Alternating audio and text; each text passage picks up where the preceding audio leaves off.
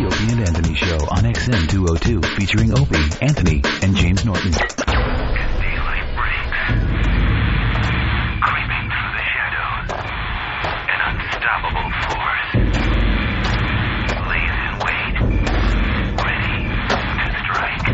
Oh my God! Oh, Jesus, Jimmy. I get scared. Oh, God. Holy mother of God. Oh, boy. Please don't. God damn it. What? Oh, it stinks so bad. Oh, no. This is killing me. You're killing me. Uh-oh. Just fart so we can start the bit. Oh, my God.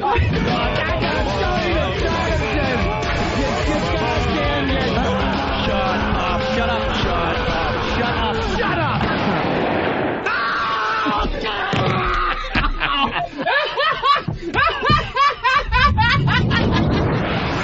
I'm scum because I'm a shapely European blonde. Anthony. Jesus, we are just whores.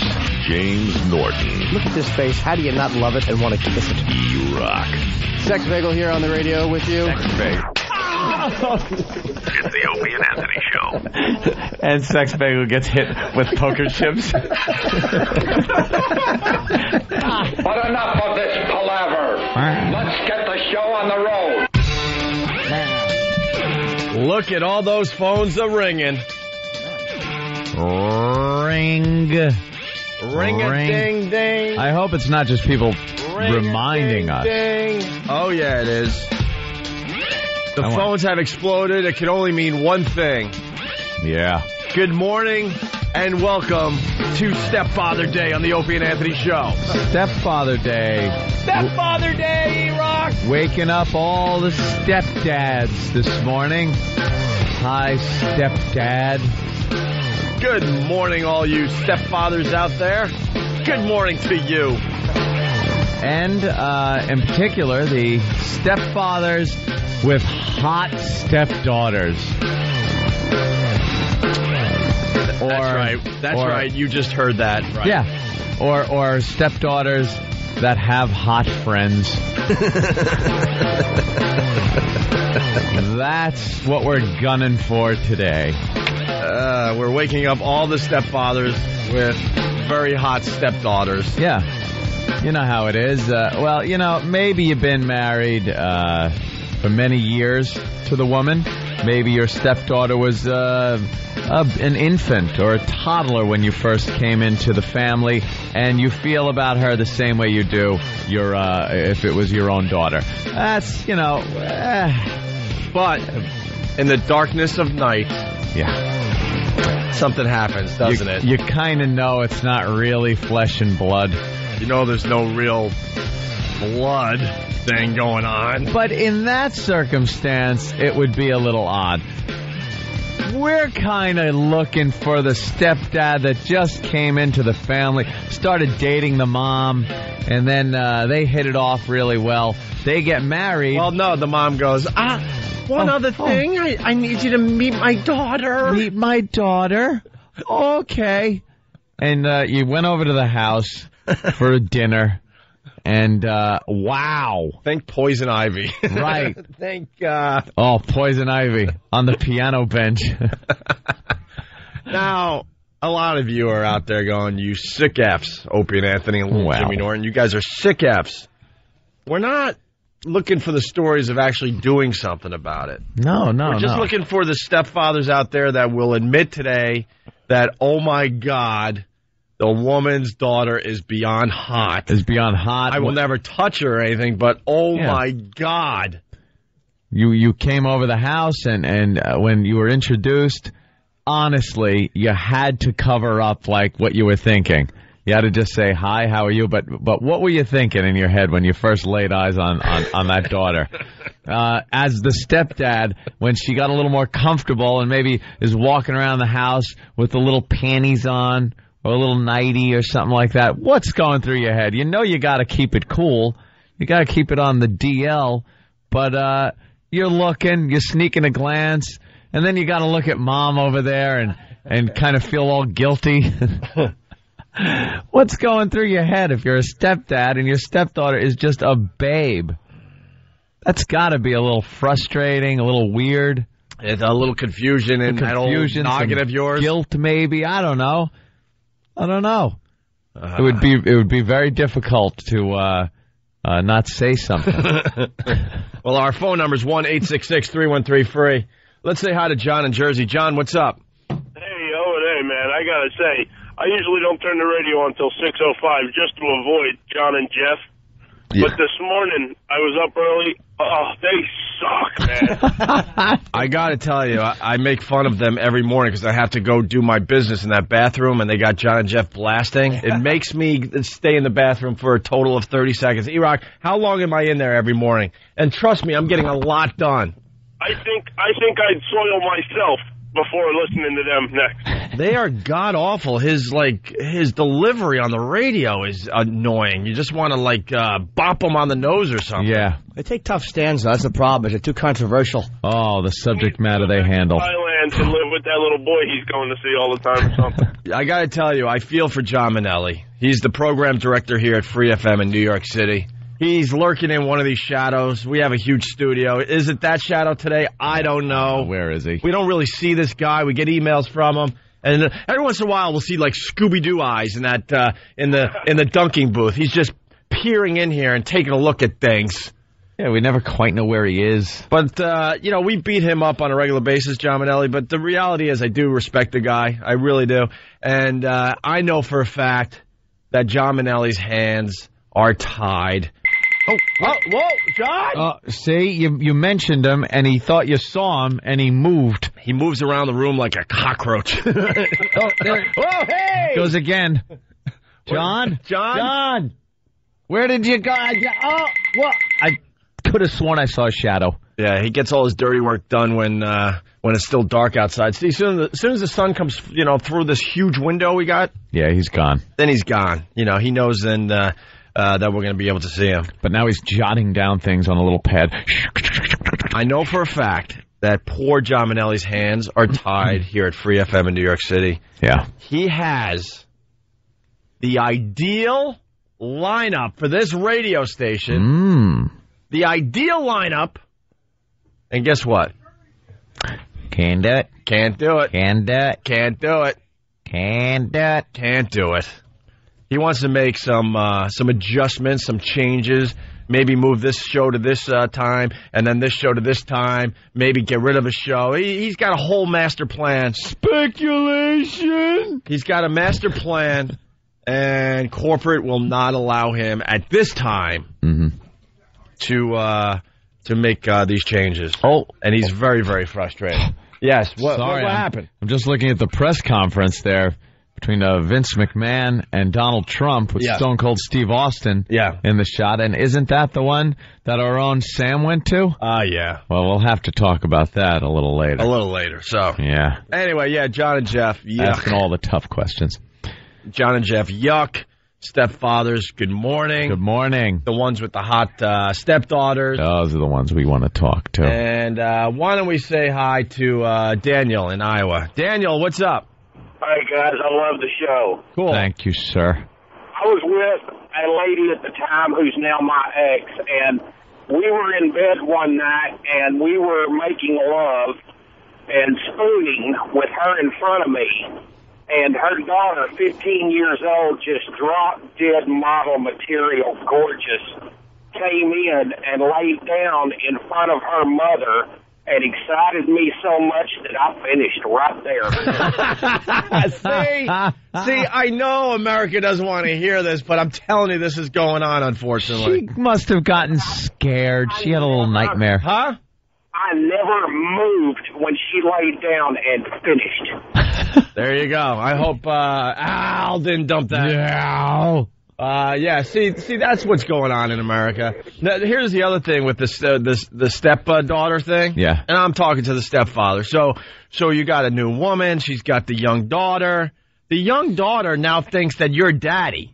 Yeah, a little daddy figure. So now she's just walking around the house in almost nothing at times. Like she would normally, just walking around, panties, or maybe a little towel. And I just got out of the shower. Oh, I hope my towel doesn't slip. this towel. Mom, why didn't you wash my longer towel? I have to put this shorter one on around me, and my butt hangs out. They're dressing like Britney Spears. You're trying to watch the big game, and you're on the couch gulping as she walks through the living room. Yeah. No. She's got little panties on and an oversized T-shirt. Oh. But in her world, it's like, it's okay because you're the new daddy. There's nothing crazy going on in your head. Hi, stepdaddy. I was just showing Mommy my new brawn panty sets I got from Vicky's. Look, they match. I had Norton. And we're not talking, like Anthony said, about the ones that you kind of brought up from like an infant or two. Yeah, then you're talking about like your real kid. We're talking about instant teenager. All of a sudden, you're going through your life. You decide to date this woman, and all of a sudden, what? She has a teenage daughter? Now there's high school pool parties going on in your backyard. Yeah, you were living in your basement with your parents. Next thing you know, you're married in this high school freaking swim parties going on in your yard. Swim parties in your yard. And they all have to run around the house naked to get a little crazy. Oh. And you're sitting peering through the window at all this. Let's go to Mongo, the trucker. Mongo.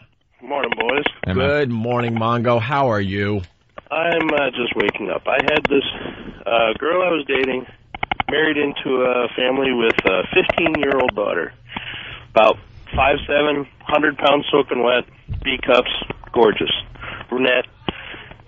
She comes out to me one day, the phone rang, she came out to give me the phone in her bra and panties. I almost dropped it. See, I told you! See, because it's okay, you're Dad.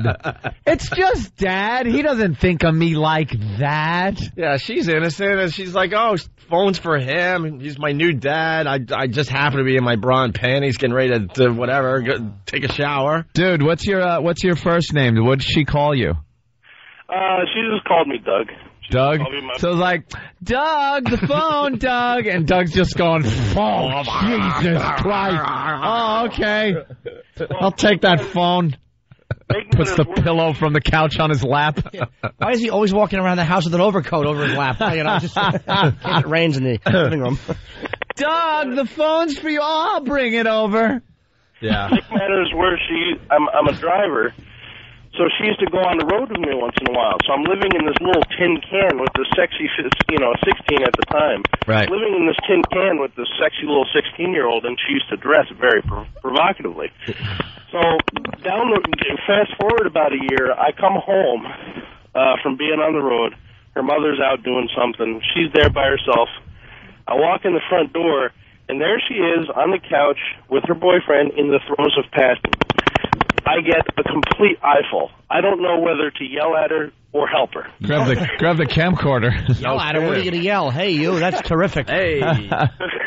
See, these are the stories we know are happening out there. Thank you, Mongo. We'd go more with you, but your phone is kind of bothering people. It's a little early for that. It wasn't such a good story. We'd have bailed on that just because of his phone. Absolutely. You know what I'd like to know, too? I know that, like, and again, when you got, like, a 16-year-old girl, are any of the times the girls, I'm sure a lot of times are aware that you're attracted to them or whatever, do any times they like it and kind of, like, encourage it or tease it or just, go way above and beyond just to get you to look? I'm sure sometimes they do that, too. Oh, sure. Yeah, let's go to Jim in Buffalo. Jim?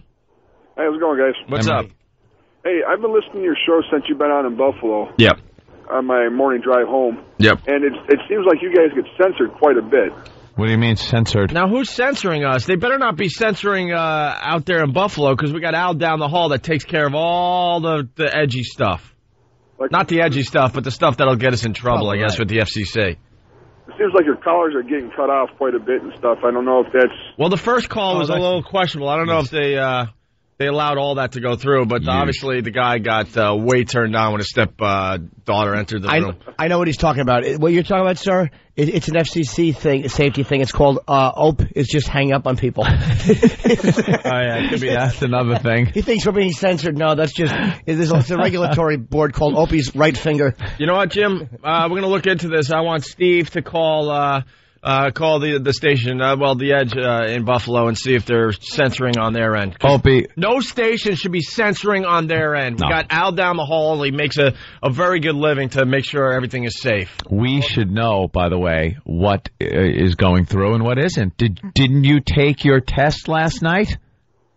Didn't you take your FCC test last night online? What you get the little link. Did Tom send you the link? You click on it, you put in your code words and your password, and then it gives you questions, multiple choice questions. I took it online with Pal Talk people. Did you really? Yeah, I cheated. I gave the questions to the Pal Talk people, and they were awful with their answers. Can you do mine? No, that's cheating. Well, that email I got from Tom, I went like this. Oh, an email from Tom. Delete. Well, there was a link in there I think you needed. Oh, well. I'll forward it to you so you could take the test. Right. It's fun. Yeah. When you get something right. Fun with the FCC. It says, congratulations, you're right. And then a man in an office chair spins around happily. I kid you not. This test was made up by, I guess, CBS lawyers, Lehrman. Well, and they know what entertainment is. And let me give you a little hint. Just default to they fine you for everything. You'll be good. Oh, really? Like, they'll give you an example of a little scenario, and then they'll give you what the FCC might do under those circumstances. Just go to the worst possible thing that the FCC could do, and you'll be right. You know what they should do? And then I would definitely take the test. If I get a really good score, you're allowed to take a samurai sword and lop their heads off down in Washington. Oh, that'd be nice. Not the FCC, because, you can't mess with them. They could and whose head? Put stuff in your food that gives you cancer. But I'm talking about the lawyers that run this radio show. Oh, those guys. Yeah, the corporate lawyers. Lop their heads off if you get a good score. Well, it was very exciting. I finished the test. I passed, and I printed out my certificate. That I completed. I held it up to the Pal Talk camera. I was congratulated by everyone on Pal Talk as I summarily ripped it to pieces and threw it away. All right. It was very fun. Hey, Jim, we're going to find out what's going on with Buffalo. I hope they're not doing some dumping on their end. One dump. We'll find out, though. Thank you, Jim. That's what we got. Yeah, one dump on our end, and it should have been dumped. I know what it was. The guy got a little too graphic. He just was so worked up. He wanted to take it to, he couldn't just leave well enough alone. He had to take it that one step further by making people, making it obvious what had happened. And you know what that one step was? Can't tell you. But the XMers know. They didn't censor on XM. Oh, now you're going to get yelled at. I know. I love being yelled at, though. It goes right through me. Let's see. Damn, there was a guy that said my stepmom is really hot, but they hung up. The stepmom? Yeah. That's an odd situation. Sonny Ferrelli wants to blow up our spot. Hey, Sonny. Hey, guys, what's happening? So long. Goes, I raised my stepdaughter from infancy, and I can't look at her that way. Well, that's what we were saying. Well, we don't need you today. We're saying Sonny's wife is very attractive, but quite a looker. Yeah, that has to be some kind of an overseas slave ship. She's really good looking. She's very nice too. I talked to her at F.H. Riley's. My brother's restaurant out there in Huntington Village. Of course. Where the hell is it? 400 New York Avenue. But why say it? Yeah. Let's say hi to OT in Jersey. What's up, OT? Hey, good morning, boys. Hey, man. Good morning. Hey, talking about the stepdad situation. When my wife and I got together about 5 years ago, my stepdaughters were 14 and 18, and I was the first man that had been in the house for about 10 years. They had the tendency to run around in their nothings. And what do you mean they're nothings? Like totally nude? As close to nude as possible. Totally nude stepdaughter. Totally nude. That would be a great name for a punk band. Nude stepdaughter. Nude. You mean like some flimsy wear? Yeah, definitely flimsy wear. And a bit of innocence as they're wearing it, right? Tee-hee innocence. Because the girls today, they have no idea how slutty they really look. Because it's just a fashion thing. They see Britney Spears dressing like she does. This is where it started, by the way. And Paris Hilton added to it. And now all these young girls walk around like sex slaves. Yeah. And they have no clue, though. They have no clue what they do to guys. They go to the mall with their moms. They get out of their Dodge Dart and make sure they show everything under their skirt. They're not wearing anything. They do the Paris Hilton. You're Paris Hilton. There's cameras around. You're not showing anybody. Right. You're giving a poor guy over here a stroke because he's looking at you. They have no clue. You know what I'm going to do this summer? I'm going to start a new trend. Being that Opie, we are celebrities. Yeah. I'm going to wear real loose-fitting shorts. And I'm going to get out and just, like, really spread them wide. Yeah. And see if any paparazzi want to take some pictures. I'm going to see if it works both ways. Let's do the oopsie. Where you could just see, brain. I bet you know paparazzi, but I bet you Jane Goodall would like to take a look. Hairy ape. Yeah, we have no doubt in our minds that Ant's really packing. It's just a hairy mess. Yeah.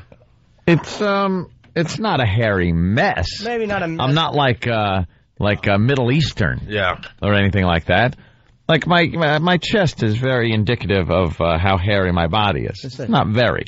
What's your top of the chest? It's not very. See? All right. Oh, you're wispy. See? He shaves, wispy. though. No, I don't. You don't shave that? No. All right. No. Kind of wispy. All right, let's go to OT in Jersey and get this. So, OT, anything else, Dad? Just that there was a nude swim party one night that I didn't know about, and I came home from work. I drive a truck, and I got home about 9 o'clock one Friday night, walked into the backyard to about 15 naked little girls running around my backyard. What'd you do, sir? Did you stand in the kitchen window and peek at them, or you didn't stop it, did you? No, hell no, I didn't stop it. I walked inside and attacked my wife. I have a friend. It was the only outlet I had, guys. Yeah. All right, very good, OT.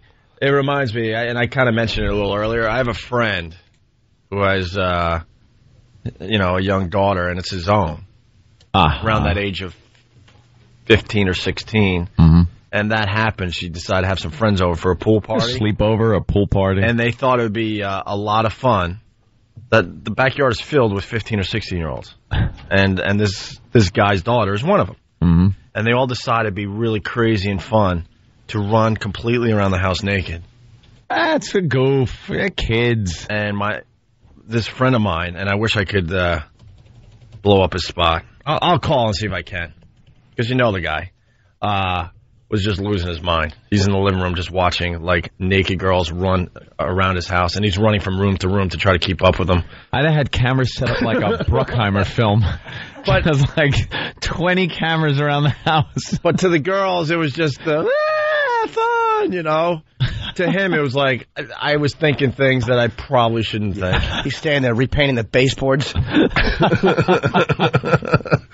And he's running around the house from window to window, taking in all that goodness.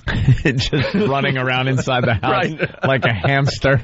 Why is Dad following us habit trail from window to window? Like, oh my God. They hear tee-hee, and then hear tee-hee-hee. A naked guy behind them giggling and laughing like one of the girls. Anyway, it's Stepfather Day on the Opie and Anthony Show. Yeah. Steve put this together, a quickie. Stepfather Day. Stepfather Day. Talking about stepdaughters. Older men and hating women. Again on the Opie and Anthony Show.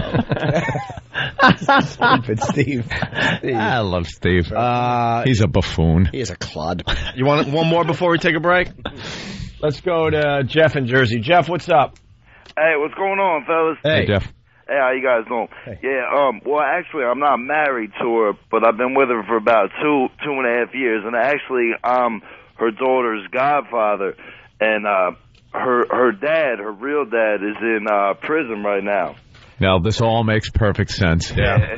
Yeah. Well, he was actually like my best friend. We don't really talk too much now, if you can understand. But she had a little party because she just turned 17. She had a party. How long you been with the girl's mother? How old 2 is years, the okay. guy? No, 2 years, okay. Continue. Go.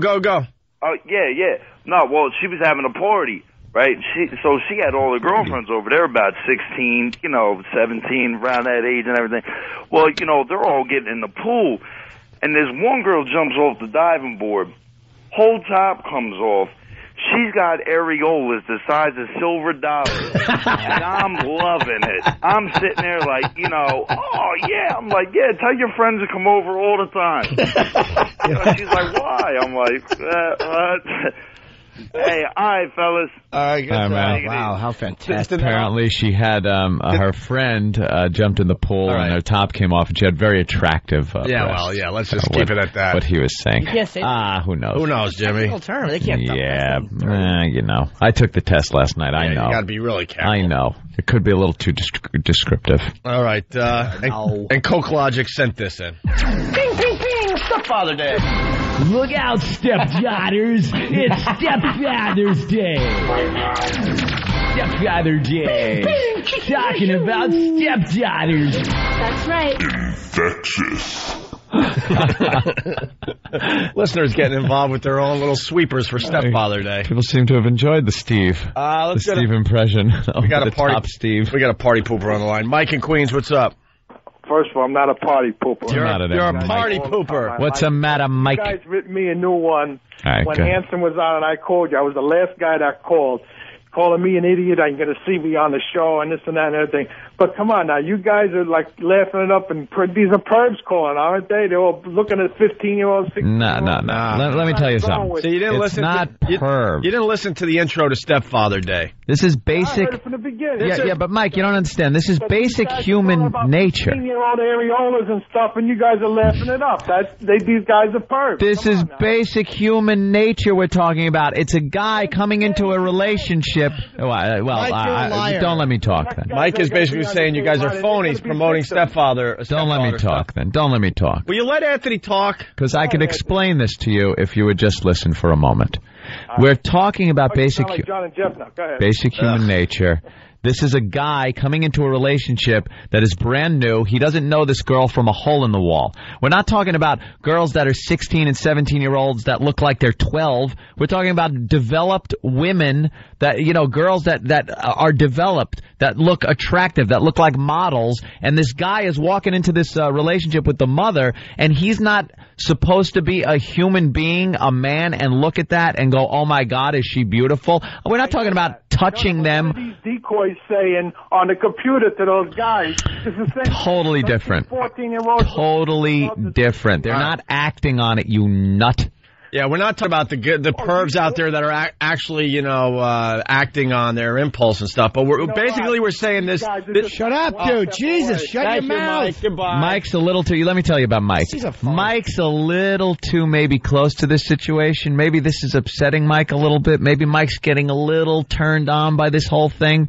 Mike could be in a similar situation at his house, and he really is close to acting on it. I don't know, but that seems to be the way somebody would react. This is sensitive material, and it's got to be presented just right, and we know how to do this. This is just a guy walking into a house with a new girlfriend. And all of a sudden, a daughter is just hot. What are you going to do? All of a sudden, the daughter goes, the phone's for you, and she's in, a bra and panty. In her underwear. And you're telling me that you're not going to be gulping going, oh, my God. She's model hot, right? And you've known her for like a month. Right. What the hell are you, stupid? And we don't want the stories where you're sneaking in bed with her at night and doing all that horrific crap. That's not the point of Stepfather Day. That's right. And by the way, the girl whose top came off and she had the great rack, she was 17, stupid. And if you're going to tell me that seeing a 17-year-old's top come off isn't going to turn you on because the state says it's not okay until you're 18, you're a liar. Actually does. I think New York is 17. You can actually have sex with a girl that's 17. You can't photograph them until they're 18. I don't know if you can have sex with them unless you're X amount of years older or younger. No, you can't be. I don't think you can be 30 years older than a 17-year-old. It's kind of scary that Anthony knows all those laws. You can. I'm not saying it's legal. Oh, yeah. Oh, yeah, man. That kind of phony call really annoys me. Yeah. I'm trying to take a community stand, stupid. We're not talking about 10-year-olds. No. You know that. Stop it. I think most people understand exactly what we're talking about today. So, good morning to the stepfathers with the hot stepdaughters. You know what it is? He's probably got I bet you his wife has a fat kid. I'll bet you. Oh, I didn't even think of that way. He's jealous. He's jealous because he's got Mike's got a little pork rind eater running around the house, just shoving fattening food into her little face. Do you have any attractive friends? Yeah. Could you bring them over, please? I'll bet you. This is what happened. When they first met, she said, my daughter's having a slumber party, and when he went over, it was like a scene out of Wild Kingdom. Why am I involved in this? All right, Stepfather Day continues on the Opie and Anthony Show. Hear what everyone else is talking about. O&A Uncut and Live, continuing the show on XM Satellite Radio starting at 9 a.m. Eastern. Visit xmradio.com to subscribe. It's the Opie and Anthony Show. The virus is spreading. Get infected. Opie and Anthony. Oof. Good morning and welcome to Stepfather's Day. Big hi to all the stepfathers out there. Doesn't anyone effing knock anymore? All right, Hamilton. Wow, man. We try to talk about what's going on in the world, and the phones are like crickets. You talk about hot stepdaughters. Look at these phones. Look at these phones. People trying to get in. Let's say hi to Tony in Philly. What's up, Tony? Hey, guys. Hey. I was married to a stripper, and her thing was usually walk around the house naked, so I guess her daughter kind of got used to it. Well, after a while, her daughter got older, now she's 17, and used to do it constantly. And what made it worse was I used to hear her in a room talking on the phone, oh, my mom's husband is so hot. My mom's husband is so hot. Her mom would be working at night, and she would take a shower, come out and sit down on the couch and talk to me and everything else. It was absolute murder. But she would walk around the house naked? Oh, yeah, she would do it on purpose, too. Her mom would be at work. I would do construction. I'd be home. Excuse me, I'd be home. And then getting all choked up just thinking about it. See, you know what's weird about this stuff, like Mike in Queens, he got us to thinking, this is the type of thing that does happen out there, but we're not supposed to talk about for some reason, because, some people will find it very wrong, obviously. Mm-hmm. Obviously. And as well, they probably should. But this is happening, and we want to hear from the people today. Yeah. Oh, and then she used to tell her girlfriend, my stepdad's home, you know what I mean? You guys come. So they started coming over, and then they thought it was funny to walk around the house. You'd be like, yeah, just go ahead. I do it all the time. Then they're all walking around the house in panties and little T-shirts and stuff hanging out. Oh, yeah, it was murder. And she was 16, 17, somewhere around there? Well, they were seniors in high school at that time. See, there you go. There was 18-year-olds running around now. Right. All right. All right, buddy. Thank you, Tony. By the way, age of consent in New York is 17. No, I know, but there was a weird thing with age of consent, where 17 in some places was it, but you could only be X amount of years older, like 5 years older or younger. I think that's for, statutory. Like, if she's 16 and you're 18, they're a lot more lenient than if you're, 40 and she's 16. Yeah. There's some kind of, difference in age if it's a certain amount of years. But is 17...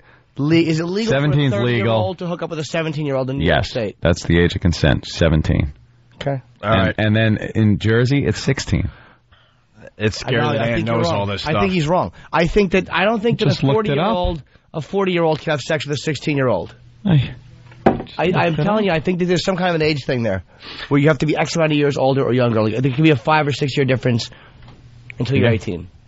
All right, listen. Well, I'm rooting for you to We'll research it. Yeah. Off by 3 years. Off the instant feedback, Mo Golden from Brooklyn. This is exactly what we're talking about. Thank you, Mo, for the help. Remember the scene in Broken Flowers where the girl hands the phone to Bill Murray?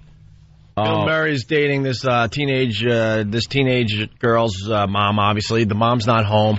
And the phone rings, and all of a sudden... the girl shows up with the living room or the dining room completely naked to go, the phone call's for you. Yeah. That's exactly what we're talking about today. Let's say hi to Steve in PA. Steve? Good morning, boys. How are you this morning? This is kind of like an AA meeting. You got these stepfathers calling and go, because it says on the comments, I had a hot stepdaughter. I'm a stepfather and I had a hot stepdaughter. Oh, actually, in your case, a hot stepsister, right? Well, yeah, I'm a stepfather now, but back a couple of years back, my father married a younger woman, and she had a daughter that was only 3 years younger than me. I was 19, and she was 16 years old, and that situation there was hot too. I mean, you're right at that age group where we could have coupled up, and she had girlfriends coming over all the time. The Greg Marcia phenomenon, they call that. Yeah. Yes. and that's just as much torture as it is for the stepfather. I understand the situation that you're talking about with the stepfather because I have a stepdaughter now, but back then I think that was even harder than the father situation. So you're giving me the creeps. My sister's here. That's just gross. And she's with her girlfriend, and I can't even look over. It's just uncomfortable. All right. Good day, boys. Frankus. Yeah. Frankus to you. Diana will not stop calling. Diana. Hey, guys. What's going on? I just wanted to tell you that... Oh, hold on. Here's the scene from Broken Flowers. When I saw this film, we were trying to get this video up on our website, and it took forever for this. Actually, she doesn't give the phone to Bill Murray. Now that I'm seeing the scene, I remember. Bill Murray's just kind of hanging out in the house, and all of a sudden the stepdaughter is on the phone with one of her girlfriends or whatever, or the daughter of the girl he's dating, and she's just on the phone completely naked, walking into the room talking to one of her friends. And she doesn't see him there, or she does? I think She does. I think she sees Bill Murray there. She's doing a little tease and making believe she doesn't really see They all him. do it. It's a weapon to use against their mothers. Look at Bill Murray's face, like he's just like, hi. That's exactly what we're talking about today. See, they even did it in movies. Diana, what's the problem? You keep calling us. No, well, it's just because I called and I hung because I thought of a better idea. I thought of a better thing. My best friend Christy her and her friend Emily used to get in the pool with her stepdad. And you know how when you're in the pool with your boyfriend, you you do that little up against the side of the pool thing. Well, they used to do that to him all the time. Girls know exactly what they're doing. Wait, what up against the pool thing? It wouldn't when be you're sexual. at the pool with your girlfriend, And you kind of go... you put your back against the edge of the pool, and she, I don't know, straddles you, I guess. Okay, you're just making out or whatever. You're right. Well, yeah, they would do that to him all the time. They knew what they were doing. Like, he would be just leaning up against the side of the pool, and they would get uncomfortably close, right? Yes. Yeah, there you go. Why And they knew... What? Did she like the stepfather like that, or was she just being? It was like a game to them. Okay. Yeah, that's what we're talking about, too. Some of these stepdaughters know exactly what they're doing. They all do. It's like look, what it is once a girl hits a certain age, she's not the mother. The mother doesn't look at her as a daughter anymore. It's like another woman. It's an enemy, I guess. Yeah, but wouldn't a lot of girls find that creepy? Like, you're saying that like she was enjoying it, but I know a lot of girls would find that disgusting or creepy if they thought their stepfather was looking at them any other way, but Well, that's the other thing. But then they have power over their mom. But this is the other thing we're talking about today. The stepfathers are not acting on this, and they're not even they're doing everything they can to show that they're not, interested in this whole thing that's going on in front of them. But they're men. But inside, they're like, oh, my God. Yeah. That's exactly what we're talking about today. When I was 16 years old, me and my mom were walking down the street, right? She meets my future, well, he wasn't yet, but my future stepfather. But whenever him and her split up a little while ago, he told her that whenever he saw us, he wanted to pick me up and not her. And I was only 16, and then, even though she already was like a bit she was mean to me anyway before that. Now she can't stand me. All right. You're running out of steam there, Diana. Thank you. You still have a nice voice, though. Yeah, absolutely. Let's go to Tony the Trucker. Tony, what's going on? What's going on, O&A? Hey, man. Two stepdaughters. It's not even as much as the issue of, me looking at them. It's the friends. The friends. It's the friends that come over for the overnight sleep parties. It's the friends that come over to go to the beach in the summer with the thong bikinis. You know what I mean? That's what really kills you. Yeah. Where they come over for little sleepovers and getting their jammies. Wearing the little teddies, running around, hitting each other with pillows. Yeah. That stuff that gets you, makes you sweat inside. All right. See? Tony's being have a good one, guys. Thank you. Let's go to Jim in Brooklyn. Jim Norton's sister is in studio today, and Jim in Brooklyn has something for you. What's up, Jim? Picture your sister naked. No. No, Jimmy. No. Oh, Jimmy. Payback is a bitch. No. Look at her. At least look at her. No. Say hi. Jim's not even She's right entertaining this as any type of humor. At least just look at her. No. You haven't said hi to her yet. No, of course you did. We waved when she walked in. What happened, Jim? All right, let's give this legal age of consent. Something happened maybe years ago, and that's what makes you uncomfortable looking at each other. Yeah, I was raised properly by nice people. The fact that I'm disgusting in my... All right, let's go to Max in Dallas. Max. Good morning, fellows. Hey. Hey, man. I gotta say, I gotta try to say this so I'm in compliance. It just happened a couple of nights ago, and my stepdaughter's a big fat mess. But I don't want to. I can barely tolerate looking at her with all her clothes on. But her friend, oh my God, this might really thrill Jimmy too. Let's say we got an L-shaped bathroom, and like if only the one lights are on, it looks like the lights are off but nobody's in, and I had to use it really bad. So I just threw the door open, snapped on the light. Well, her girlfriend had spent the night, and she's 18, and she's just gotten out of the bathtub and was, grooming her cat. Right. And I think that'll wash. Hold on. We got a yield sign. Why? Okay. It's just too much. Yeah, we got a yield sign. All you'd have to do is Anthony took the test yesterday. He's way up on this morning. Ixnay. Oh, sorry. All we got to say, all you'd have to say is... Sorry, Tom. She had just taken a bath, and she was, grooming herself.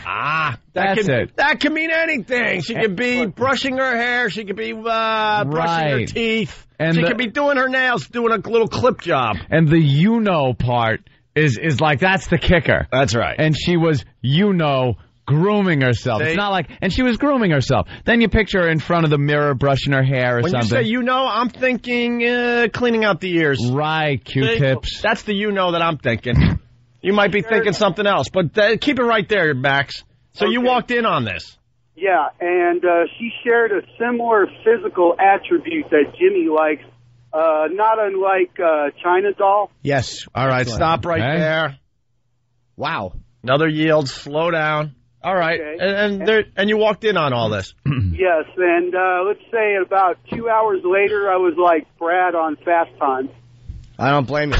All right, there you go. Do you still see her or no? Bono. All right, thank you. He already yelled Bono. He can't say another word. Now, here's the other side of this. Lindsay in Boston. She, I believe, calls a lot. Right, Lindsay? I've only called once before, actually. That's a lot for a girl on this show. Trying to give you a prize? No.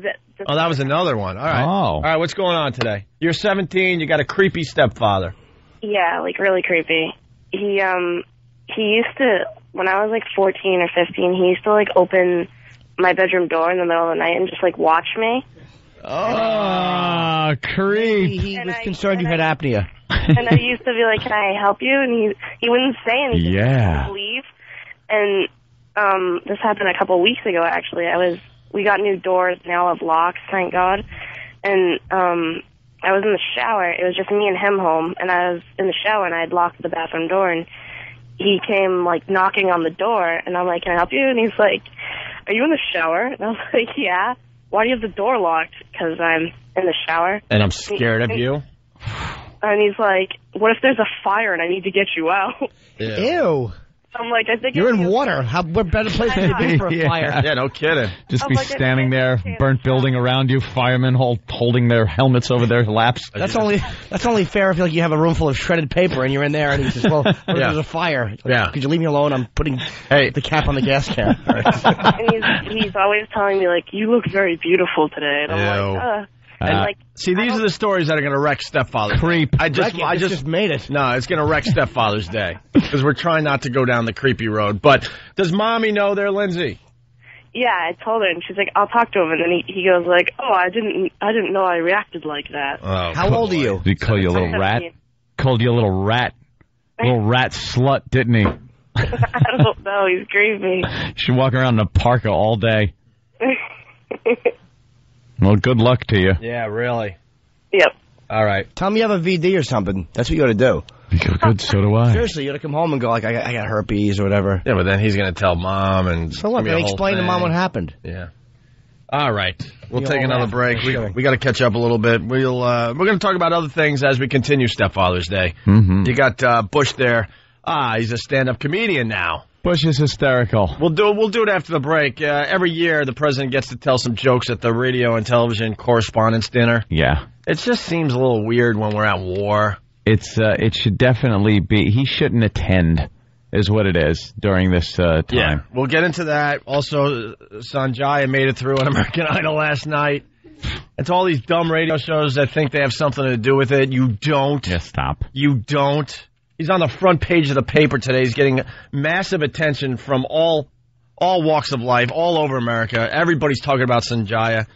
And for you to like go on your radio show and be pompous enough to think you're the one controlling it is ridiculous.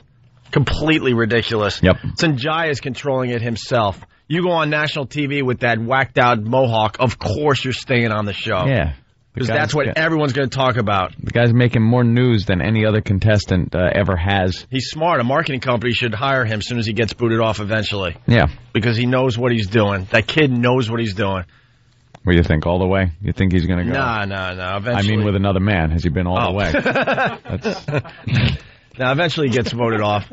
I think the people behind him, the scenes of American Idol, it's kind of like voting for the president. We don't really freaking vote for the president. You get someone that's a little crazy in there. They do their thing behind closed doors. That's what's going to happen. That's what's going to happen on American Idol. They're going to do their thing behind closed doors when Sanjaya, what are you saying? Oswald's going to shoot him? Sanjaya's going to out. Ruby. He's going to, it's going to be done. They don't need him anymore for ratings and all that. Because ratings are a little bit down right now, so they're enjoying the Sanjaya thing. Yeah. But eventually they're going to be like, all right, enough. This has run its course, and now it's back to a singing competition. You watch. No one else is really a standout. That's why, as far as personality-wise goes. True. So he'll be there for maybe another week or two, and then he'll finally get booted. But it has nothing to do with a radio show or anything else. It's America is talking about Sanjaya. Yeah. We weren't going to talk about American Idol this year. We decided behind the scenes, like, it's not worth it. But we're talking about it even because this is, like, so over the top, this kid. In many, many ways. There they are, showing him again on TV. There he is. Uh-huh. You don't see any of the other contestants. He did that mohawk, and now every news channel in America has to show that. He's smart. Yep. It's brilliant. Even Simon is flirting with him. It's kind of gross to watch. Batting his eyes at him. Yeah. It's brilliant. It really is. He knows what he's doing. More to come. It's Opie and Anthony. It's the Opie and Anthony Show. That's right, we're back with the Opie and Anthony Show. It's Stepfather's Day. The phones are lit. The instant feedback is going nuts. They're talking about it in Pal Talk. You're listening to the radio a little more today. Off the instant feedback, Trucker Gunny from Texas. He writes, you come into the kitchen for coffee one morning, and there are 4 16 to 18-year-olds in the kitchen in panties and tank tops. And they think nothing of it because this has been status quo since they were 10 at my house. Yes, see? See what happens? That's what these stepfathers got to deal with. We'll take more of your calls in a few minutes here, but first, we got to talk about that video that's on Good Morning America and everywhere else today. Oh, no, I don't think I can. I guess it's the radio and television correspondents' dinner. It happened last night down there in Washington. They get the press together. Oh, it's when the politicians get to just let their hair down. Yeah. They go wild. They're just, and it's amazing how funny and hip and relevant they are, and their comedy is. It's just amazing. I got a real problem with this. We brush it under the rug, how many Americans die every day in Iraq. You barely hear a peep about it. And they're showing like a video of President Bush just telling jokes and laughing and stuff. Jokes. Yeah, I got some jokes. Yeah. Just a little weird to me, I guess. I don't know. The podium in his tuxedo, and then his little black tie, just telling jokes. And then they're dancing on stage at the end of it. Yeah, there's a big Who was dancing? Dance number. Karl Rove? Oh, yeah. He's dancing and he's calling himself MC Rove or something? Don't even say it. God. I can't. MC Rove. It's a rap parody. I cannot look at it. I've looked at the video on the TV, but the sound is down. I can't imagine what it sounds like. No. Don't give me the thumbs up, Sam. It's just so embarrassing to watch. They should not. We said this just before. They should maybe some people not show up at these things. Maybe President Bush should say, you know something, in light of current world events, I'm going to decline coming to this party, the invitation. I don't think it would be appropriate at this time. Just give that. And of course, the press would jump on it. Well, what's inappropriate about it? What, you got a problem with it? Yeah. It's business as usual, though. You know, you get to be the president, you want to enjoy all the fun stuff, too. In my world, I think if you're the president, there's a war going on. Unfortunately, you don't get to do all the fun stuff. Fun stuff. You got to be in that Oval Office every day doing your job and not doing a black tie thing and making sure your jokes are really good. I mean, come on. Looking at that in the Middle East, just laughing at us. Of course. Horses' asses in the cabinet just laughing and doing a rap parody. And they're over there wiring explosive devices to put on the side of the roads. It's like Rocky III. He's acting like Sylvester Stallone in the hotel lobby working out. And meanwhile, Clubber Lang is down in the basement doing chin-ups. That's right. I'll show you a real man. Come here. Hey, woman. That's right. That's what Iran's doing. That's what they're all doing right now. They're working out in the basement, and North Korea, we're dancing around. Yeah. We're dancing around to some bad song. We don't have to try anymore. We're the best, right? We're the best, right? Yeah. Here it is. Well, this is when he was really working out. I think his brother sang the song. Yeah, I know. This is all we had. Awful. Yeah. Clubber Lang was working out in the basement. Look at Karl Rove. And Karl Rove is jumping around like a friggin' idiot. Like a fruit. Thank you, Jimmy. Yeah, like a fruit. The black guy can actually dance, of course. I had a kinkajou. It's a little cute animal. Non-threatening at all. Thank you. Well, you guys want to hear the president telling jokes? Damn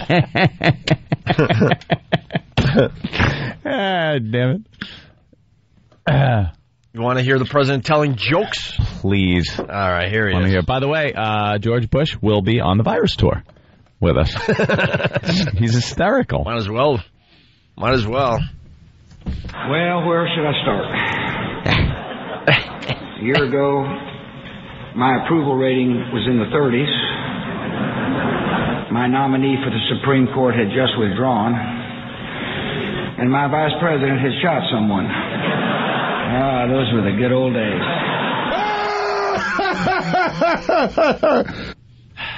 Now we're going to do something extremely fun. Really? That was a funny line, though. Whoever wrote that is... Well, yeah, that's the other thing that America needs to know. He doesn't write these things. I sit down all night on new material. That's what I do.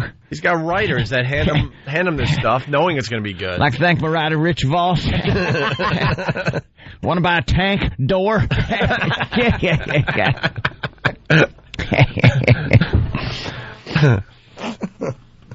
More Bush. Democrats trying to get me to sign off on a bill, and I'm dodging them. Oh, there's the dancing.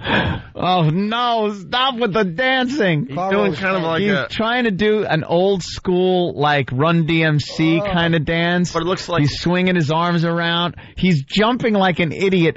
The black man on the stage with him has got to turn in his Negro card also. He is not allowed to call himself a black man. What is he doing there? It's kind of like a walk like an Egyptian type of dance, too. The black guy can dance. He's like one of the spinners. At least he has some kind of moves. His hands are moving in a lovely fashion. Of course, but why is he there with Karl Rove? The black guy can't dance. No. He's taking it down a notch. He looks like he could dance because Karl Rove is just so over the top bad. No, is that Colin Quinn?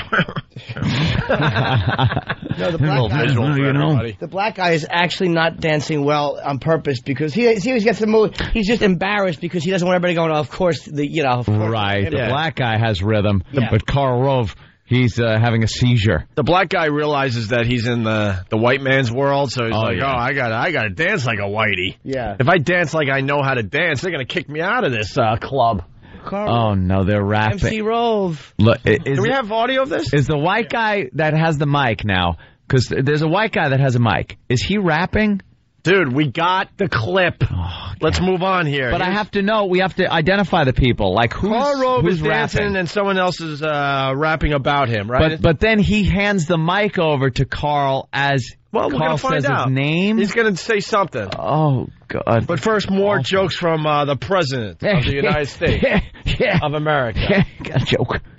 Speaking of subpoenas, it's good to see Speaker Pelosi tonight.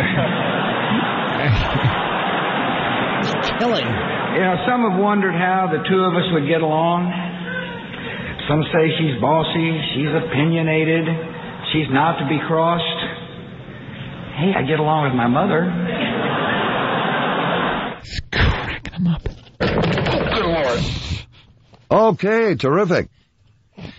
He's killing, though. Oh, he's having like an 8.5, 9. Hey. Solid 7. Well, if you're the president, don't you think you could get the best joke writer? He's got the timing. Hey, get along with my mother. You might be a redneck. Oh. One year Ozzy was there and he introduced Ozzy Osbourne. Ozzy Osbourne. Dope. It's right there in the audience. Let me tell you. If you got a quagmire of a war halfway around the world and you're telling jokes, you might be a redneck. Oh. How many people? How many people just getting exploded while he was doing this? Someone doesn't agree with us, so let their voice be heard. Absolutely. Tim in Pennsylvania, go ahead. You're on the Opie and Anthony show. You know, two of the most irrelevant people complaining about irrelevance. I mean, listen, let the guy be a human being, for God's sake. Excuse me, please explain yourself. I'm from the school that the president should not be a human being while he's in office. Not during a war, you Sorry. idiot. That, you know, you can disagree. That's fine, but I don't see it. It's disrespectful to the men and women that are fighting and dying over there. Conservative, what you guys do? What about what you guys do? We're not the president. What about? We're not the president. We tell dick jokes, ass. We know where we're at. Go back to Russia. What? Russia? He gave us a 1980 response. Russia's not even around anymore. Those commies, let me shake my fist. Try to read the dead. Click. What do you expect from a hippie? What the hell is wrong with you? That's a young Republican. Yes. Let him be human for a day? I say no. No, I say no. He respectfully declines the invitation because he's got more important things to worry about. Do you know that the British have... oh, no, they came already. What? They have what amounts to hostages. They're British soldiers, sailors that were taken by the Iranians. The Iranians say they were in Iranian water. They said they were in Iraqi water. They got all kinds of proof with GPS that they were in Iraqi water, but they decided not to make an international incident of this and went with the Iranians. And now the Iranians want them to say that, yes, they were indeed in Iranian water. Do you know the British government actually came to the American government because you're wondering why aren't we like shaking our little saber and saying coming out against this, and asked us, could you please not comment on this? Could you please stay out of this because your world opinion is so goddamn bad that if you guys bring up the American side of this, it's just going to make matters worse. So stay out of it. Our number one ally, Britain, England, is telling us to stay out of it. But they're saying, hey, look, we can handle that. Yeah, and Bush is telling jokes. And it's on YouTube now. MC Rove is on YouTube. MC Rove, well, let's bring him out. Let's go to Max in Dallas. Max, what's up? You know the difference between a woman and a toilet? You don't even have to say the punchline. I love the callbacks. A little callback from yesterday's show. Hey, take my war, please. Hey,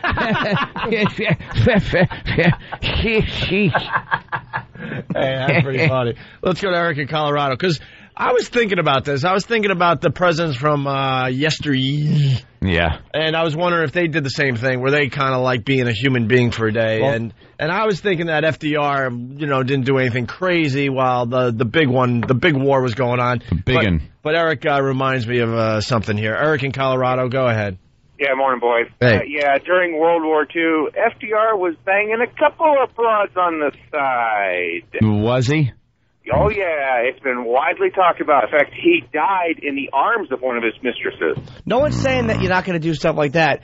We're talking about public dancing displays, which I don't think FDR did. I think it kind of falls into the same category. Jokes. You've got to have a little bit of a human moment even during war. He has human moments. This is like I don't know. Look, maybe I'm wrong on this, but I just think with everything going on right now, this doesn't seem to me to be like, I can't watch him joking. I'm not looking at it and laughing and going, oh, God, that's good. I can't watch it without thinking that there's people being exploded. There's soldiers somewhere in Iraq just scared out of their wits. Yeah. Yeah, but at the same time too, you look at all the pressure and stress the president's under. He's got to do something to have a little bit of levity. Well, let him do it in his private life, dude. It's embarrassing to have a bunch of these jackasses in tuxes dancing and doing a little rap. No one's saying don't be a human being, but you know what? Have a little dignity when the fact that you're authorizing people to be over there getting shot and there were beheadings. Enough already with this stupid display of, he's a person. We know what he is. Yeah, we know he's a person. Obviously he's a person. How many soldiers did we lose overnight? Does anyone know? Nah, of course not. Because they don't really mean anything to anyone, right? Thank you, Eric. Let's play some more Bush here. Two Sikhs walk into a bar. It explodes. 100 dead.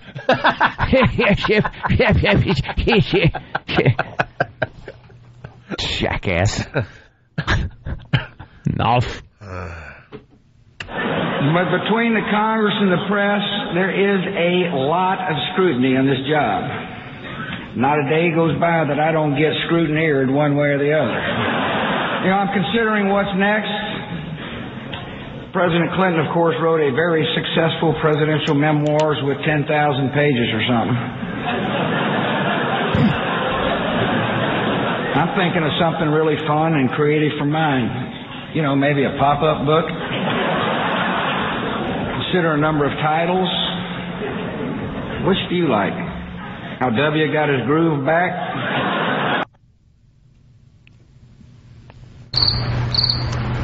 How W got his groove back? There's just nothing worse than when older people assimilate a little bit with pop culture. Trying. Joke. Yeah.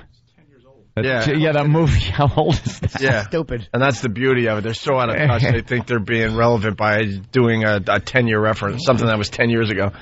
Yeah.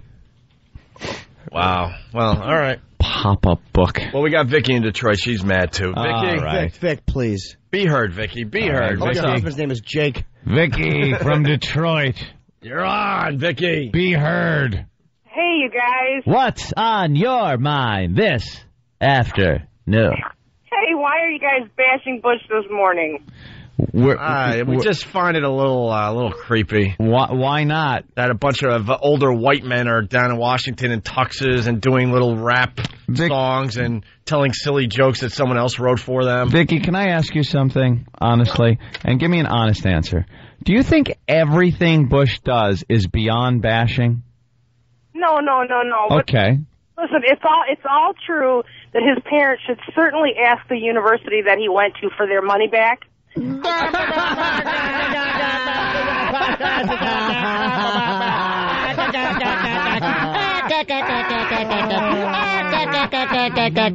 that's terrific. Listen, you guys. This sucks. Go back. We enjoyed your joke. Yeah, we're still here. We're hoping for another doozy. Go ahead. We have our laughing hats on and the ball's in your court. There you go. Listen, you guys, would you rather have Bill back? Die. Yeah, he made it at least interesting. Hey, if Bill was back, then he could call in regarding the creepy stepdad thing. Let me tell you something. Oh, I didn't even know that was a joke. Vicky, it doesn't mean if you criticize Bush on something he's done, it doesn't mean that you want the opposite. Like, oh my God, get me a liberal Democrat quickly. Like, all these people that are calling in to say, what are you bashing Bush for? They write, oh, they're liberal, they're this. How come when Bush does something stupid that we interpret as stupid, you can't just point it out without people like you calling and going, would you rather have Clinton back in? No. Clinton's the reason that the Muslims were able to get so much power in the first place. That's what I say. It doesn't mean you can't criticize this guy. You can't criticize this guy to some people. Oh, you can. Hey, have you guys ever traveled overseas? Yes, I have. Yes. Why? What's the point? What? Yes. So the guys are aware of cultures then other than how we live here in the United States? Yes. Yeah. Yes, unimportant cultures, yes. Yeah. Okay, well, whenever they have really bad TV. Yeah. That's what I learned. Food stinks. No, the food's a little better. Except for France. A little better. Bye. Bye. Yeah, Vicky, it's just an agenda-driven call. Oh, Vicky gets all mad. She should get mad, stupid white Republican. Shut up. I just hate older white guys in tuxes. Yeah, they creep me out. I don't care if they're Republican, Democrat, older white guys Green in tuxes Party, trying to act hip. Ugh, that's what we're getting at today. That's ridiculous. And sorry, I have people still over in Iraq. I take it pretty seriously. How many divisions? Huh? Oh, I thought you were talking about you. General Opie. Hi, I'm Greg Hughes, the man that plays General Opie over in Iraq. Would I take Clinton over this idiot? I actually would now. At this point, I would. Oh, boy, Jimmy. I would. Your approval rating with this show. Oh, boy. I would take Clinton over this guy. Oh, now boy. I keep it neutral, so I try to get as many fans as possible out there. I would. I'm becoming. You want to hear Karl Rove and the rap thing? This is the video I don't want talking to, about. But we have to. Finally, we get to this. Karl Rove dances as someone raps about him. Do you see Tony Snow, by the way, is one of the guys in the background dancing? Is he? Yeah, I just noticed Tony Snow. Was it Tony Snow or Dave? He's on Imus all the time, and he does the good Tom Brokaw. Tony Snow just told everybody he has the one on the left, liver cancer. The one on the left is Dave. Tony Snow is back there. Maybe he wanted to feel better about himself by doing something that's worse than having liver cancer. Yeah. Dancing with Karl Rove. That's David. I'll show you Tony Snow. Wait. That's not the one right there? Yeah, the one in the background on the left, smiling his last dance. Believe me, he knows this is the last dinner he'll be attending. The one dancing is not Tony Snow, though. In the background, that's not him? It's David. Oh, all right. Tony Snow is tired. Go to Pal Talk. They know. Don't help me instantly. Dave. Sleep on the table, Tony Snow. He's vomiting off the side of everyone. It's a good joke, Jimmy. I'm sorry to blow up your spot. I should have just went with it. I know. I thought it was him. I'm not even kidding. Go down. It's David. No one on Pal Talk could help me out. Well, maybe they're not watching the video. We'll have the answer in a second. But anyway. Thank Elo just texted me Snow wasn't there, so I'm incorrect. I thought that was Tony Snow. Was Elo there? Yes, he probably was. Probably was. David Gregory, thank you. Oh. I was going to give someone credit, but then E-Rock turns the screen off. CCSC 447, thank you. David Gregory. E-Rock just gave the head shake with the mouth open. All right, he doesn't know. He can't read my mind. Sweet boy, he doesn't know. Eric just wants to be kissed on the cheek. And Elo probably wasn't there. They're probably drinking alcohol, I can't get the reference now. Elo was at the dinner last night. Was he? Maybe we'll have him call the show. That's an exclusive. Maybe we'll let you call the show today, boss. Probably get drunk and try to approach the president about the merger and then just throw him down. Have him removed. Elo, how you doing? Here's Karl Rove dancing. The president's right-hand man, Karl Rove, whose name has been in the middle of several recent heated controversies, was called up to participate in a rap song and dance and looked at times like he was trying to do a ballet. Tell me, what is your name? MC Rove. That's true. He crossed in his arms. He's rapping and chilling and showing his charm. He will do it without fail. Get out his gun because he's shooting quail. This man will never stop. Look at him jumping up and down and ready to hop. He's got so much to prove. And tell me you never thought this man moved. Doing the dance, the Karl Rove dance, doing the dance. All right, look. This is the Opie and Anthony show. Fair is fair. Hold on. Before you say anything. Before you say anything. Yeah. Fair is fair. We do have black listeners. A moment of silence to allow the black listeners to openly laugh at their radio. And go.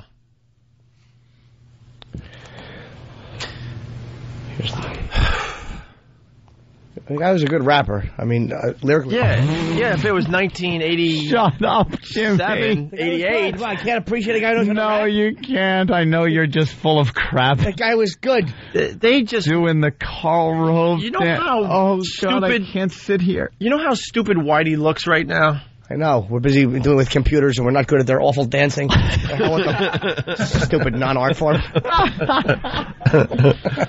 You can also see Karl Rove have to sort of tone down his dancing as he concentrates on his big line. Like he's very excited, and then he's the MC Rove, and he has to tone it down a little bit. I swear to you, he is dancing. He looks like a retarded child at a carnival.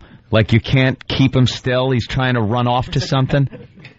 That's what he looks like. Michael Richards needs to walk on stage with a cordless mic and just redo his Laugh Factory set.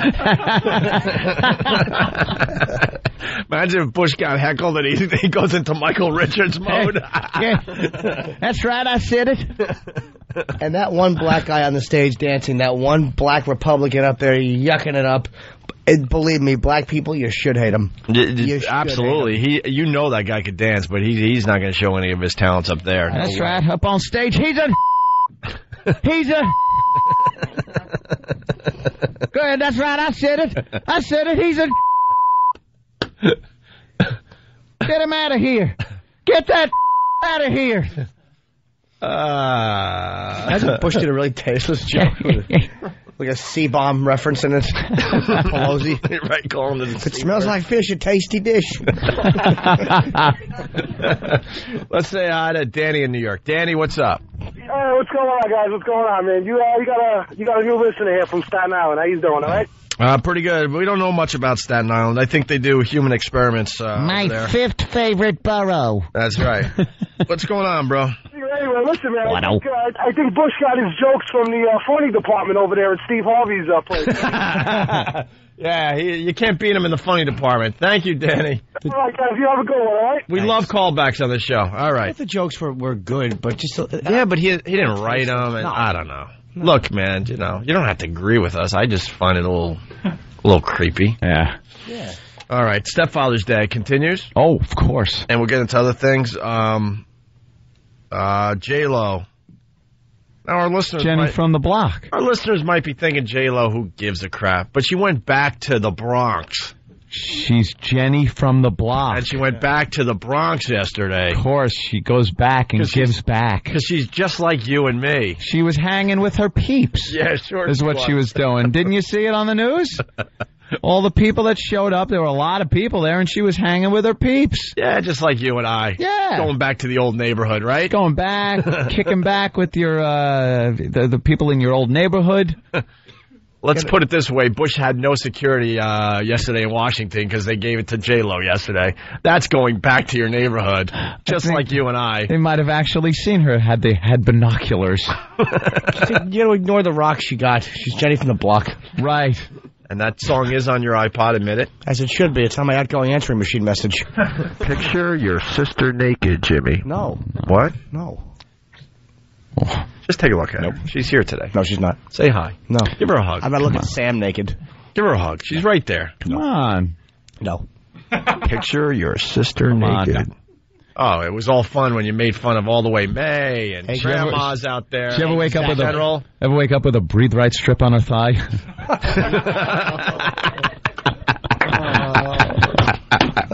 Oh, no. No offense, but believe me, she's skeeved as I am. I can't see her because of the computer monitor, so I don't want to... Oh, let me move that out of the way. I'm looking at her. She doesn't, good look. She doesn't seem too skeeved. Oh, she's skeeved. Someone's saying we should add beeps to the President Bush thing. I don't know. You might want to try it. All right, we got a break. It's Opie and Anthony. It's the Opie and Anthony Show. Good morning. Hope you're enjoying the festivities today. During the break, Anthony and I took a picture with Jimmy's sister. And Jimmy, she smells lovely this morning. Ooh. Does she? Yep. We high-five when we see each other. High five. That's right. We give like a Snoop thing. We throw up W's from across the street. Let's go to Amanda. Amanda in New York City. What's up, Amanda? Hi, guys. Black Amanda. Hi, Amanda. You're black? Yeah, remember? Amanda you all hate. Oh. Wait a minute. We turned you around? Hello. You're the one that is like, you know. Very pro-black. Very militant, yes. Afro Amanda. Right.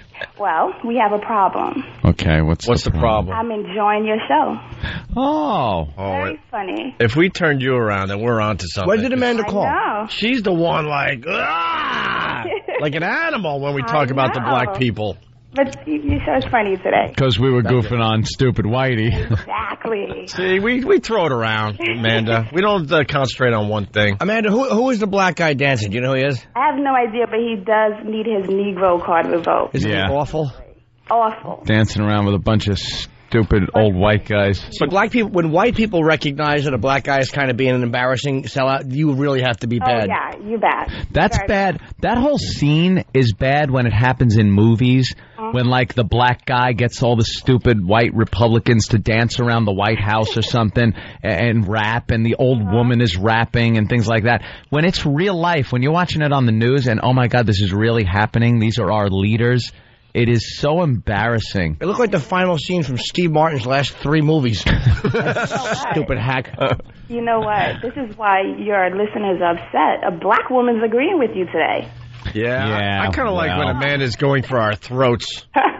This is kind of boring when you're like on our side. That's all right. That'll change in minutes. Change by tomorrow, I'm sure. Tomorrow. I hope people remember her, man. She's given us some classic calls in the last year. Wait a minute. Did you call in one time about, like, screaming with a and husband yelling. or something? About who? A husband or a boyfriend? Yes, he's white. He's white. Oh, my God. Yeah, she was really angry. Oh, you were I hot. actually love white boys. I love them. Yeah. Man, it was hot under the collar that day. They're sexy. I love them. Yeah, and you could kick him around a little bit and make up for a few hundred years. Yeah, I'll show you. Let's just end this before we screw up. Yeah, I kind of like that Amanda's loving us today. Bye, Amanda. That All makes right, us feel a little Amanda. good. Bye. Bye. All right, there goes Amanda. She's very nice. Hey, we're gonna Nice talk today. We're going to talk about the J-Lo thing really fast. It's a quickie, but Sam just ran in with some Chuck Liddell audio. Yeah. Supposedly this is really good. What's up, Sam? What's going on with our Chuck? He's been on our show. Yeah, it's all over the internet now. It's on great websites like Foundry and Break. Smartass. I love Smartass Sam. He was on Good Morning Texas, and they had him on to talk about the 300 for some reason.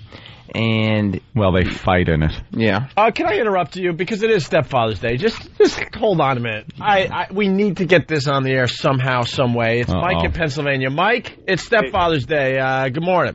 What's up, guys? Welcome aboard, Mike. Now you're gonna have to be a little careful about how you approach this. I will do my best. Give it your best shot and fail miserably. And this is one reason why we do like being back on regular radio. It's very interesting to see if we could get some of this through the maze of censors. Wow. I want to see if this guy has the talent and finesse. All right. All right, Al. All right, let's go, Mike. You're a stepfather. You got a stepdaughter. What's going on? 16 years old. I get home from work very early one day. And I go upstairs, and I hear some funny noises coming out of the bedroom. Funny noises as if... Dude, see, this is where I truly believe I got to give the listener the benefit of the doubt. When you say funny noises coming from a room, everyone understands. Absolutely. Everybody. Epilepsy. Okay. So she's the only one in the room. There you go. Perfect. Perfect. Good.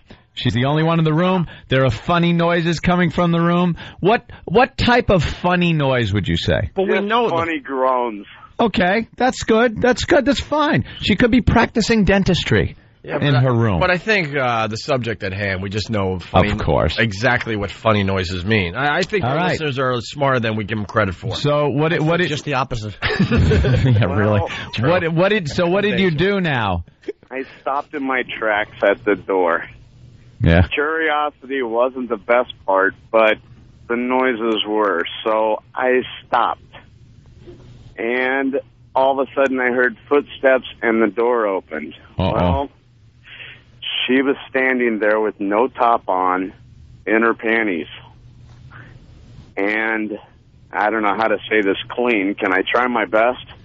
What the hell? Give it a shot, you silly goat. Fails. One word at a time, though. Just go slow. We're taking bets that I think across the board we all say you fail, but give it a shot. Give it a shot. You're a long shot right now. Yeah. I don't want to wreck the whole story, so I guess if you really want to find out, you have to go to eatabullet.com. Oh, sir. Exactly. As much as I like a plug, the website's down right now. We need real stories.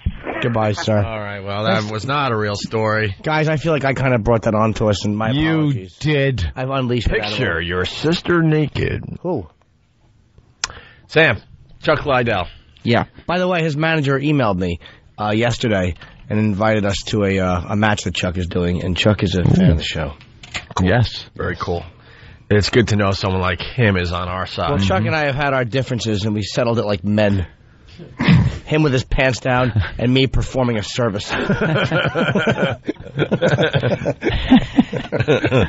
You want guys like Chuck Liddell to be on your side. Oh, yeah. Bubba the Love Sponge isn't. Oh, too bad. Oh, Dice isn't. Oh, too bad. But Chuck Liddell, thank God, he's a fan of our show.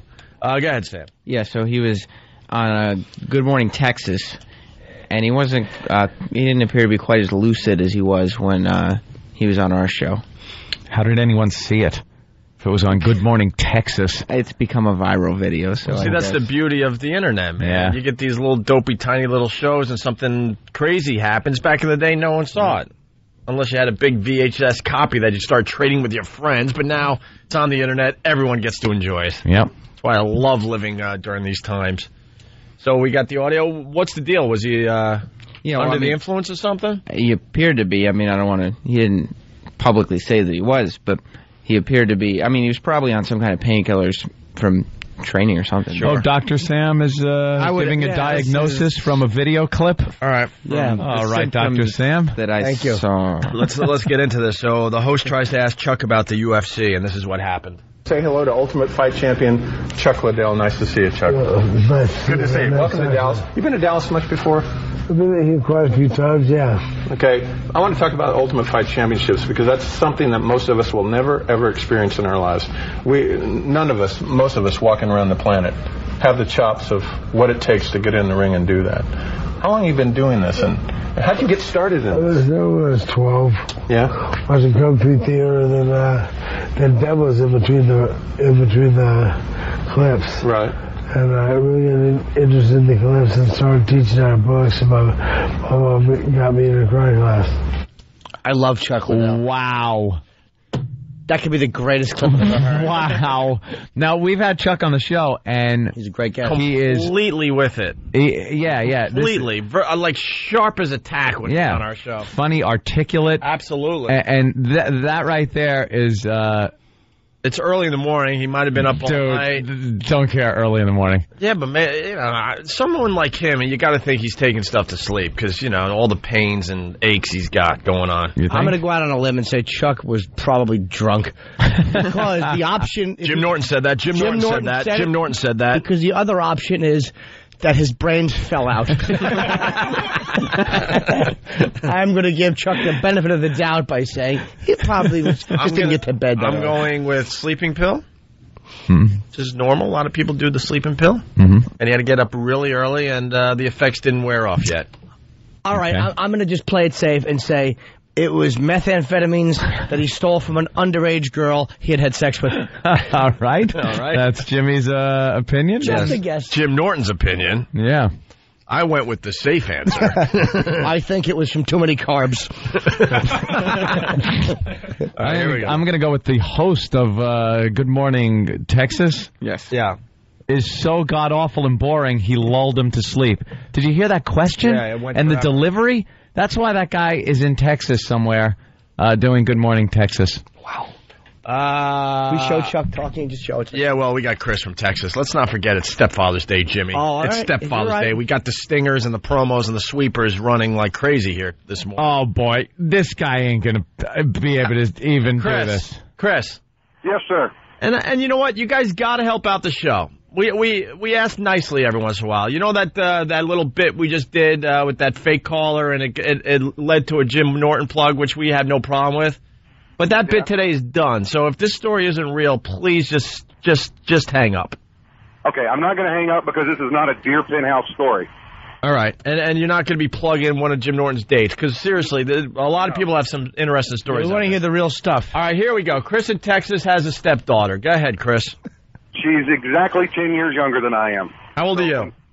I'm 40. Oh, I said 19.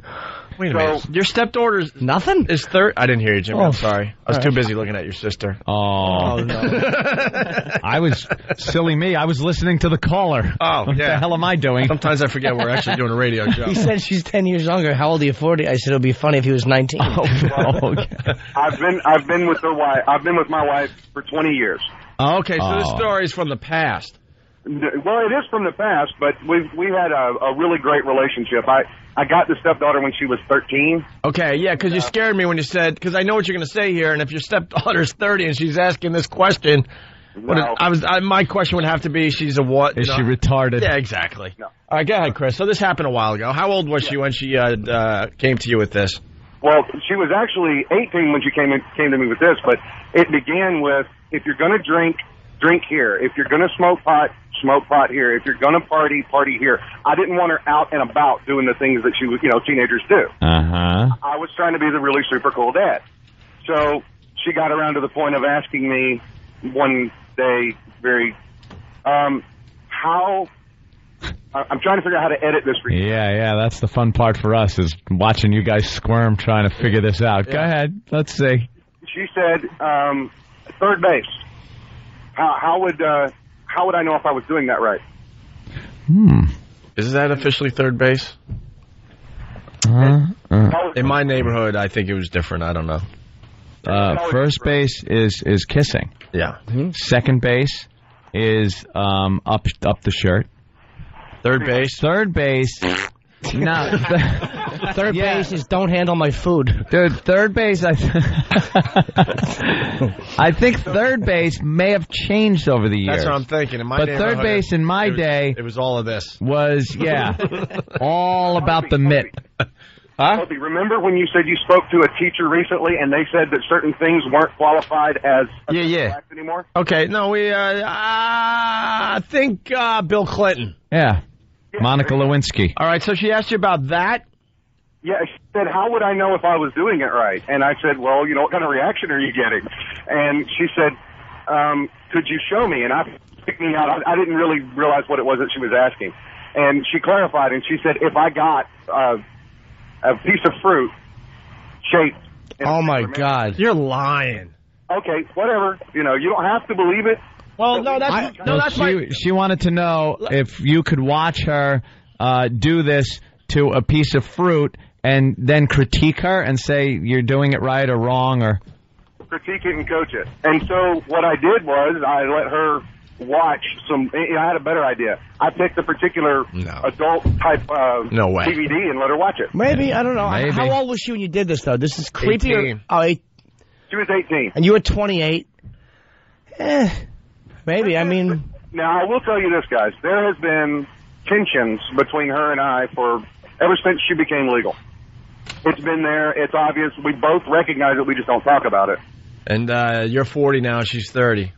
Yeah. It's tough. It really is tough because I've watched her, deal with some really bad guys in her life. And, And you could treat her better. Yeah. I say you dump the mother and you take her. 17 years you've been with the mother, right? Yeah. Well, you gave it a shot. No good. You put in your time. Enough. Mom's 48 and the daughter's 30, and guys, it's like watching, the sands through the hourglass. You got this version of her and this version of her. Yeah. Oh. I say you dump the mother unceremoniously. Like I said, that she just comes home and finds all the furniture gone and a picture of you and the daughter, like nude, waving at her from some tropical island. And all that's left is a toothbrush and a camera. Yeah, right. If I weren't so head over heels in love, that would happen. But I do want to ask you, is it wrong for me to fantasize while I'm manipulating? Well, we're this is what we're talking about today. We know this crap is going on. Well, in my head, she's bisexual and she likes it back door. Had a boy. Jeez.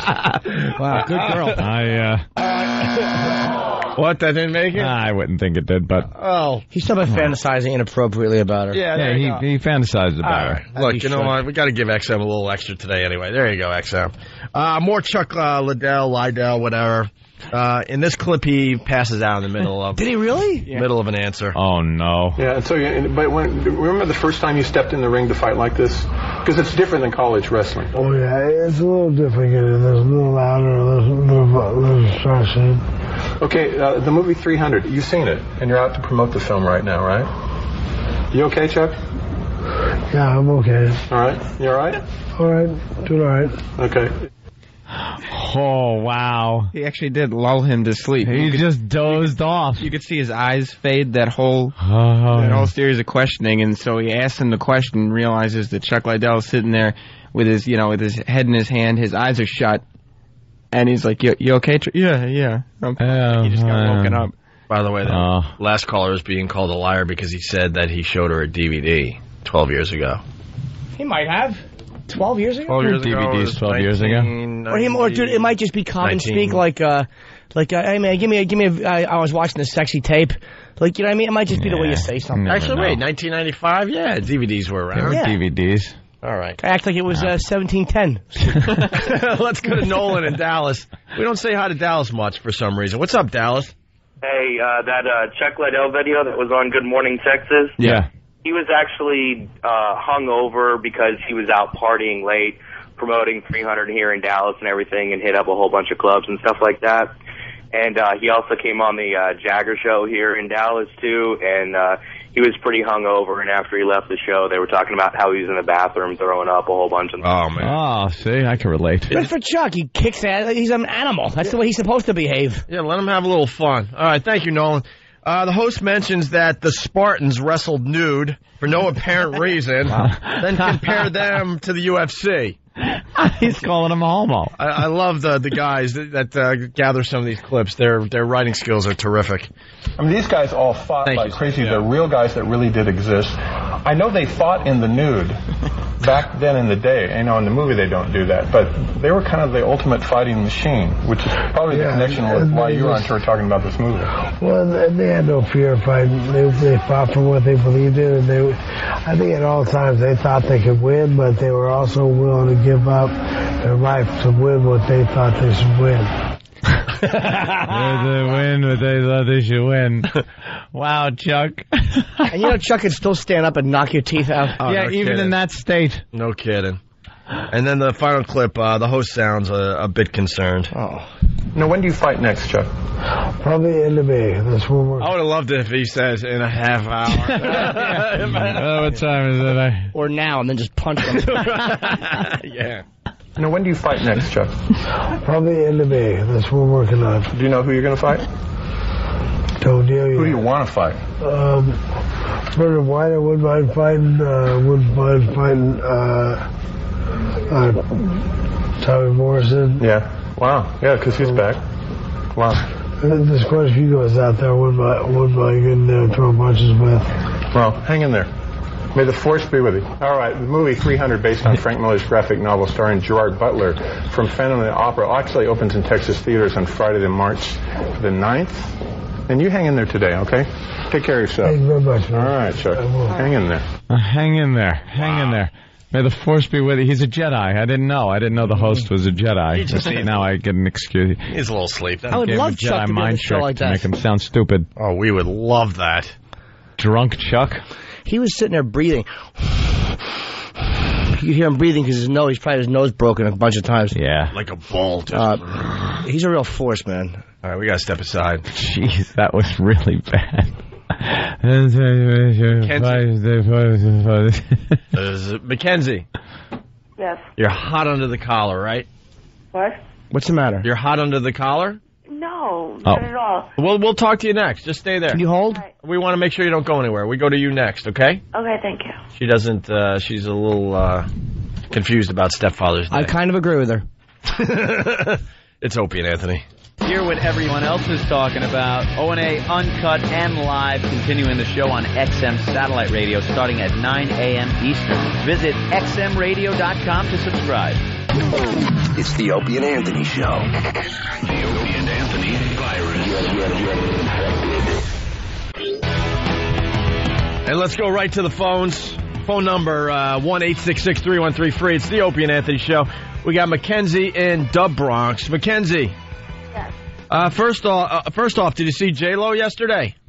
Who, me? Yeah. No. She was all over the Bronx, I hear. She went back to her, hanging with her peeps. hanging with the peeps out there. No? I don't care. You didn't see her? No. From the looks on the news, it was like everyone came out and she hung with everybody. Not me. Behind metal barriers. Yeah, we'll get into the story. It's a quickie. But, Mackenzie, what do you got for the show today? I don't mind what you are doing, but it just bothers me. You support To Catch a Predator, but isn't it kind of creepy that... Wait, we're supporting what? To Catch a Predator. Oh, yeah. No. And these stepfathers are kind of doing that. Well, see, all we're saying today is that this is going on out there. It's and creepy. I think it's going on with normal men. I know it's creepy. But do you think, it's just normal guys that are just men. Guys are calling and saying that they're looking at their stepdaughters. Wait a minute, do you have a stepdaughter? Are you involved in that? Do you have a stepfather, or do you marry a guy and you have a daughter? And I thought it was creepy. Oh, you did have a stepfather? Yes. Okay, so this is something that's hitting close to home for you. So you're kind of coming off like a little self-righteous because it's just something that bothered you personally. No, I felt uncomfortable and I moved out. Your stepfather, he didn't touch you or come on to you, because that's not really the stories we're looking for today. We're looking for the normal human reaction. Where it just goes on in the guy's head. I understand that it is a normal human reaction, but that's what To Catch a Predator is about. That's what No. See, this is where a lot of people confuse. There are a lot more people thinking the same way as some of these creeps on Catch a Predator, and a lot of guys out there thinking about their stepdaughters. But here's the difference: they don't act on it. They're not acting on it. They're just. They don't act on it. I'm not saying they do act on it, but it's that they look and then they. Just like on Catch a Predator, they go on the computer and then they just... Wait, sweetheart, how old were you when you moved out? How old were you, like, when your stepfather was there and being creepy? 15. Okay, and then what would he do? Would he look at you when you came out of the bathroom? What would happen? Because you're not being specific. I'm not going to say exactly what he did. Well, why? You're making a point. We're trying to listen to you. It was more than just doing that. Oh, okay. I think that's why I'm just so creepy. See, she had a bad experience. All right, he what? He what? Get it out. It might help you. Yeah. It was more than just... Talk to your pals. It was more than looking. Talk to your pals. Touching. When you were... How long was he living with your mother or whatever before he started that stuff? Not even a year. Did you tell your mother? Not even a year, and I... Not even a year, and then what happened? Like, what's... I'm not good. Why? We don't know you. That. What? No, I mean, did you tell on him? No. Oh, you just left the house. I just moved out. One and done, or after the 10th time you said, you know what, maybe this is wrong? Oh, don't be a jerk. Well, was it... Well, impossible. It's a valid question, though. It's a valid question. Did it go on for a while? I'm not being a jerk. No, he's not. I mean... These are questions that need to be asked, that's all. And How long did it happen for? Well, now I'm 25, so... Well, how long were you there with him for? Put him on the phone. No, she moved out. She moved out last week, so, after 10 years, she's like, I'm done with this. I was 15. 15. Yeah. All right. 10 years ago. Okay. And did she still with him, your mother? No, I moved out. No. Is your mother still with him? Oh, no. It's like interviewing Liddell. All right. It's Liddell, not Lydell. I get it. Huh? I said you're such douches. Yeah, well, no, we're with you. I mean, look, we're not talking about being creepy. We're just saying normal guys. Yes, and you look... guys that have been calling up all day, they look at them and it's kind of creepy. It is creepy, but don't you know, this is what happens. A normal guy is in a relationship with a woman who then has a daughter that looks like a woman. She has a womanly figure and she's walking around scantily clad. There isn't one guy that isn't going to look at that and go, wow, that's hot. But it doesn't necessarily mean that they're going to act on it. And most of them are never going to act on it. Right. And if you've been listening closely, you could hear that in the guys' voices as they tell these stories today. They're like, I know this is a bit creepy and I feel weird that I'm thinking this way, but I am because I'm human. I understand that, but some of the guys that called today, they seem like they would just... Yeah, okay, I'll give her that. Some of the guys that call have seemed a little more creepy than others. Yeah, well, sure. They seem like they're going to jump them. Right. Do you hate your old stepfather? Maybe. So you obviously have a really hot story we want to get into. So Oh, what? Right? Don't be a douche. Again, look, let's impossible. be honest. Can I be honest with everyone today? We've all been touched as a kid. There you go. Wow. There you go. Young Opie. Every single one of us. Little tussling of the hair that went a little far. I was. Come I here, actually Junior. I had a pedophile tell me to maybe I should investigate a gym membership. I was like, but I want a cookie too, mister. He's like, do some crunches. We'll talk. Walking around trying to look hot, and he's not paying attention to you. The closest I came was when I was about, 28. 14. No, I was about 14 years old. And I was hanging out at the ranch, at the stable, and there was a stable across the way, and we were over there, and there was a party going on, and a bunch of Mexicans ran this stable, and my father knew a bunch of the Mexicans and stuff, so we used to hang out and drink beers and stuff, even though I was way underage. And this drunk old Mexican guy comes up to me, and I'm like hanging out with everybody else, kind of leaning against a car, and he goes, "Hey, what do you say me and you go into the bushes over there?" And how old were you again? I was like 14. Yeah, but see, those were the days of the tight shorts. Yeah, he knew. No. I know. How can he know? What? Yeah, he knew, right, Jerry? Yeah. Yeah. I wasn't wearing tight shorts, You sir. certainly were. You would wear those. Let me testify right now in front of you and under oath. I was not wearing tight shorts. You wore the old Larry Bird NBA shorts when you were growing up. I was a cowpoke. I was wearing jeans and boots. Now, I've seen those shorts. They were like, it was like beige saran wrap. No. Picture Will Ferrell in that, whatever. He said... It's a movie that's not out yet that I saw a picture of. He plays a basketball player for like the minor league basketball team. Way over the top as far as trying to get a reference out there. Sorry. Go ahead, Anthony. So he invites you into the bushes. Yeah, he said, why don't we go into the bushes? And my father, who was standing very close, overheard that and grabbed the guy and threw him on the hood of a car and beat the crap out of him. Did he? Yeah. Did you call your dad a C blocker and tell him to stop? Yeah, like, Dad, Jesus. Do you always have to get in the way? It wasn't like I would have had to do something to him. Cut it out, Julie, jealous. Pulling your father up.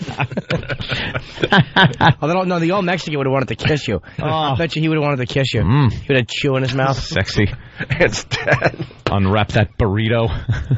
All pissed off because he realized he's getting a little too old. Yeah. Yeah. Not as attractive to the Mexicans anymore. Here's some audio of my father. Stay out the bushes. There you go. Stay out the bushes. There you go. Yeah. All right. Let's. We lost her, by the way. Hopefully she'll call back. Kevin, Utah, what's up? Hey guys, what's going on?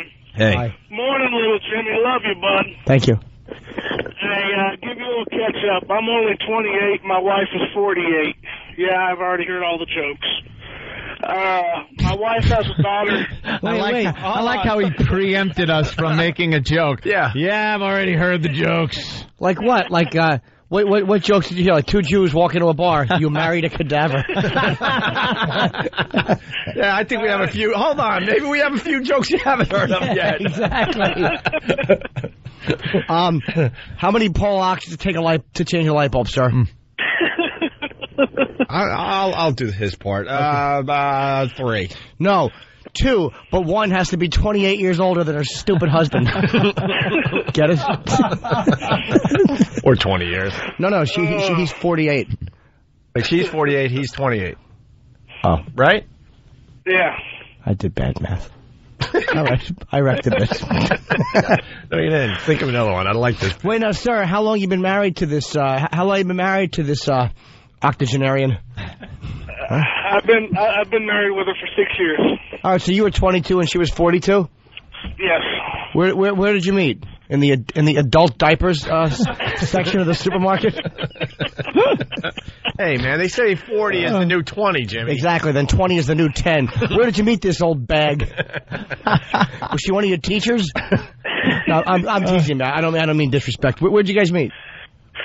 We went to the same truck driving school. Ugh. Oh, yeah. Wow. All right, so a half a century-year-old trucker you're married to. Trucker. She started, and she's been sitting for years, and miles going by. Her ass looks like 2 plantains.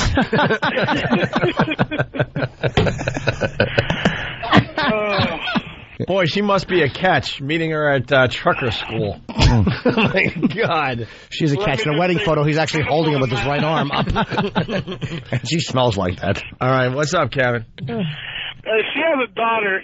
I consider her my stepdaughter, even though she's 1 year older than I am. Okay. Wow. And I have fantasied plenty of times about just seeing her, whatever, you know what I'm trying to say, dadgum. Yeah. Fantasized it. You know what, Kevin, I agree with you, because that's what I say to myself every day. So, I just wanted to point out there's someone out there like me that gets a few words wrong. Like, who cares? We understand. Right. Yeah, we know what you're saying. All right, go ahead, Kevin. I like Kevin. I've just tried to imagine of what she looked like. Just wanted to walk into the shower, but I'm scared to see what her... I don't want her mom flipping out on me. But last year, her daughter, her husband is 13 or 14 years older than her daughter, and he has a 17-year-old daughter.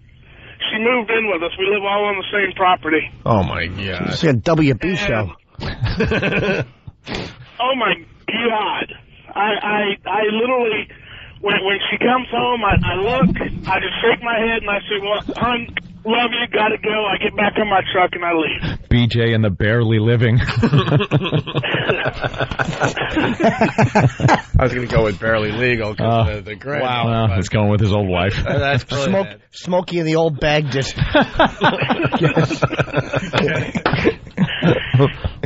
So wait, all right, so you're... Back at what? Hold on, my little love. You're 22. You're 20. You're 28. Your wife's 48. Stepdaughter's 29. Her husband is 42, and their daughter is 7. And his daughter is 17. What? Correct? Yeah, she'll be 18 in September. And you get these thoughts, but you're not acting on it. That's what we're getting at today. But it drives you a little crazy, right there, right, Kev? It is absolutely. I would never touch her just because I consider them, like I said, my stepdaughter, my step-granddaughter. But it drives me nuts. All right. To see him. Thank you, Kevin. See, he's just a guy. Yeah. Looking. I just want to say, oh, boy, enough with the frunkus. Let's go to Tom in New York City. Tom, what's up? What's up, boys? How we doing? Good. I just want to thank you guys for your refreshing honesty with this topic. And the reason that people get creeped out is because we have a Pollyanna view that we're all perfect, but the truth is we all have these thoughts. And, Ant, you hit the nail on the head. Ooh. You said the difference is when a normal person thinks about it, the predator acts on it. Yeah. Or I said it. I've said it before. Or Opie said it, yeah, exactly. Well, I don't really get much credit on this show, so I feel like I should have just grabbed that one. Yeah, you take it. It's yours. Thanks, boys. Because Ant can't do no wrong on this show. It gets frustrating to all of us. What happened? I was watching Trump slap Vince McMahon in the face. Yeah, that's terrific. WrestleMania right around the corner. Is he going to wrestle? Is the Donald wrestling? The Donald. And I'm hearing things that WWE wants to get involved with the ONA Traveling Virus Comedy Tour. Oh? That could be kind of exciting, depending on what they want to do. And at the end of every comic set, instead of the little light that comes on, we hit him on the back of the head with a chair. That would be cool. That'd be fun. They want to be involved? Yeah, they really want to be involved. The comedy tour is becoming the hot thing this coming summer. Good. April 14th, first date, Vegas. Yes. At the Joint at the Hard Rock Hotel and Casino. We got 9 comedians. It's a great lineup. All the info's on our website, opieandanthony.com. Tickets are on sale now through Ticketmaster. And then when we're out in Vegas, we're going to give the lineup. We're going to do a little press conference out there. Channel 5, women too nervous to get naked. Audio. Yeah, get that. Absolutely. It should just be called Fatzos. Oh, Fatzos. Too nervous to get naked. And I got to talk to Chicago right now. I'm hearing things. What are you hearing, sweetie? I'm hearing that the ONA Traveling Virus Comedy Tour will not be making a stop in Chicago. We got to get to the bottom of that. What? Bottom. That's all I'm hearing right now. I got to get more details, but that's not cool. Start a petition drive. Will you do something, Chicago? Start contacting WCKG. Let's see if there's some interest up there. Who said that? I'm just hearing things. Rise up. All right. Yeah, we'll take a break in a second, but there was a really good one. Oh, you guys want to get really creepy? Yeah. Yeah. All right, let's go to Jared in Texas. See, we could have taken these calls all morning. Jared, what's up? What's up, boys? I've been up all night. I've been waiting to call in this morning. Heard the promos, so here's my story. Is it true? Huh? True story. True story. Okay. Swear to God. I was going out with the girlfriend. She was 15. I was 17. You know, a little bit creepy anyway. But she told me a story about when her grandpa made her get naked in the garage, and I'm talking fully naked. And he sat back in a chair and made her dance around. This is completely off topic. Wait, no, it's not. This isn't. What song? Was it a step-grandfather? It all depends on the song. Was it a good song? Yeah, if it was some R&B crap, then, you know, the guy's a creep. This is like incestuous abuse. This has nothing to do with our topic of the day. You have to call on Incestuous Abuse Day. Well, we're going to wait. That's usually Monday through Tuesday through Wednesday. Well, oh, God, Jimmy. Actually, tomorrow we're going That is fun to watch. Just watching you stumble. Oh, my little bird lips couldn't move fast enough to salvage that. You couldn't figure out a day. Sunday, Wednesday, Friday, Monday. You should blow up in a car. Apollonia! Why not? I have bosoms like she did. Picture your sister naked. And? Dude, it was creepy. Oh my God, I creeped out when I heard that story. Now, did she have to dance sexy, or did she dance like Cab Calloway in the Blues Brothers? He made her do Minnie the Moocher naked. I pulled the same gimmick with her, like her grandpa did, but we were going out at the time, so. All right. Yeah. Yeah. Well, that's abuse. There's a kid that keeps calling and hanging up. He wants to talk about how hot his stepmom is. Let's hear it. That's a different thing. Yeah, but it's kind of tied in. And someone wants us to have girls call in about stepsons. Maybe tomorrow, if the girls are brave enough to, you know, give us a call. That's a whole different dynamic. Yeah. I think so, too. The sons could call in about the moms. Yes. That's one thing. I remember once I found pictures of my stepmom. She wasn't my stepmom, but my father and her were together for so many years. They might as well have been, you know. And I think the first time I met her, I was probably 12 years old, drove out to California, and then lived out in California with them, and they were together, you know, for until my father died. But I went through their drawers once and found Polaroid pictures of her naked. Was she hot? It was really disturbing. Yeah, when she was younger, it was pictures of when she was younger. So, you know, they were like really cheesy black and white Polaroids. Yeah. So it was kind of like dirty. I looked through them, though. Did you? Yeah, kind of. Did you? No, I didn't scrap. I didn't scrap. Yeah, no, that was too weird. And I had plenty of, like, smut around. Yeah. So it wasn't like I needed that. But I was just snooping and found them. I was like, oh, jeez. Oh. We'll wake up the snoopers tomorrow, too. And yes, the incest. Snoopers. And the incest survivors tomorrow. Did you find anything shaped like the Seattle Space Needle in there? You had to pick it up and smell it? Let's say hi to Mackenzie again. Mackenzie. Yes. All right, you're feeling a little more comfortable. So what happened? You're 15. I don't know. You told me, because I got to cut off, you said call back if you can. Well, we felt bad how we left it, and I think your story can maybe help others out there. You were 15, and I guess there was more than a weird look going on, right? Yes. Could you walk us through it a little bit and keep it clean for the radio? Yeah. All right. It wasn't good. I'll just tell you that. Okay, well, give us a little bit. You don't have to get graphic, but at least a little bit. Yeah. Figured it wasn't good. You got to understand that we do get serious sometimes on this show. Just as guys are calling your show today and saying, oh, yeah, they look so hot, blah, blah, blah, and then, like, oh, I want to get with them and blah, blah, blah. If any girl feels like that and they feel like their stepfather is looking at them like that, it will go to the next level. And what was the next level with you, Mackenzie? What? What was the next level with you? I don't want to talk about that. How long did it take to get to the next level? Yeah. Don't be... No, I'm asking really. Were you sleeping? No. Huh? No. Was he a drinker? Yes. Okay, so he was drunk one night? Yes. And your mother was home in another room, or she was working? Not home. She wasn't home. And did he come into your room, or was it when you came home from being out or whatever? Jimmy Norton. No, I'm asking really. I'm not. Get you to talk about it. Why not? I don't know. You're very good at it. You're very good to get it out of people. No, because Jimmy has, told some horrific things from his past, so he understands in a way. You're very good at getting things out. Yeah, absolutely is. So what happened? He's drunk? And I don't like saying it. All right, wait a minute. He had kind of looked at you. You got creeped out by it. It's not looking. No. I mean, but I'm sure at first it started with just creepy looks, right? Yes. Okay, so then your mother's out, and it's late at night. He's been drinking. Were you asleep, or did you just come home? At least, what was happening there? I was. Oh my God! You're gonna make me say it. I was there, and he just came straight out with it. He said something to you, or he did something? No, just tried kiss, and then he grabbed my ass. Oh, he tried to kiss you? He tried to kiss you. Where were you? Were you on the sofa? Were you in the kitchen? Or on the toilet? On the toilet. You an idiot. Yeah.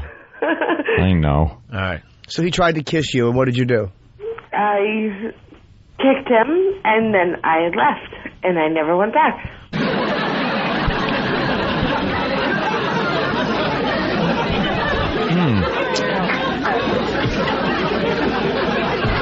Wait, Mackenzie. I know, No. I'm asking you for real.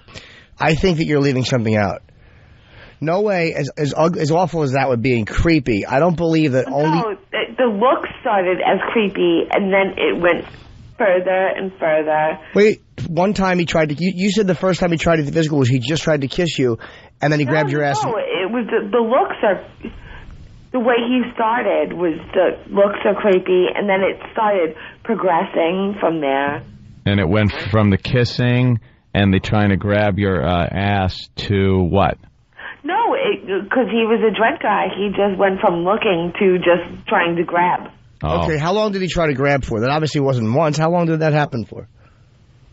It wasn't that long. Okay, did you ever do anything sexual with him?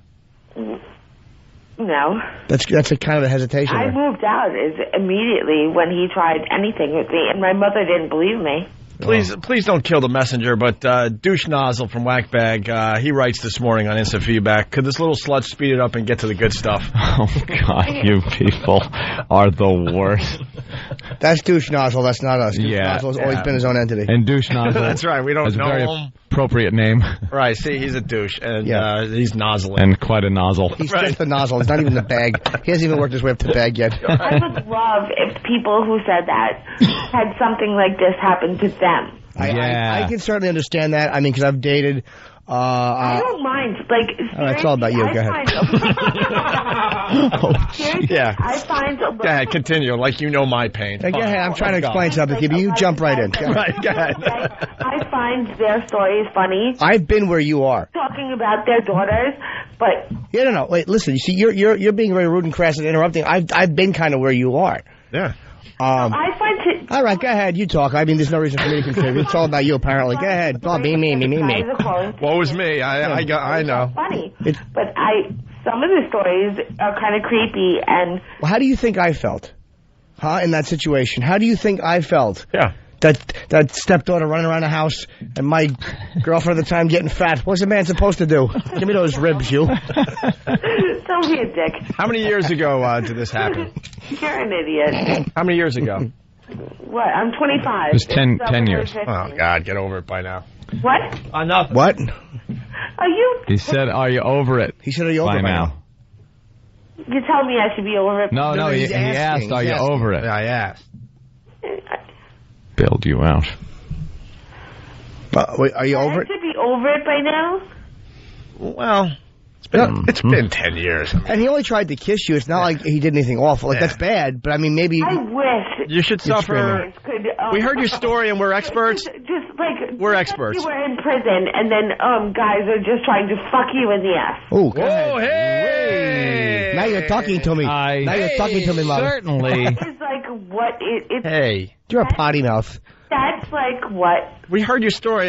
You should have been, affected for like 2 years. I know. No one would sit in a tub after that crying. What I'm saying. It's not like you need a rape shower or You're anything. making it like it's something stupid. I'm saying.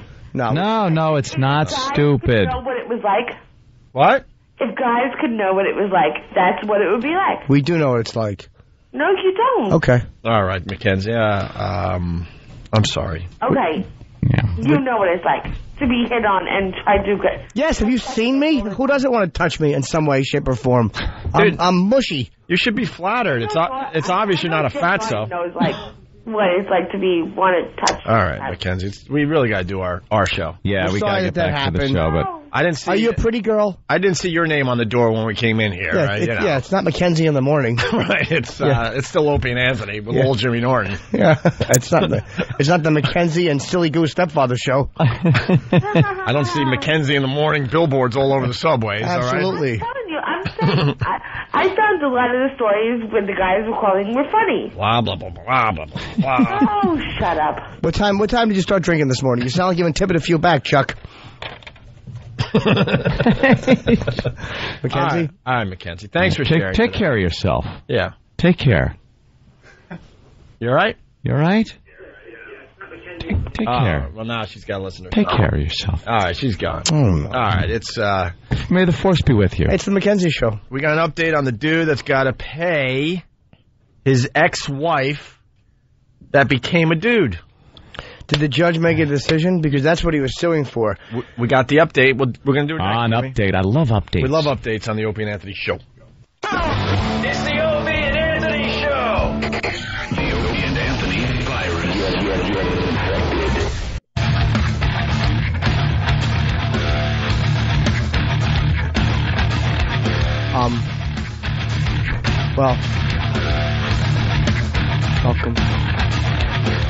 Welcome back to the Opie and Anthony radio program. There you go. Did I do good? You did real good, Jimmy. People real tell me good. I really bring this show back strong when I do that. Welcome back to the Opie and Anthony program. It is Opie and Anthony. It's You a do that virus. very well, by the way. The O.A. virus. Yeah? Yeah, it's not easy to do. Like, I can't. You bring it back with like an energy. I've tried it a couple times and I flop miserably. That's great. I'm just like, welcome back. That's like watching American Idol and they go, well, at least you look good. No. I mean, this is easy. No, this is the easy part. No, it's one of those things that looks easy until you try it. And then you're like, oh, yeah, that is kind of... That actually pisses me off when I watch American Idol. They're singing their heads off there. They're trying to be the next American Idol.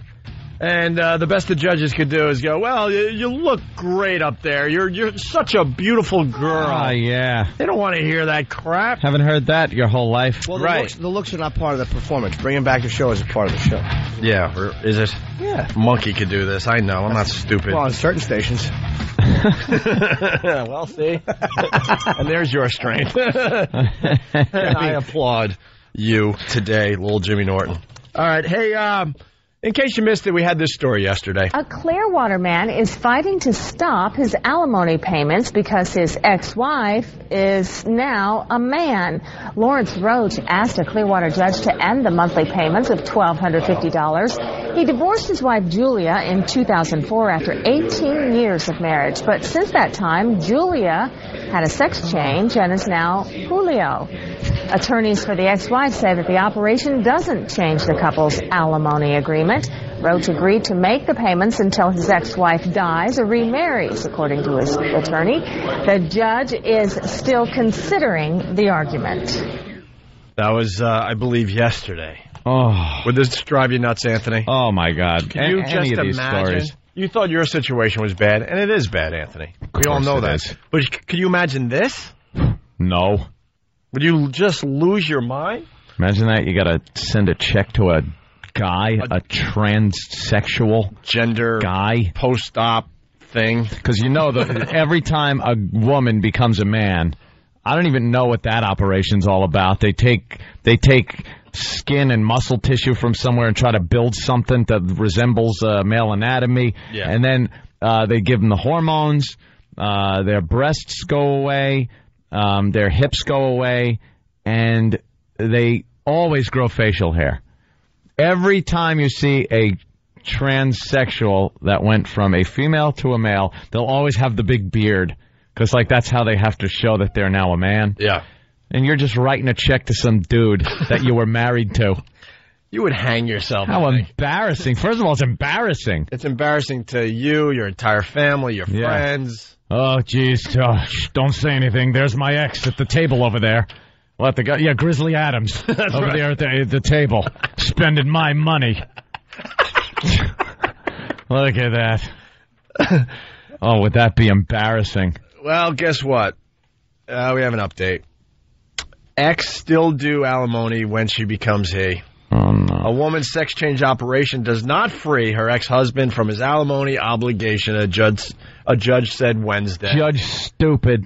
Attorneys for Lawrence Roach, 48, had argued his 55-year-old ex-wife's decision to switch genders and change her name from Julia to Julio voided their 2004 divorce agreement. Circuit Judge blah, blah, blah, however, ruled that in the eyes of the law, nothing changed significantly enough.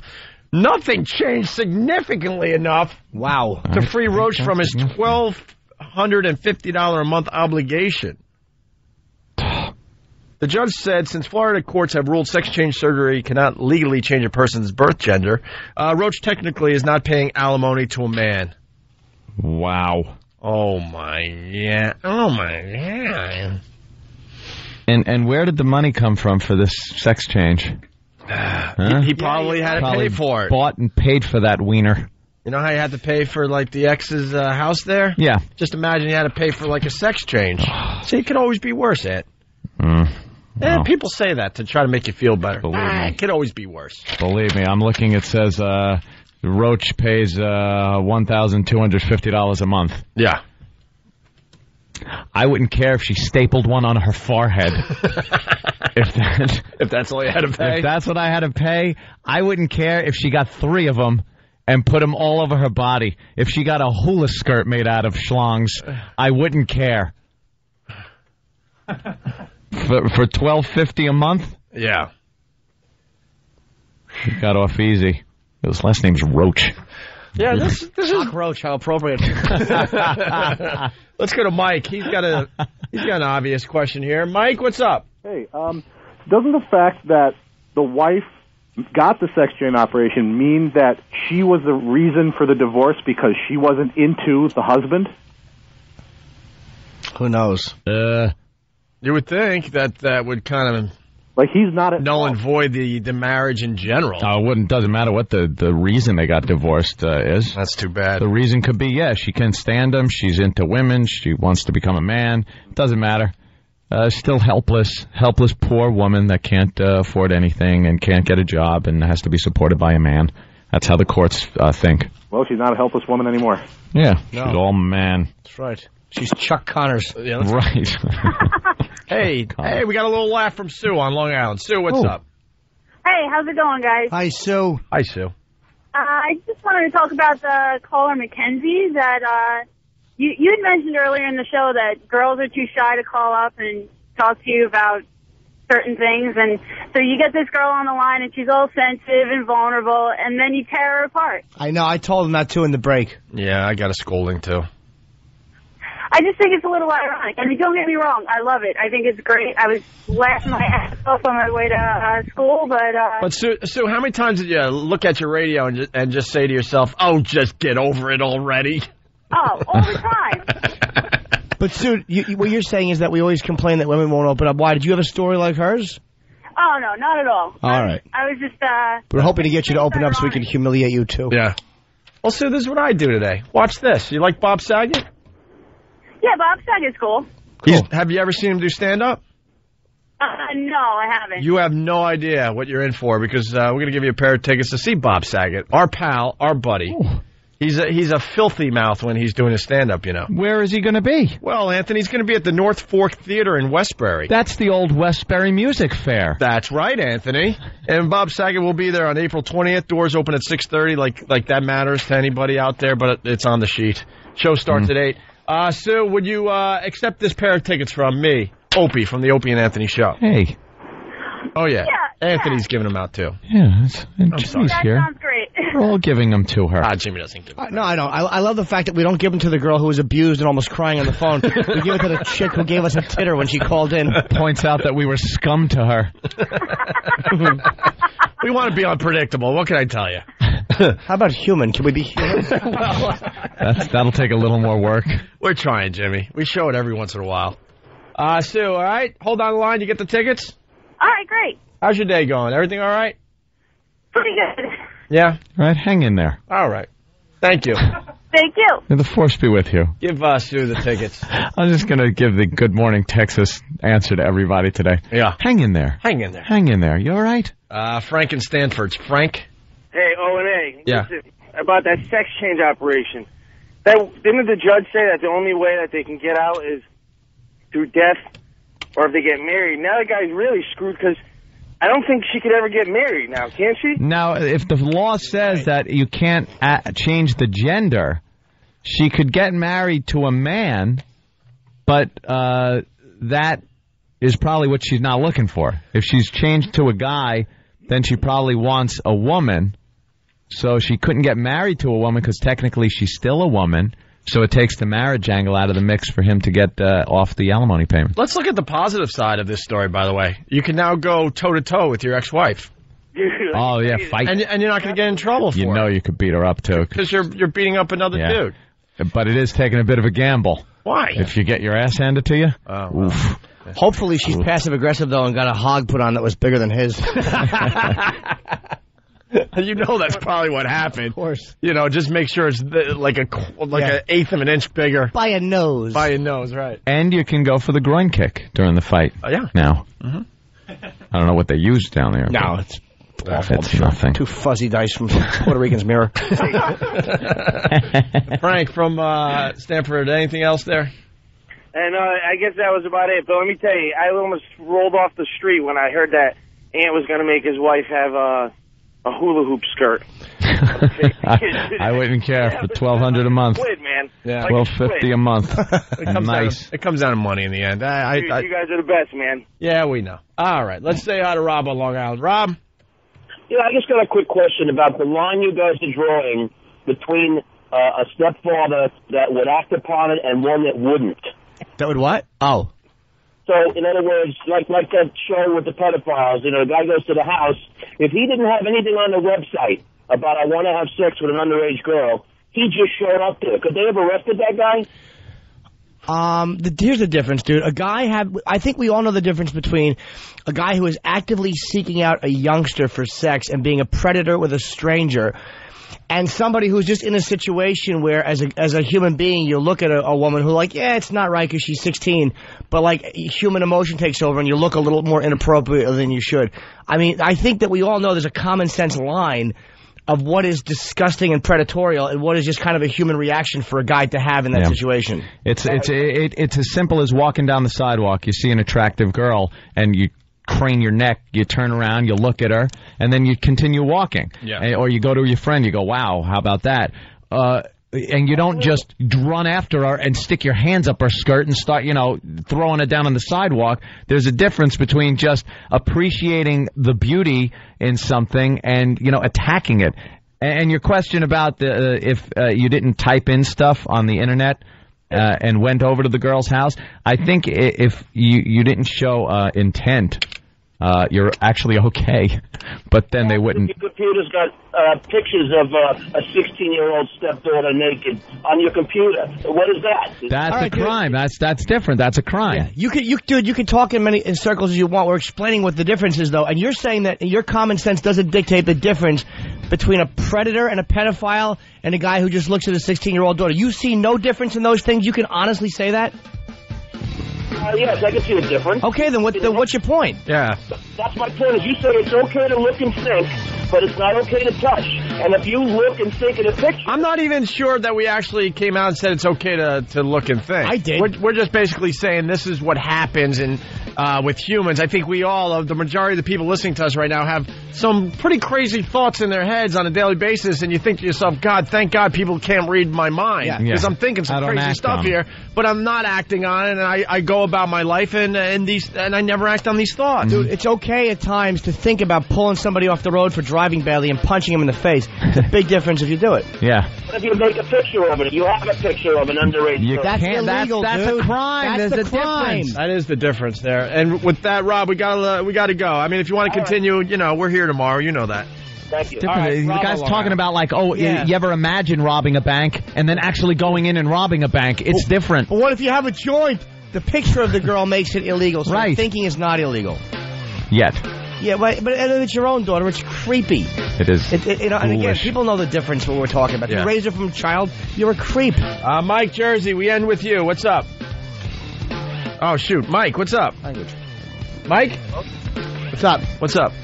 Hey, I work for a mobile company, and I'm out on the road all day long driving around, and you guys make it so hard for me to get out of my van and go talk to potential customers. I don't want to get out of the van. Oh, thank you. We're doing our job, Op.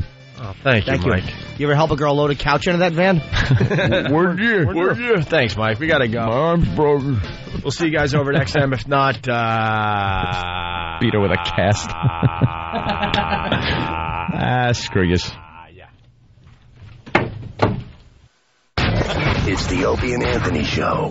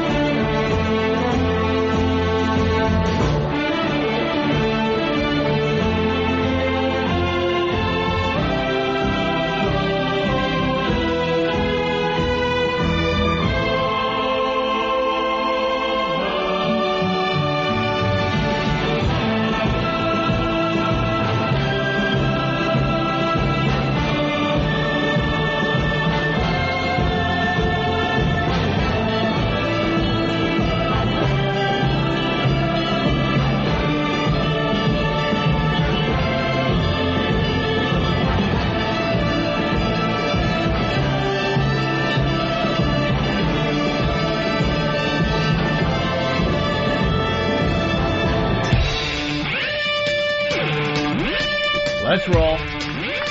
Headphones on. Maybe I should have looked at that. We continue on XM Satellite Radio. No headphones for Anthony today? What happened, Ant? I guess not. I don't rate headphones. I probably should have looked to see if I had headphones. They're basically saying you're not that important. I'm not. Oh, well, it happens. Oh, there they are. Say Anthony only. Thank you, Steve C gets a gold star today. Yeah? And someone gets a demerit. I don't know who, because how do we do demerits? Who's supposed to have my headphones ready for me? Is it Danny? Danny not even here today? No, Danny. Okay, then blame Danny.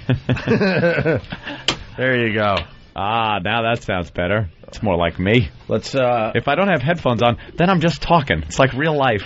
How do I answer phone calls without a mouse? Now I'm on the radio. Oh, now I'm not important. Uh-oh. Everyone's important. There we go. Why does Ed have my mouse? Because Ron uses my seat, and he goes to the phones with that mouse. So I get this mouse. I see what's going on. Ron and Fez much more important than Opie and Anthony. No, Ron and Fez much more important than Opie and Anthony. Was that what you said? Diana from California, what's up? What does that mean? Me again. I called earlier. I just wanted to tell that stupid bitch that you gave the tickets to that not every girl that calls in there gets made a fool of. Hey, what was your story? Because I forgot all about you as soon as you hung up. So my old best friend, Christy, she used to, basically her and her friend Emily used to hump her stepdad, Oh, yeah, we could do a much... All right, hold on. We could do a much better job with your story over here at XM. Was it in the pool? In the pool? In the pool. The dude is minding his own business. He's up against the side of the pool. Well, yeah, they're all, out in the pool playing, And was there dry humping going on? Pool, I guess. And they would get on him like you do when you're in the pool with your boyfriend. And they thought it was funny because it was just a spiteful thing that she did because of her mom. Are you just feel his rod? Are you dunking children as you speak to us? No, I'm in the shower. Well, I'm in the tub. I'm shaving my legs. You're in the bathtub right now? Mm-hmm. Do you have a toaster? Do I have a toaster? Maybe she could drop it in there. I do have one, but it's not in my bathroom. The show's becoming, you've seen in movies and stuff where the housewives, they have their phone on their shoulder and they just go about their business, just yip with each other. Women are feeling comfortable with us enough to include them in their little chatter. I kind of like that. She's love in the you guys. tub. I feel like my boyfriend laughs at me because I feel like you guys are really my friends. He's like, yeah. We are. We certainly Everyone that's listening out there, we're talking just to you. Hey, we're your friend. You want to be friends with benefits? Hey, is he home right? I think I might be coming to you guys. The thing in L.A., the traveling virus. In Vegas. Or in Vegas, I mean. Vegas. I got to tell you sound really hot, but that's probably a stretch. It's probably what? Are you hot? Am I hot? If she's shaving her legs, she's got to be hot. I'm not fat. Why would a fat girl shave her legs when they cover them up with everything all the time? Those sweatpants. All right. Big Rosie O'Donnell pants. But I love you guys. And if they had anything pertinent to say, then they wouldn't be made fun of. Even Opie, you're nice to me, and that it makes me very happy. I'm nothing. Remember when I called when I wanted you guys to play the My Baby Is Black thing? Oh, that was you. My Baby That was is Black. me. And you did play it for me the next morning, so. And there aren't any ugly girls in California. Right. That's. I'm not from California. There are plenty of ugly girls. They just all look alike, and they're all. Who cares? Are you naked right now? That's all anyone wants to know. Better be. Do you shave your legs with clothes on? In the tub. Oh, well, look, she showed me. All right, let's get into this a little bit. Just a little bit. I know the boyfriend, he doesn't listen when he goes to work, right? Hey, What? Have you been watching the Andrew Dice Clay thing? Yeah, honestly, I have. And He's supposed to be going on Howard Stern show on the next one. Yeah, that's the next one. Him and Howard are supposed to be battling it out. I think it's hilarious. Battling it out? How phony is that? He wants to fight. It's been 10 years. He looks all ragged in the morning. Just when you think the show couldn't get any more boring. I wish I could find this article that Dice did and all the horrific things he said about Howard and why he was putting his foot down and he would never go on Howard's show again. I got to find the article. I think it was in Steppin' Out magazine. Voice lessons? That was hilarious. Honestly, You know a little more about it than I do. And doesn't that black guy that he had to do the recording or whatever, doesn't he look like Earl? Like Earl will look in like 10 years. Well, that's Earl in 10 years. Oh, the black guy that was the black guy that was recording a CD. I gotta be honest. I took a peek at Dice's show on VH1, hoping it was going to be bad, and I was. It's funny. It's hilarious. His kids are faggy. There's no buzz on his show though. It's one and done. No, you don't never even know when the new ones are coming on. It's one and done. Because all the people he stabbed in the back would have made for some really good TV alongside him. Yeah. That is a fact. Like, the people that are left are the ones that there's nothing really to them. You know, I mean, Club Soda Candy would have gave him great TV. Imagine that. Imagine the videos of him walking out on stage at the Virus tours or something like that. It could have been huge, but he blew it. He blew it. And you gotta watch it because it's fucking hilarious that he was as big as he is and he's riding around with old lady glasses on. And he's got the old lady glasses like it's like he just had the big cataract. Yeah, exactly. Glasses, like Jewish ladies wear big, huge glasses. The cataract glasses. Diana, new bit. We are going to make you part of the show.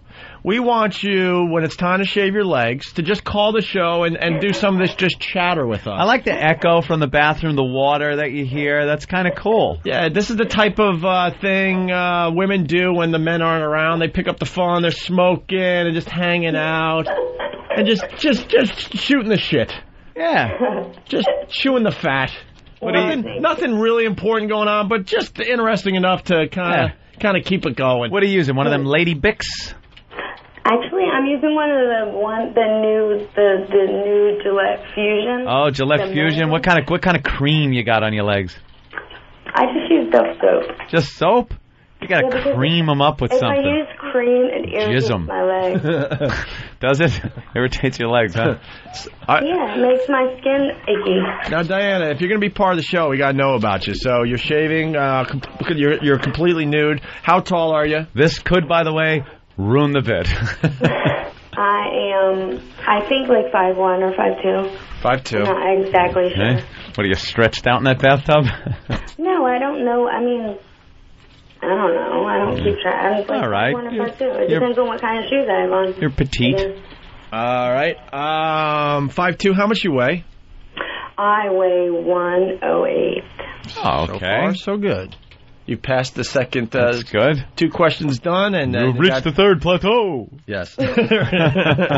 What color hair do you have? I have. I'm a brunette. I have brown hair with like highlights in it. Yeah, it gets like lighter with the sunlight. Dyed. You know, by the way, there's only one incorrect answer to that question. The fiery red hair. Ronald McDonald Red. Fiery, curly red hair. What did you say? What about Dave? I hate him. Did you hear me cuss him out the other day, Anthony? No, I didn't hear that. Dave. There was a show that was on the other day, and I got into a big, huge argument with him, and he kept calling me a pothead. I don't even smoke. Oh, right, okay. No, I do remember you then. I was listening to that. It was great. Yeah, leave Dave alone. Dave is a stand-up guy. Dave is so retarded, he doesn't even know when people are telling him that he's like, when you give him hints that he's an ass, he doesn't even get it. He needs to come and get some time with Opie, so Opie can just blatantly tell him that he's a fucking... What, Eastside Dave? Dipshit. Yeah. I thought I would. He's a dipshit, though. I thought I would hate Eastside Dave. I'll be honest with you. Me too. And I like the kid. The guy's he's hysterical. When he came in and got that bare bottom spanking and gave us those noises, and then the welts on his butt. I'm like, I can never hate this kid. He'll do anything. He has no. Well, he is the kind of guy you guys like for your show, but he has no line. He will do anything. Right. He is like a faithful lab. Just so he can get some mic time. You can respect that. Like, Pitsy was his friend, and then he totally sold Pitsy out as soon as he could talk about him on the mic. Right. All right. He knows what makes good radio. What's your bra size? We want to get to know a little more about you. I guess I'm like a 34B, maybe a C. I don't know. It depends on if I eat a lot or not. Or that time of the month. We'll give you your stomach and your boobs. She eats and her when boobs I get gain bigger. weight, that's where I gain weight at. All right, we'll split the difference. We'll give you a full B. That's okay as far as this show goes. 34 full B is fine. I'll send you a picture. Do you masturbate when the boyfriend's out of the house? And what do you use? Vibrator. Vibrator. Do you have a name for your vibrator? No. It's just a... What color's the vibrator? Very important. The color tells a lot about a woman. It's pink, but I didn't buy it. Pink's okay. Oh, you didn't buy it? I didn't get it. He Get it got from it your for me. mom. All right, very good. Anything else on your mind as you shave your legs in the tub naked? Just that I love you guys. And my friend that I'm bringing to the virus, if I come here to the traveling virus to Vegas, she's really hot. And she's dumb as shit. So... It's a perfect woman right there. Hot and dumb as shit. She's really hot, and she's like the most asinine girl you'll ever meet in your life. Are you a She's really pothead? good. You really sound like you smoke pot.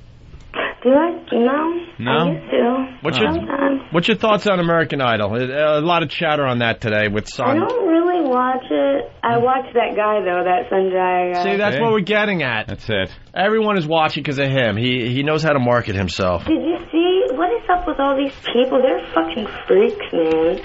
Who? The people that are like the guy that's on the billboard until Sanjay gets kicked off. The only reason he's going to win if he does is because he's an Indian, because they need one of those now. They had a black one, they had a white one, they had a... Yeah, it's got to look like... He's not going to... You know, it has to be racially... Got to look like a Sunny D commercial. Yeah. Sunny D. He's not going to win in the end. We know that. Has that little girl, the little, whatever her name is, Doolittle, has she pretended like she didn't know she was a good singer the whole entire time? Yeah, I think some of that is an act now, I'm thinking. You have to watch it a little I bit. think all of it is an act. If they tell you the first couple times you're a good singer, apparently you are. Right. Enough about that. Hey, do you shave your snatch? Yeah. You shave your snatch right now? Here, give us one shave of the snatch while we got you on the phone. You can't hear it. I don't have any hair on it. I don't Can't let you put it grow until it's I don't let a bush grow. But can't you put the phone down there while you scrape with the razor? You gotta hold on a minute. Let's hear, okay. Where's Jimmy? What's he doing? Where's he at? Well, let's hear.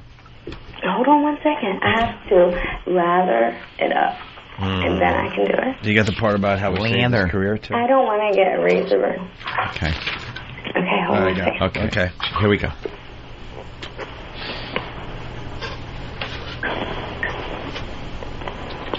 Did you hear it? I heard a little something. It sounds like you shave every 2 hours. Yeah, it's very smooth down there. 2 hours. What's the point of shaving if you let it grow all the way in? Oh, exactly. Yeah. Do you shave all the way under? Razor burn. You get less razor burn if you shave more often. Do you shave underneath over there? You shave the lips and right up to your asshole?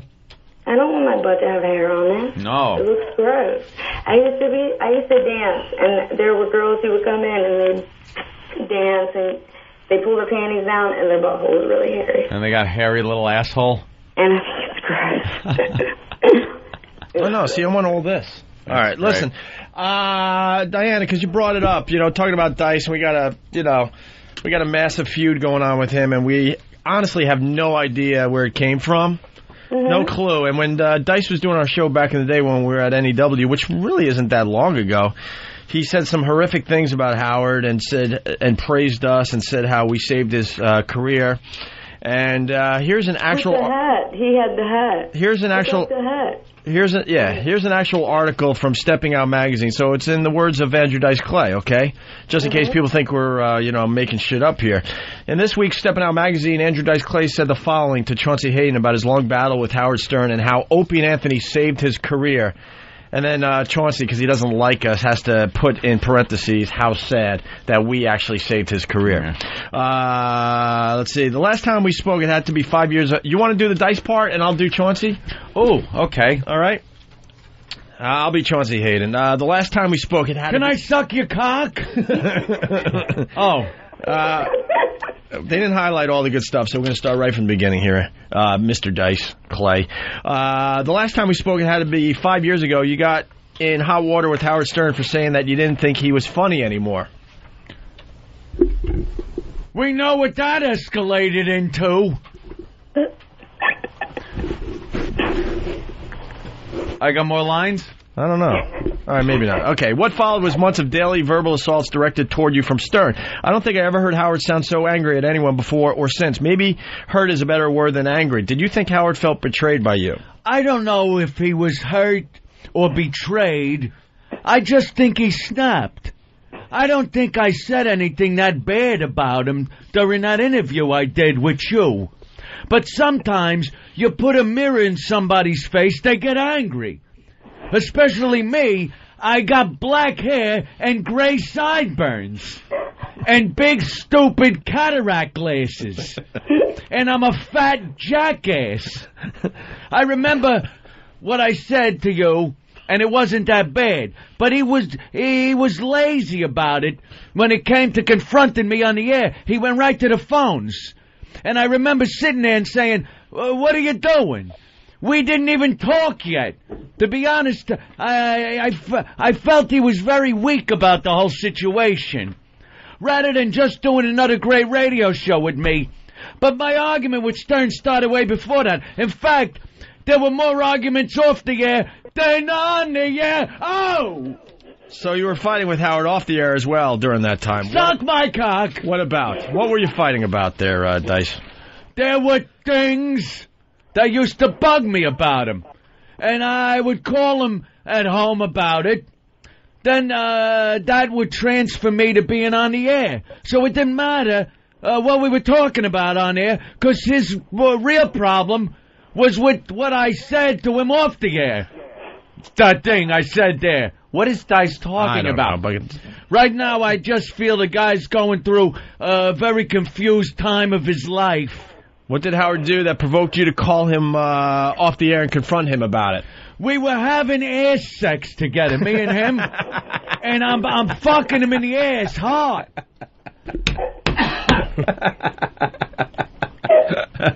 By the way, dog shit sniffer from Woodside, call this segment, talking about Diana shaving her thing there, call this segment shooting the shit while shaving the clit. Oh. I have to say I'm the first one who's done this, huh? Well, we're gonna have other girls, you started something, but we're gonna have naked girls just chattering with us about what's on their mind. Be fat, but you have to be naked to do it. Go ahead. Hold on. Let's get back to the bit. So, what did Howard do that provoked you to call him off the air and confront him about it? Real answer. The first thing he did was made fun of Ryan White when he died of AIDS. He was just a little boy. Is that really what he was mad at? Yeah, I remember this. Yeah, he told Why did that strike a nerve with Dice? Because he doesn't fuck with stuff like that. Yeah? No, he doesn't. That's fucked up. I didn't know that. Deep down inside. All right, just shave your cunt and shut up. Take care of some of those ass spiders. We'll get back to you in a minute or two. Okay. And I heard him making fun of him on the air, so later I called him at home and said, what are you doing? And he asked me, now you're the end-all of comedy? I said to him, I'm not talking about comedy. I'm talking about a baby that died. What's the joke? Then after that, every time I was on the air, there was a problem. So me and Stern are nothing alike. That's why when I'm asked about him, I say he's seedy. Seedy? Other than that, I think he's very confused. I'll tell you this, though. If it were me who got divorced, he would have pissed all over it. But I'm not going to go after him for those things there. Like I said, this is a confused time in Stern's life, and no one knows what goes on behind closed doors. No one knows what goes on behind closed doors. Take the ribbon from your hair. Your hair. I'm singing country. Oh, my God. I'm just not going to rip Howard apart. That's the difference between me and Howard Stern. He would go for the throat, but that's not how I am. Even now, when people call me up and say, Howard ripped you apart today, I say, good for him. He's a mess. Did his relentless on-air rants Shut up, you faggot. Hey. Did his relentless on-air rants about you hurt you either professionally or personally? Not at all, because my fans stick with me. My fan sticks with me. And that's the way it's always been. That's why I'm going back to the Beacon and Madison Square Garden this week. I found a radio show that's in it just for the fun and the laughs, And the fans have responded. You're referring to Opie and Anthony. Yeah. Wow, how old is this? They've been a critical part of the whole thing. I know Anthony used to do the Dice impression when I wasn't around, and then one day I went on the air with them about a year ago, and then 5 or 6 months ago I just started calling in, and they gave me incentive. They're just two guys on the air looking to have a good time. It's not malicious. There's no bad blood flowing. I give those guys all the credit in the world. And what happened to all this credit? Yeah, well, that's why we love reading this today. It's because of those guys that I'm coming to New York to play the Beacon, which sold out in 35 minutes. Were you surprised that you could sell out a big venue like that so easily? I actually predicted it. I'm Kreskin. I'm not knocking you, but popular rock bands can't even sell out the Garden these days. What made you think you could? I'm the only comic to ever fill that place for 2 nights, and now I'm coming back. For me, it's a reunion. It's like a 10-year reunion. I sold it out in 90, and now because of Opie and Anthony, boom, I'm back. Also, I know the fans were hearing me at my best on the Opie and Anthony show. Because these guys are the type of guys, if you're on a roll, they'll let you go with it. That's what I love about them. They let me be the comic that I am on the air. I think they're fantastic for that. There aren't too many guys around the country who'd let you do that. It's normally the host of the show trying to upstage you, which to this day they haven't done. I mean, there were days we would fight and hang up on each other, but it's all in fun. And that's what I love about these guys. I'm joking up here. They're looking for the joke. It's not hidden below the belt. It's all about the joke. Well, that's pretty much how we left it with him, but somewhere along the line... You guys should just send him that. What happened? He ended up hating us. Of that. Huh? You should send him flyers of that. Just keep sending them and sending them. Well, so that he has to see it, because I do think he was having some sort of nervous breakdown, and I don't think that it happened all at one time. Well, because I don't yeah, think they happen Greg, like that. the analyst from the fucking bathtub. Leave me be. Hey, I had one before, and trust me, it's something that hits. And he's like weird sensitive now. He's not the same person. And what's with the hip hop clothes? Do you never know? He's been wearing them for a long time. Yeah, I think it's time to drain the water out of the tub. Fat, and he wears these big, huge, long pants and huge sweatshirts. Are you still in the tub? I am still in the tub. Does your vagina look like the end of my fingers when I get out of the shower? No, I haven't. I'm not going to cut my... Listen, I'm not going pruned to cut up. my Susie just to talk It now to you looks like a guys. 75-year-old So I'm taking my vagina. time. Oh. All right, listen. Shooting the shit while you shave your clit is over. Yeah. But it's a great new bit. I love you guys. Next time you need to shave anything, you can give us a call, and we'll just... it's called just shooting the shit. Stay tuned for the next episode of Shooting the Shit While Shaving the Clit. Razzle dazzle. We better have that sweeper tomorrow. Sam. What? I want Sam to do it. All right, thank you. Oh. Thank you, Diana. All right, I love you guys. All right, there she goes. Just because the hair on his head looks like the hair on her badge. Well, no, her toilet seat cover. One of those nice ones where you can't keep the seat up. It's so cushy and puffy. But there you go. There's his own words, and that's how we left it with Dice. So, yeah. And then what happened? And we have no idea to this day. I tried to ask him, on the phone. What happened? And he decided it was better just to hang up. So that's what he decided. Actually, now he's the soft-spoken Dice. Now he just talks like this. I had a lot of things going on over here. Married couple has sex with miniature stallion on the way. And also, remember Liz from yesterday and the day before? She's calling back again to see if her we'll see okay, good. We'll see if her husband gave her the rough sex we've been trying to talk him into for the last 2 days, okay? Quick break, and we'll continue. Goodbye. These guys, they can do whatever they want to do. This is why people are tuning in to hear Opie and Anthony. And this is where things get ridiculous. I need to be a shock jock. Always up to no good. I laughed so hard I had to buckle myself out of my couch. It's the Opie and Anthony Show. And this is the #1 show in the world.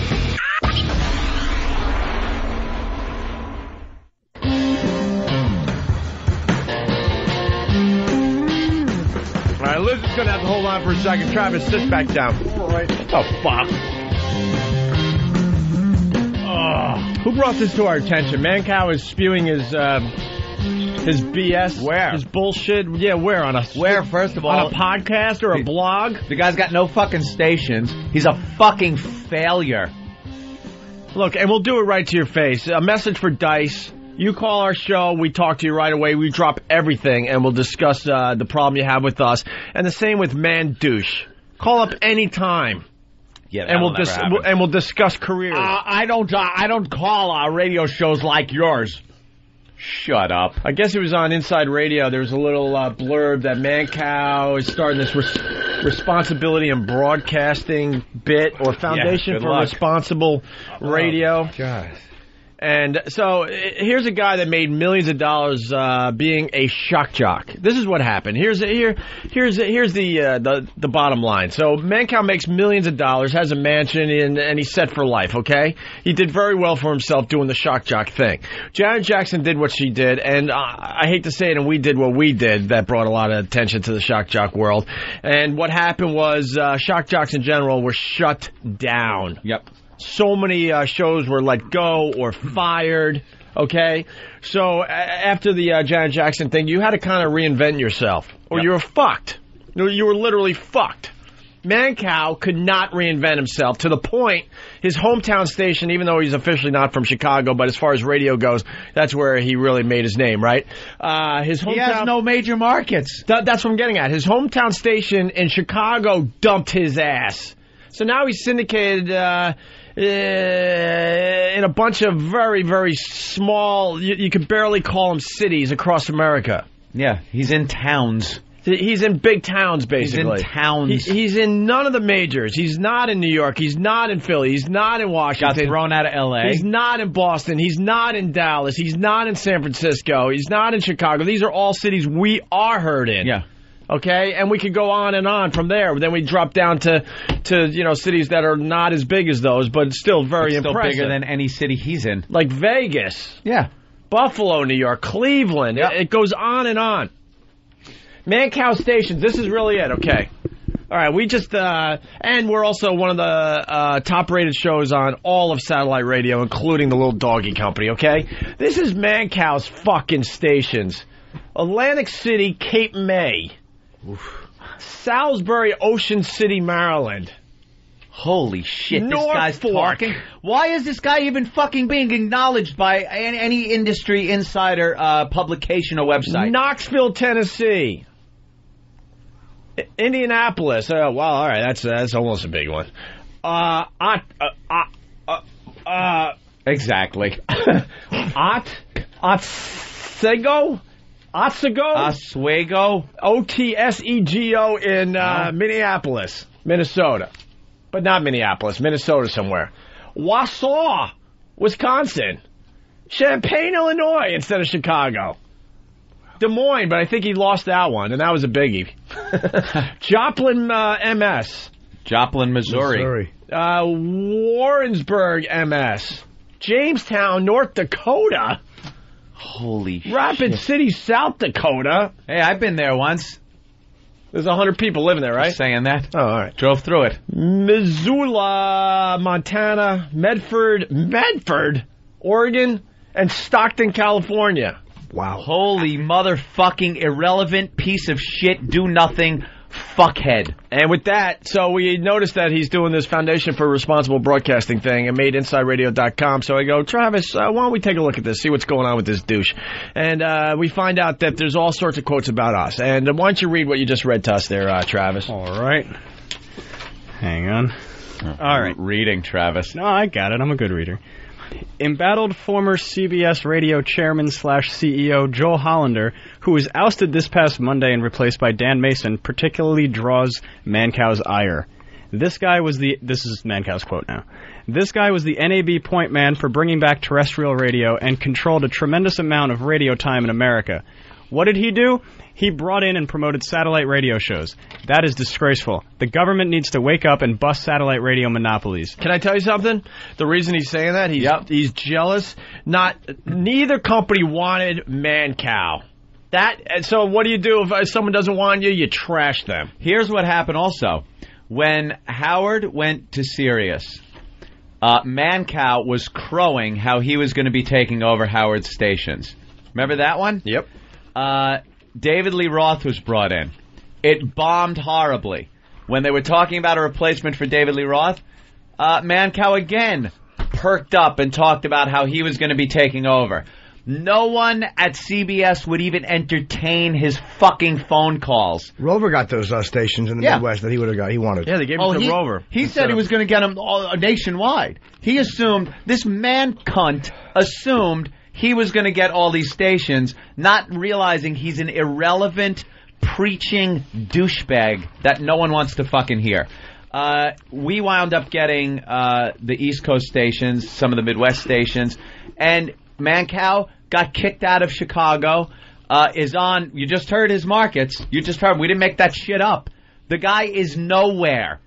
And he's being quoted as bashing Joel Hollander for bringing us on board. Podcasts have more listeners than Mancow. Absolutely. The guy is a waste. There was a thread on one of the message boards last night that pointed to one of Mancow's message boards. So I click on that because it was him discussing us, and his listeners discussing us, and it was pathetic. Going through this message board, even his hardcore fans have given up. They're saying like, "Oh man, he's not even the same guy anymore." He gets on, and what used to be fun, like when I guess his stunt guy Turd, are you there, Turd? Are you there? All that shit.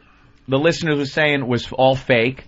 Even his hardcore fans, they realized that was all fake. He was doing the shock jock thing, and now he's just alone, and they say all he does is preach now. He's like a fucking preacher, this born-again preacher who has this political ideology and this religious, almost philosophical bullshit that he rambles on every day about the same thing. And they say, he goes, if he would change his, like, subject every day, I might be able to listen to it. But he apparently gets on and preaches about living a good lifestyle and being good to your family and friends, and it's like he turned into fucking Barney. Does he have cancer?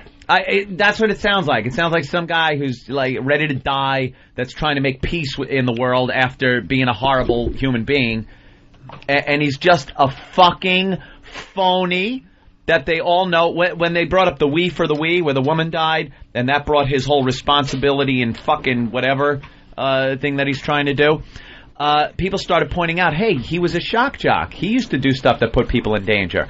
And even his hardcore fans said, well, no, all that stuff he did with Turd was fake.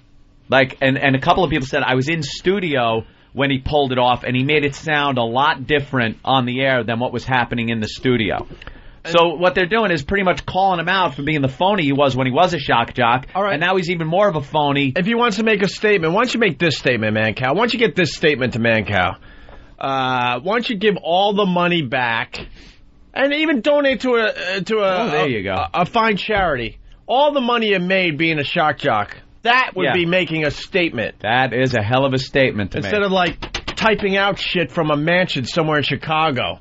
Lying. This business did well by you. Phony. So why don't you give all the money back and give it to a charity? That's making a statement, say it was wrong to do that type of radio. Let's see what kind of a man you really are. I told you years ago, before I knew you guys, when I met him through Dice, he flew me out to Chicago to play a rapist. Did I ever tell you that story? Play a rapist. I swear to God, you never told us. Oh, my God. Holy shit. I was brought out... By the way, this is something that a lot of people do know of. He's...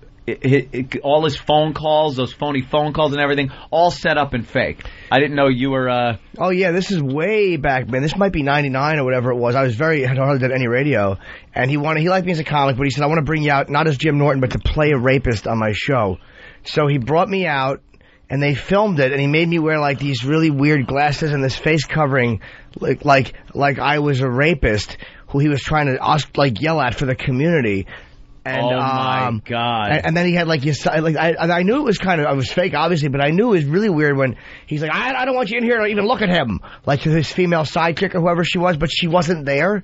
Like he was just saying it like she had come into the room, but she hadn't. Holy shit! And he kept trying to goad me into saying things that were more fucked up. I was just talking about being a rapist. I don't remember what I was saying. I'm sure I was awful. And he's like, well, so you're just telling about your real life stories, and he wanted you to pick it up a notch. Well, he's like, well, how about kids? And I'm like, no, I don't go for kids. I was trying to be realistic about it. And he goes, are you sure? Or something like that. Oh, yeah, well, there was one time. Yeah, it was really weird. He was trying to goad me into saying, like, I fuck kids. And then he filmed me for the Fox show. That was when I was wearing, like, the sunglasses and the weird shirt over my face. And he was like, being I have a rapist here on my show. Yeah, guys were pulling up, threatening to shotgun me. It was awful. I was like, ugh. That's what he does, though. They're all just phony fucking... He just had a big phony fucking show. And then he tries going legit. But now all he does is preach about living a good life. He said something like, I was reading through this message board, and it's like, oh, big, and there's only a few real hardcore fans there that won't accept it, maybe 2 or 3, really, per thread. And they're going, Cal has a big announcement coming up on the 18th. Wonder what it is. And they're speculating back and forth. And then the announcement comes up, and it was just him saying, you ought to, just be positive, your attitude, and live a good life, take care of your family and friends. It's like, and he said it was going to be the most important show of his career, this announcement. And he just... Give your money back that you made being a shock jock. That makes a great statement. suggestion. Yeah. Someone get that message to Mancow. So what's the rest of the... Did you read the whole... No, of course not. All right, go ahead there, Travis. All right. I hate to say I was right, but I knew this would fail, talking about you guys. What failed? What failed? I'm the only guy who said that since the beginning. Opie and Anthony are failing miserably. They're in last place in Chicago, and I told Joel Hollander to his face that would happen. These are no-talent individuals, and they cannot survive in a post-Janet Jackson or post-9/11 world. Okay. By the way, he didn't tell Joel Hollander that to his face. Yeah. That's absolutely... Joel Hollander wouldn't meet with fucking man cunt. Joel used to tell his stories and laugh, and he said they would play the messages to the rest of the corporate office and just laugh. And no one returned his phone call. Mancow would leave message after message, and Mancow, you asshole, it was played as a joke to all the other fucking people in corporate. You're fucking pleading phone calls for a meeting. You're a lying sack of shit. Chicago ratings the last time we looked showed a bump up. Of course. They told us it's going to be a long haul for Chicago, but they're very happy with what's going on so far. We got a long ways to go. Chicago's a tough market. You don't go in there and overnight you're a success. But it doesn't happen like that. We're going live on Monday. We're going to be heard from 5 a.m. to 8 a.m. because they got Gary Meyer coming back, who's a legend in Chicago. And if we were doing that badly, they would have gave him the whole morning show. Trust me. He's got a name in Chicago, okay? And at least we're on in Chicago, douchebag. And as far as the post-Janet Jackson thing goes, I was just thinking the other day that we're up to 2.5 years back on radio. 2.5 years. That's failing? Close to the number one show on all of XM satellite radio. One of the biggest shows in all of satellite radio. That alone is very impressive. And we're still on 25 syndicated regular radio stations. Major markets. Mostly major markets. Where you're sitting there in fucking markets that no one can pronounce. So explain where we're failing. Where's the failure in this? 8 of the top 11, and I say Boston because Atlanta recently booted it. For the only top 10 not in is L.A., Houston, and now Atlanta, which Atlanta should be 11th, but we all know what's going on down there. Right. So there you go. There you go. And we've been at this a year. They would have kicked us off stations by now if we were failing. Trust me. So where's this phony fucking lump of crap getting off saying this shit? And then he writes, how moronic is it that Opie and Anthony would be your morning show?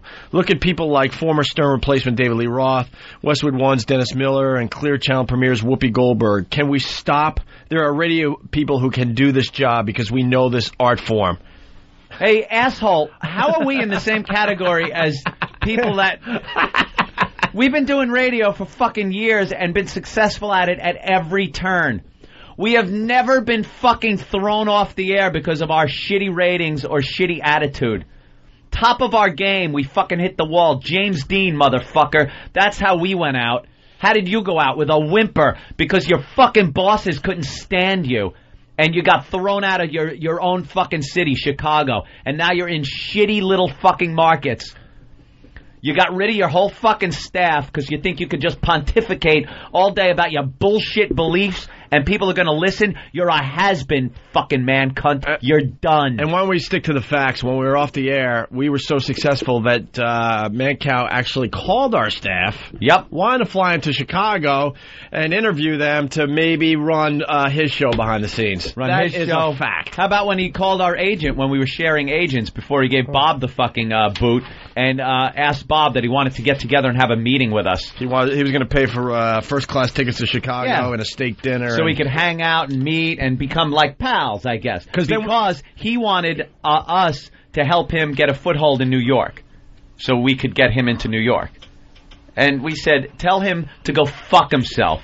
Even back then, we knew he was just a phony lump of shit. So get in touch with Mancow.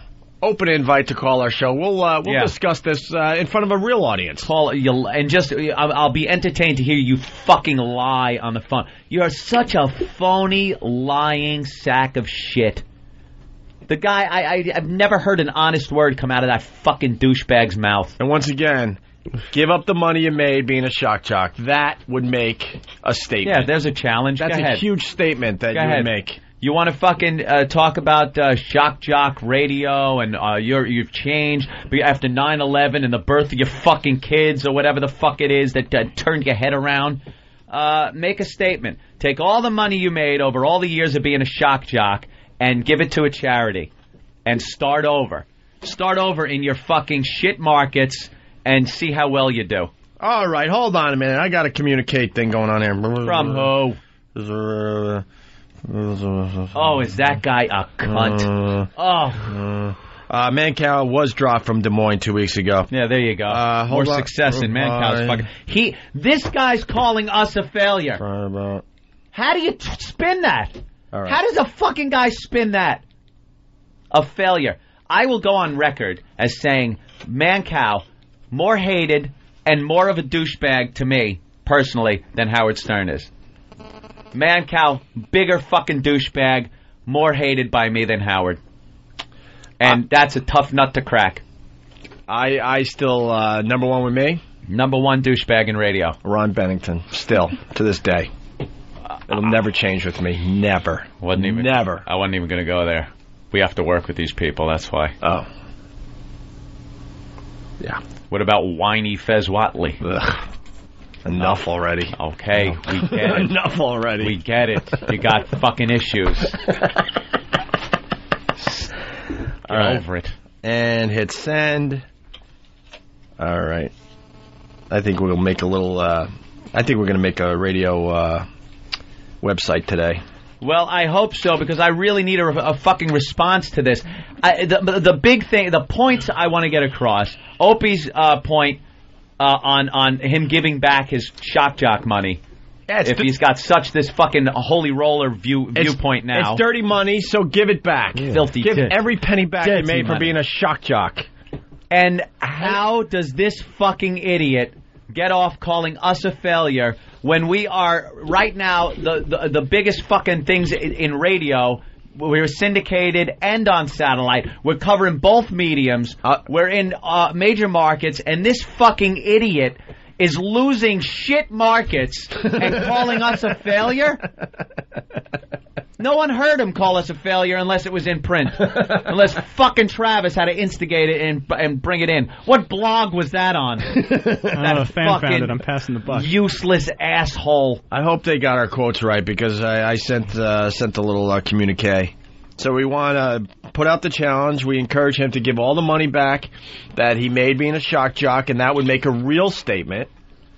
He could call our show. What was the other thing? There was another thing. Oh, and please mention the Jim Norton rape thing. That's terrific. Yeah, the phony fucking rape acting thing Jimmy did. What'd you do with your hands? Oh, I should have put them around my own throat, the awful performance I was giving. You know, there was a service out there, and I heard things over the years that even Howard was using this service, where they play act for you. They would call in. They would give you professional callers. They give an outrageous story for you to jazz up your show, and then you write a little check off to them. Complete phony. Put the creatures in our bodies. Complete phony radio. So I'm waiting to see if I'm going to get a reply to what I just wrote. This fucking guy, we were off for 2 years We were in exile. For 2 fucking years, we weren't allowed to say boo on the fucking radio. We came back and got back more markets than we did when we fucking left. And we're on satellite radio at the same time. This fucking idiot gets thrown off the air in his major market of Chicago. He's in shit markets and calling us failures? We had to build back up from nothing. We were, if you remember, asshole, you were on TV saying we were blackballed, never getting a fucking job again. Yeah. That we were done in the business. They're done in the business. Well, look who's at the top of the pyramid now, ass cunt. Sounds like someone's a little jealous. A little fucking jealous. Jealous. I feel like singing. I'm angry. Oh. That guy is a douchebag and a liar. Excuse me, but Canada's just yelling at us through the instant feedback. And you're on in Canada. That counts as XM, you silly geese. Well, I'd rather be on in Des Moines than Canada. Absolutely. State number Canada. 51. They're standing on guard for thee, though. Right. Whatever that They're means. right there. Our neighbors to the north. How do you stand on guard for thee? That means you're not really doing the heavy lifting. You're just taking a look. You know what it would be like? Watching. A couple of million screaming guys hitting you with hockey sticks? That would be scary. Hold it. Wow, that was a good one. I liked it, Ant. You had to wait a minute. Let it sink in. I don't know. Let it sink into the soil. Hold on. No. Communique coming in. Dan gives a thumbs down. I respect his opinion. He's wearing a Paul R. Nelson shirt. All right, here we go. I can do this, but what about this idea? Let me contact Mandouche's people and set up an FMQB interview with him, and then I'll dial you guys in on the interview. Oh, maybe I shouldn't have read that on there. Yeah, probably shouldn't have. That'd be good. Ooh, I should pre-read. Good. No fear over here. You will get no fucking fear on this show. We take the calls. If Man Cunt wanted to call in and talk, fine. If Man Cunt wanted us to call him, that's fine too.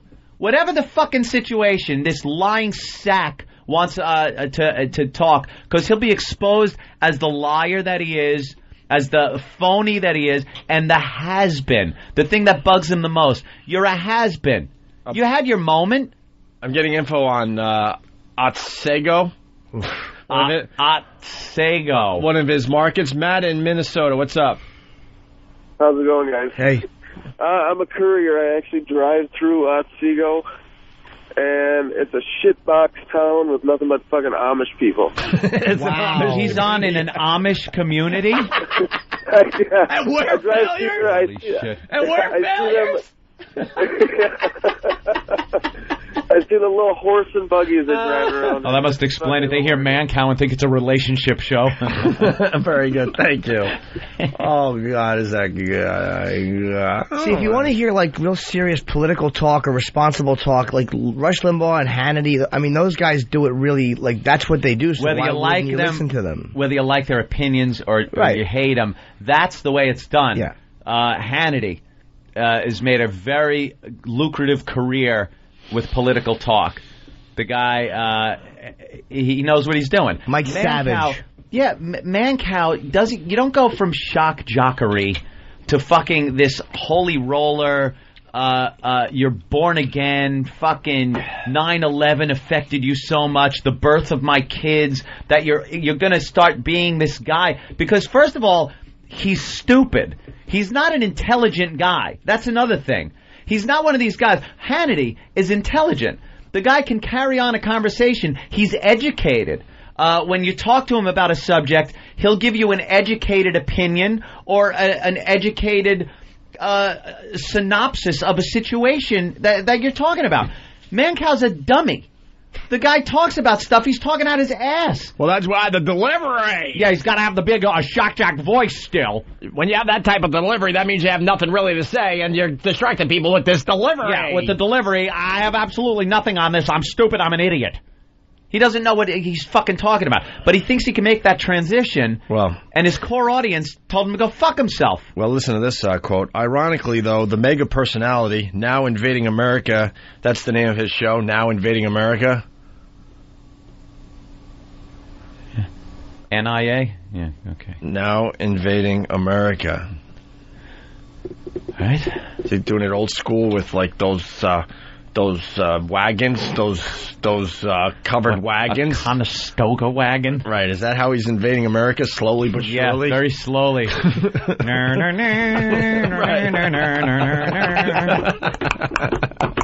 I'm invading America. Douche. Oh, do I fucking hate him. God. The guy is a fraud. Just dial that number and I'll pick it up from here. A fraud, a dope, a dummy. Ironically, though, the mega personality now invading America, that's the name of his show, isn't heard in his Chicago base. And then he says, we've had offers. No, you haven't. We've had offers, maintains Mancow, who occasionally speaks in the third person. Of course he does. CBS has gone around and around with me. Several other companies would be naturals and are on hold. I haven't found the right station yet. You are fucking a bullshitting asshole. How long are you going to wait? I'll tell you something about the business. This business is so desperate for talent right now. Oh, my God. That's why we're on in 25... Why do you think we're fucking hired? That's why we're on in 25 cities. They would love to find someone else for these other holes. They would love it. I'm talking about other companies, trust me. They would love to get a show that could, go up against us in some of these cities. They can't find it. They knew we were the only fucking game in town that could get on the radio and get an audience. With our background, you'd be crazy to hire us. Yeah. We have a background of self-fucking destruction, and we take bosses down with us. That's why they are afraid to hire us. When we get thrown out the door, suits follow us. All right. But this Mancock is saying that offers are going to... Oh. What a lying douche. Well, I guess they're going to write about it on one of the websites. Don't blow it this time around. Remember the last time we gave this scoop to somebody? Yeah. It's ringing. Where is it? 5. Oh, okay. Pick it up. Hello? Hello? Might have been a little too slow. What was that? Hello? Call again. Call again. Call over here, though. Yeah, do it here. And plop it down immediately. I think I can do it here. Yeah? Don't yell. I don't know how to touch that thing. I'll try it. Right. Don't take the handset and run off with it. It's a fun gag. It's a fun gag to give to your girlfriend Travis because his ear hurt. Oh, pick it up. What line? 5. Hello? Okay.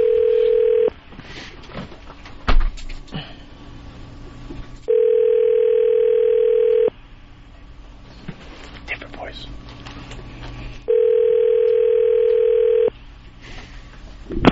Mancow, what's your topic? Hi, how are you doing?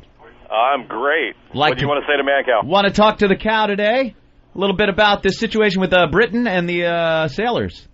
Okay, what do you want to say about that? I want to say I believe that the United States is being kept out of this by Britain because we have such a bad world view that people look at the United States as troublemakers, and I think Britain is kind of snubbing us on this one. Okay, so they're keeping the USA out of it? Yeah, it's a statement has been released from Britain that wants the United States to lay back on this and not get involved. We should be all over this subject, all over it. And the president's not even commenting, and that is because Britain has told us not to, because the world view of the United States is very poor, and this wouldn't help. They said it wouldn't help for the United States to become involved. Huh. What's your first name? Tony. Where are you calling from? Calling from New York. Listening online. Very good. A couple of things for the show, man. Got to keep your radio or your audio down. Got it. Keep your comments clean, short and sweet, to the point, and start off by saying, Mancow, love you, love your show, okay? You got it. Thank you, sir. One moment. Thank you. A phony, fake, degenerate, low-life paper. I know you didn't ask me, and you didn't want me to read anything, but I'm not reading it. I'm just telling it to you. Jackie, well, you know how when you read a book... You know he does a one-man show on Broadway. Yeah. You understand. You know how when you read a book, you hear a voice in your head as you're reading. When I was reading this book earlier today, I was hearing Jackie Mason's voice as I'm reading the book. Great voice. Hey, Jackie, what I always love about Susan Sure is dumb with her bug eyes and her thyroid problem. She looks like a Simpsons character, and everybody always talks about her like she's so lovely. Isn't she beautiful, Susan Sure is dumb? And I think she's a hideous blow pig. And you also mentioned Harry Belafonte. We used to kill people for treason. Treason is still, and it's the only thing in the Constitution that's punishable by death. This guy is cavorting with dictators that have sworn, sworn the death of all Americans, and they're over there partying with him. You know, I had Robert Duvall on this program, and he said he'll never work with Steven Spielberg again. Spielberg vacationed with Oliver Stone and Fidel Castro. Why aren't these people held accountable for? Well, the truth of the matter is that they're all treasonous characters. All of the whole Hollywood crowd hates America as whatever the cause is or the purpose is that America's involved with. All they have is hate and contempt for this country, and they will destroy this country in a second. They feel so comfortable and rich, and they're gemmed up with millions, and all they do is lecture everybody else about how to take care of this country, how to have decency, how to have love for brotherhood while they're destroying America. They tell you not to drive a car or make sure it's a small car, don't use an SUV. Meanwhile, they're landing in private planes all over the neighborhood. You use more emissions in a private plane going a block and a half than an SUV driving for a month. They have no conscience whatsoever. They're all frauds and fakes about every issue. All of a sudden, they're experts. What? No, I'm just helping you out here. Well, I'm glad to hear it. It's about time you helped me out. I did a lot for your career. Why do you think you got your own show now? Not for me, this never would have happened. Wait a minute. Speaking of fakes, Jackie, how about all these celebrities bogarting on your religion with the Kabbalah? This Kabbalah business is the biggest fake in the world. This Madonna needs a new kind of an image every week and a half. First, she's a sex maniac. A week later, she's the most religious woman in the world. Then, when she gets finished with religion, she finds children in Africa. First, then she becomes a degenerate again for 2 weeks, doing sex pictures and sex numbers and flying all around like a degenerate. An hour later, she'll pick up another religion. 2 weeks from now, she'll be an African missionary. You know, you talk about these schmucks. Hey, man, Bill Gates doesn't let his daughter on the computer unsupervised. Madonna doesn't let her kid turn on the TV. Her kids can't watch TV. But it's okay for our children and all the crap she's given us. But what about Starbucks? Oh, excuse me. I'm talking. Starbucks is when I talk about schmucks, I attack the guy from Starbucks who created a way to charge $4.50 and $5.50 for 80 cents worth of coffee. And not only that, he sells you burnt coffee, which gets you nauseous, and everybody tells you, oh, it's a special bean from Argentina. It's not a bean from Argentina. It's a schmuck from New York. Yeah! Oh, man, that is awesome. Yeah. He is awesome. I can talk to him every day. He's worked up. Jackie, thank you. It's the Man Cow Show. God bless you. God bless you. Thanks a lot for being here. And don't forget, I'm not reading from a book.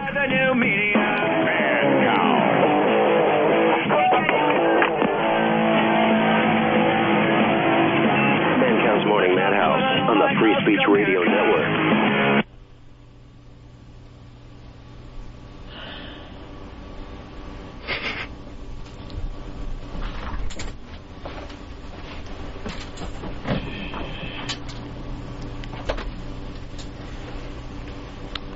Hello?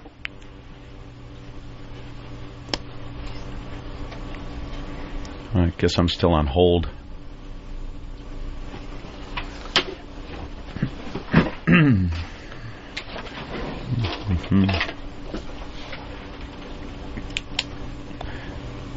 Must be something with the commercials. All right.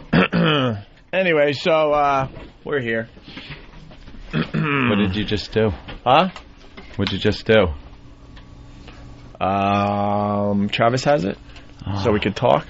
Yeah, I hope they don't pop right to me. If they do, Travis, just wave it at them. Oh, Make my sure you're in his God. eyesight. Throw yourself through the friggin' window. Make sure you're in. Jeez. Do they have caller ID, you think? Anything they knew? I don't know. It seems like they went to spots, and that's when it cut off. Yeah, that's what happens. So, and again, it wouldn't say... Love you, love the show. No, yeah, we're still on. Oh, my God. Love you. True. What? If you pick up from here, it's going to have that little rip noise like radio has when you answer the phone. Yeah, we're going to have to go back to it at some point. You know, the Well, we spots can't- run through. We can't just sit there in silence, though. Yeah, that's the problem. He has no commercials. What? He's running it out of a studio, so he has no station, so it's a dead feed. Certainly is. He's doing a show for nobody. Love you, love the show. The screen has got to tell people to say that. Get the fuck out of here. How bad is that? Aaron said that. Oh, it's going to make me fucking throw up a little bit to say it. Aaron says you're listening live to Mancow's audience right now. That's why the silence. A dead feed. That's great. If he just lets us They'll probably come in with the bumper or some shit, Yeah, though. absolutely. So Hey, as soon let as you us hear know. bumper. As soon as you hear bumper, yeah. Jesus Christ. See, we're not scared of Say you confrontation. love 'em. Never have been scared. We've never been scared of confrontation. I was afraid. I thought I wasn't Never, selling my ever, fucking topic ever. good enough. And then I got more energy. Like I had to just put more energy behind my stupid topic. Yeah. Oh, Still dead air? God. How many minutes? They probably are like 5 minutes. Thank God there's satellite radio. We don't have Yeah, to go it's to commercials satellite. or That's anything. why. This is what satellite's built for. Yeah, chill out and just go Shit like get a this. beer or something. Just enjoy it. Exactly. Sit back, have fun. That's right. I think I have time to pee. I have to piss. No, I don't. Oof. Yeah, you better pee. Where's your time? Huh? Fast. It's not something we can hold. Okay, if he comes back on, just say, look, this is the Opie and Anthony show. Can you wait? Yeah, Jimmy's taking a pee. How great is it? We never tell you guys what to do. That call screener goes, make sure you say what? Love you, love Say the show. Mancow, love you, love the show. But let's understand, from now on, callers. Yes, callers. By the way, we are stealing that. We demand. We demand you say. Or we don't acknowledge you. Opie and Anthony, and Jim, love you, love the show. But that's they can just say Opie. That's fun. But that's not flowery enough. Travis, it doesn't say. Or you'll be screening calls, so you tell everybody that's what they're to say. What a phony! I don't think that's strong enough. You gotta tell your own audience to say that. How about to love you? I thank God every morning for you in the show. There's got to be something. I don't think love you, love the show is. What? Huh? No. No. I'm gonna pee real quick. They're eagerly awaiting. Elliot from Philly, get a beer. It's 10 a.m. Opie. Well, it's happy hour somewhere. Whatever you gotta get. It's 5 o'clock somewhere. No. Go. We need to go to an exclamation point from state or timeout. Because don't like it. Department.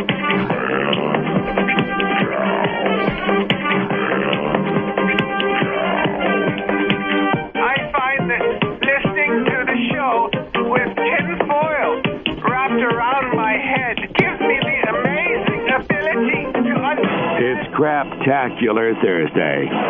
Here with the Mancow on the Free Speech Radio.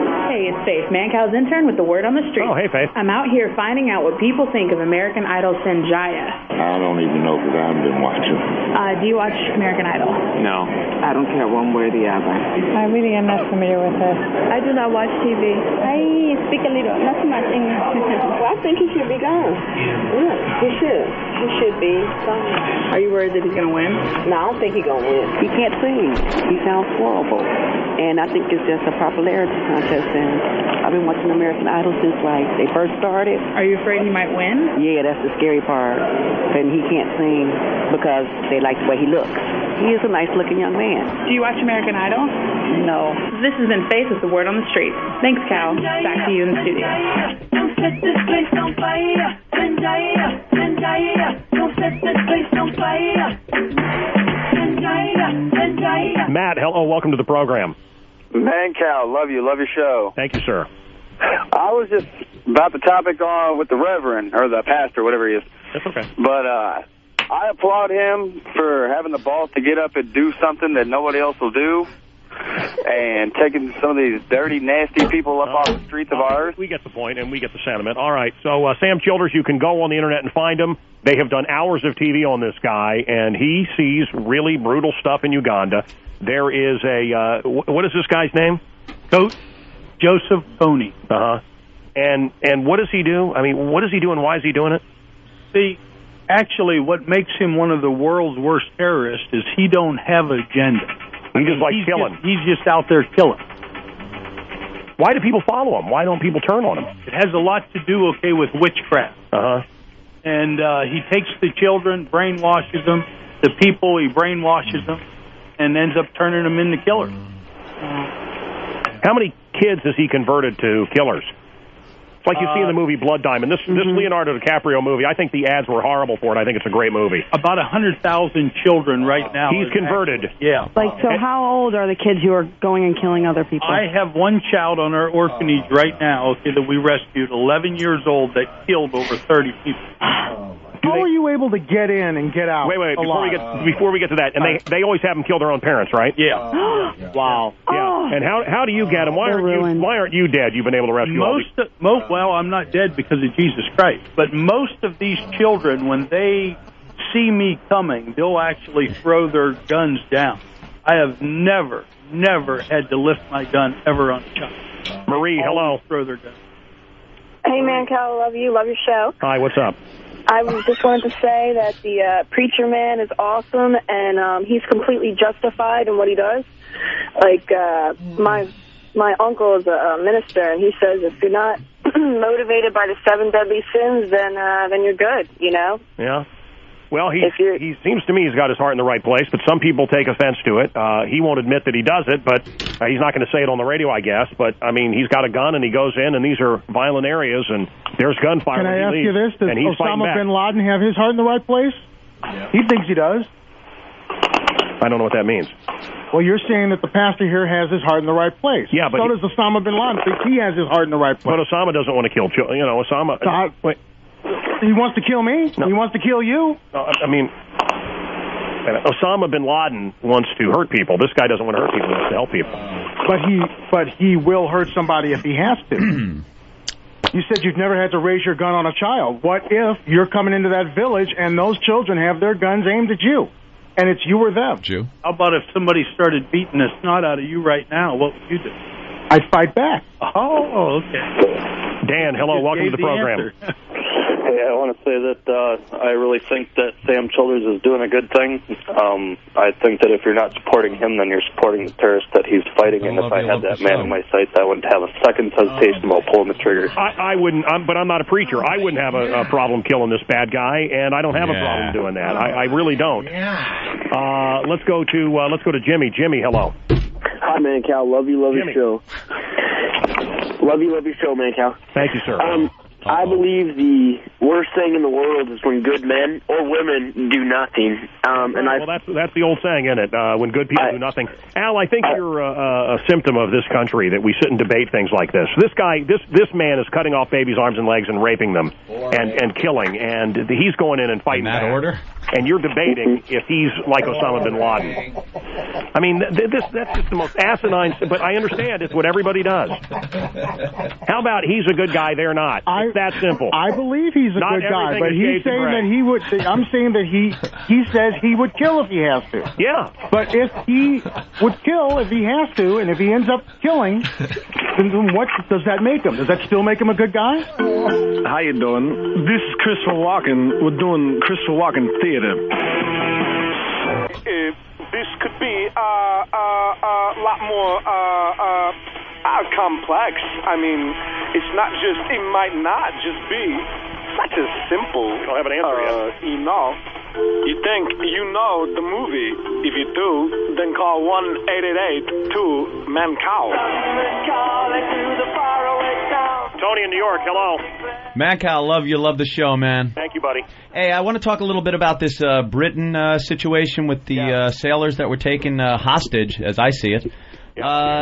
There's a problem. I don't see the president speaking out on this, and now I'm hearing that the United States has been told not to comment by Britain because of the worldview of our country. The British are telling us to please stay out of this so as not to make trouble. I see this as maybe Britain turning on us a little bit as an ally in this situation. What do you think about this? Well, I think that's a brilliant thing. I think that's a brilliant question. Thank you, Mancow. Thing to bring up. Yeah. I think we need to keep our nose out of it right now. I think we got. Do you? We're like that. Well, Sam Childers knew this pygmy woman in Uganda, and She's a nice girl. She's always sticking her nose in people's business. And I think we need to keep our nose out of everybody's business right now. And I think England is saying, let us handle it. And I'm okay with that for now. But you better believe if it starts to hit the fan, once again, we'll be there to save them. It's the Man Cow Show. Fuckers cut me off. I knew that was going to happen, too. Yeah, it was you should have done them in the middle. It was tough, though. It was actually a valid question. I was waiting to come back. That's why I said, do you? Like, shit like that. Would it be funny if Anthony just became a caller to the Man Cow Show and never confronted him? That's pretty much what just happened, Jimmy. I just gave him a good fucking call. Wow, way to go. How funny would it be if someone overheard that and thought he handled such like, this is what we're looking for, and all of a sudden we were fired, and he was put on in every market. Thanks a lot for brilliant. Nothing. All right, listen, we'll take a quick break, and we'll hold on. Why don't you just call him as Reagan and do some impressions for him? Hello, Man Cow. We'll do something next. Go. This is a very special show. It's about being able to do the show we want to do. Prison sex. Give it to me. We know what guys want to hear on the radio. Adult-oriented subject matter. Look at those jugs. They won't exercise restraint. This is going to be an awful show. Hold on tight, kids. The Opie and Anthony Show.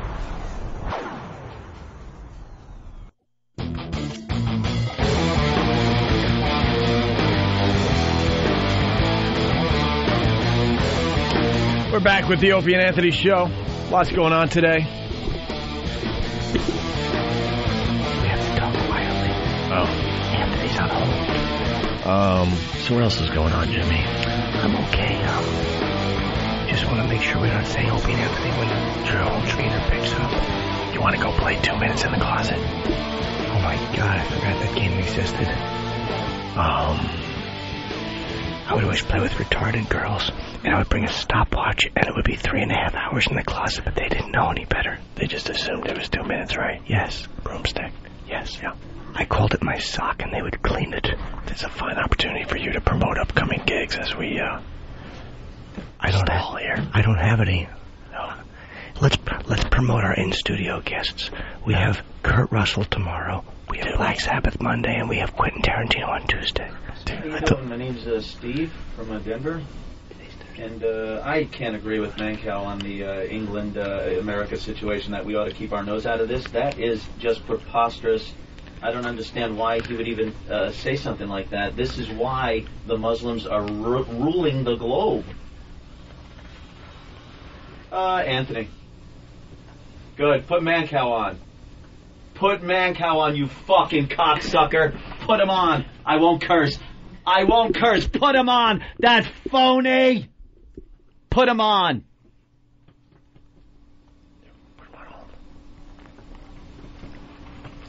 Did you hang up? Yeah, the pest ruined it. What'd they do? He goes, oh yeah? Is this Opie or Anthony? Anthony, you fuck. You know what it is? He won't go on. What a pussy. Pussy. The pest ruined it. Pussy. The pest ruined it. They ruined everything. Well, what's the phone number? Now we ruin his show for a very long time to come. This is. Let her rip, pests. Let her rip. What's the phone number? What? 888-2-MAN-COW. 888-2-MAN-COW. Ask him why he won't talk to us. He's all brave in print. Brave guy in print. Oh. Won't fucking talk on the air. They are aware someone called while it was on and informed them he was Anthony. Who the fuck would do that? Maybe a Man Cow fan. Why would a Man Cow fan be listening to us on XM? Who the fuck would do that? It was obviously some stupid traitor. Thank you for the communique, Dugout Doug. Who the fuck would do that, Doug? Dugout Doug. Wait, he's turning himself in. Do they have caller ID? No. Doesn't matter. No, but they might. What's the phone number for the pest? It's a different number. Everyone's whispering. Just give me a phone number. Who are you yelling at, Danny? What's the phone number? 866 or 888? What's the phone number? Get the number. To Mancow? Yes. No. No. To the fruit stand down the street. We want to order Don Corleone's fruit because he shot and he dropped it in the fucking thing while Fredo was fumbling with his gum. Stupid. Actually, we're hoping for the nearest Domino's. That whole line. He got everything out. I think he's screwed up on gum. Well, there you go. Another pussy, just like fucking Dice. He had his chance. Had his chance right there. Knew that we were on the line. That's why he hung up and went right to commercial. Yeah, I know. Some fucking listener blew it for us. It just makes us work harder now. What's the phone number? It is 888-2 Man Cow. Have fun with that number in the coming weeks. And yes, I said weeks. 2 Man Cow. Go ahead. She taped the calls too.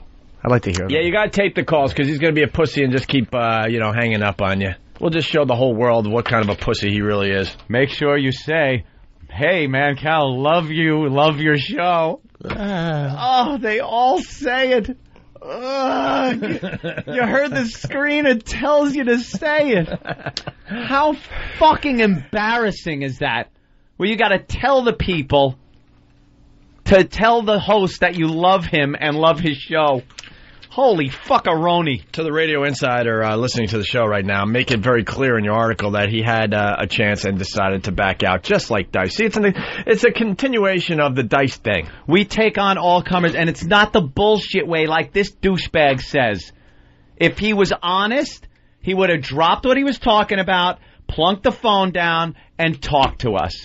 But he's not. He's a phony. He's a lying sack of shit, and he's afraid. Well, we're failures. Why the fuck won't he face failures? Yeah. If you would have said, is this Opie or Anthony? I wonder if you would have said, what?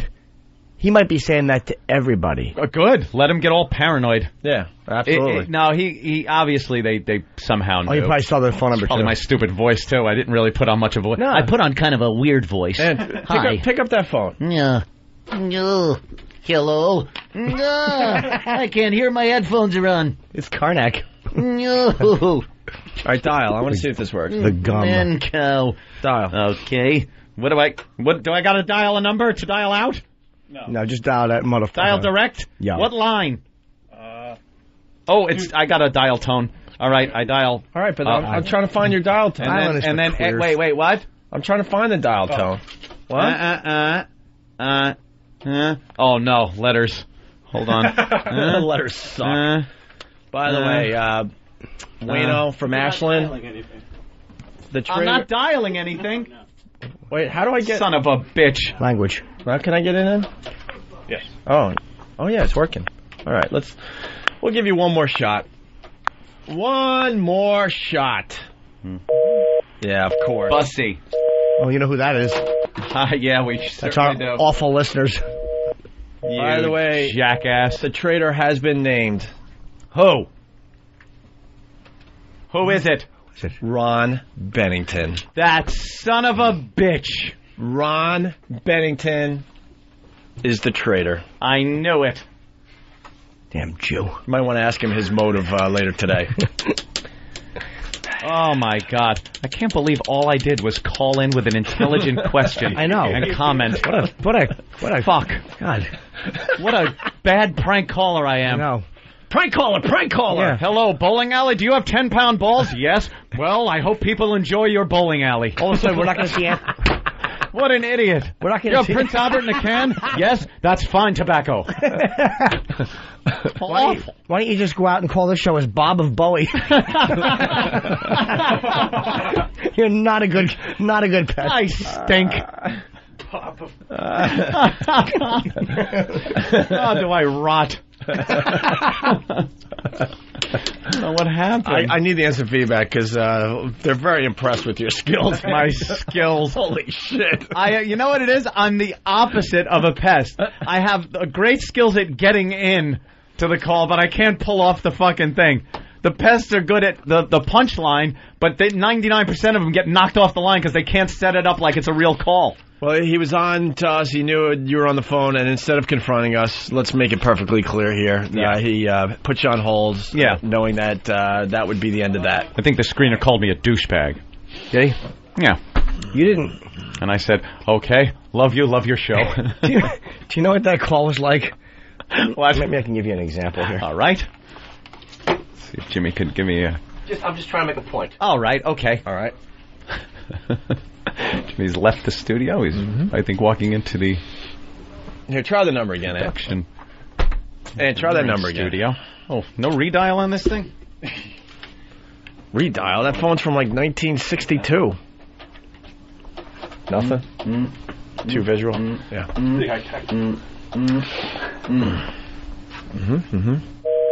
Yeah. Bussy.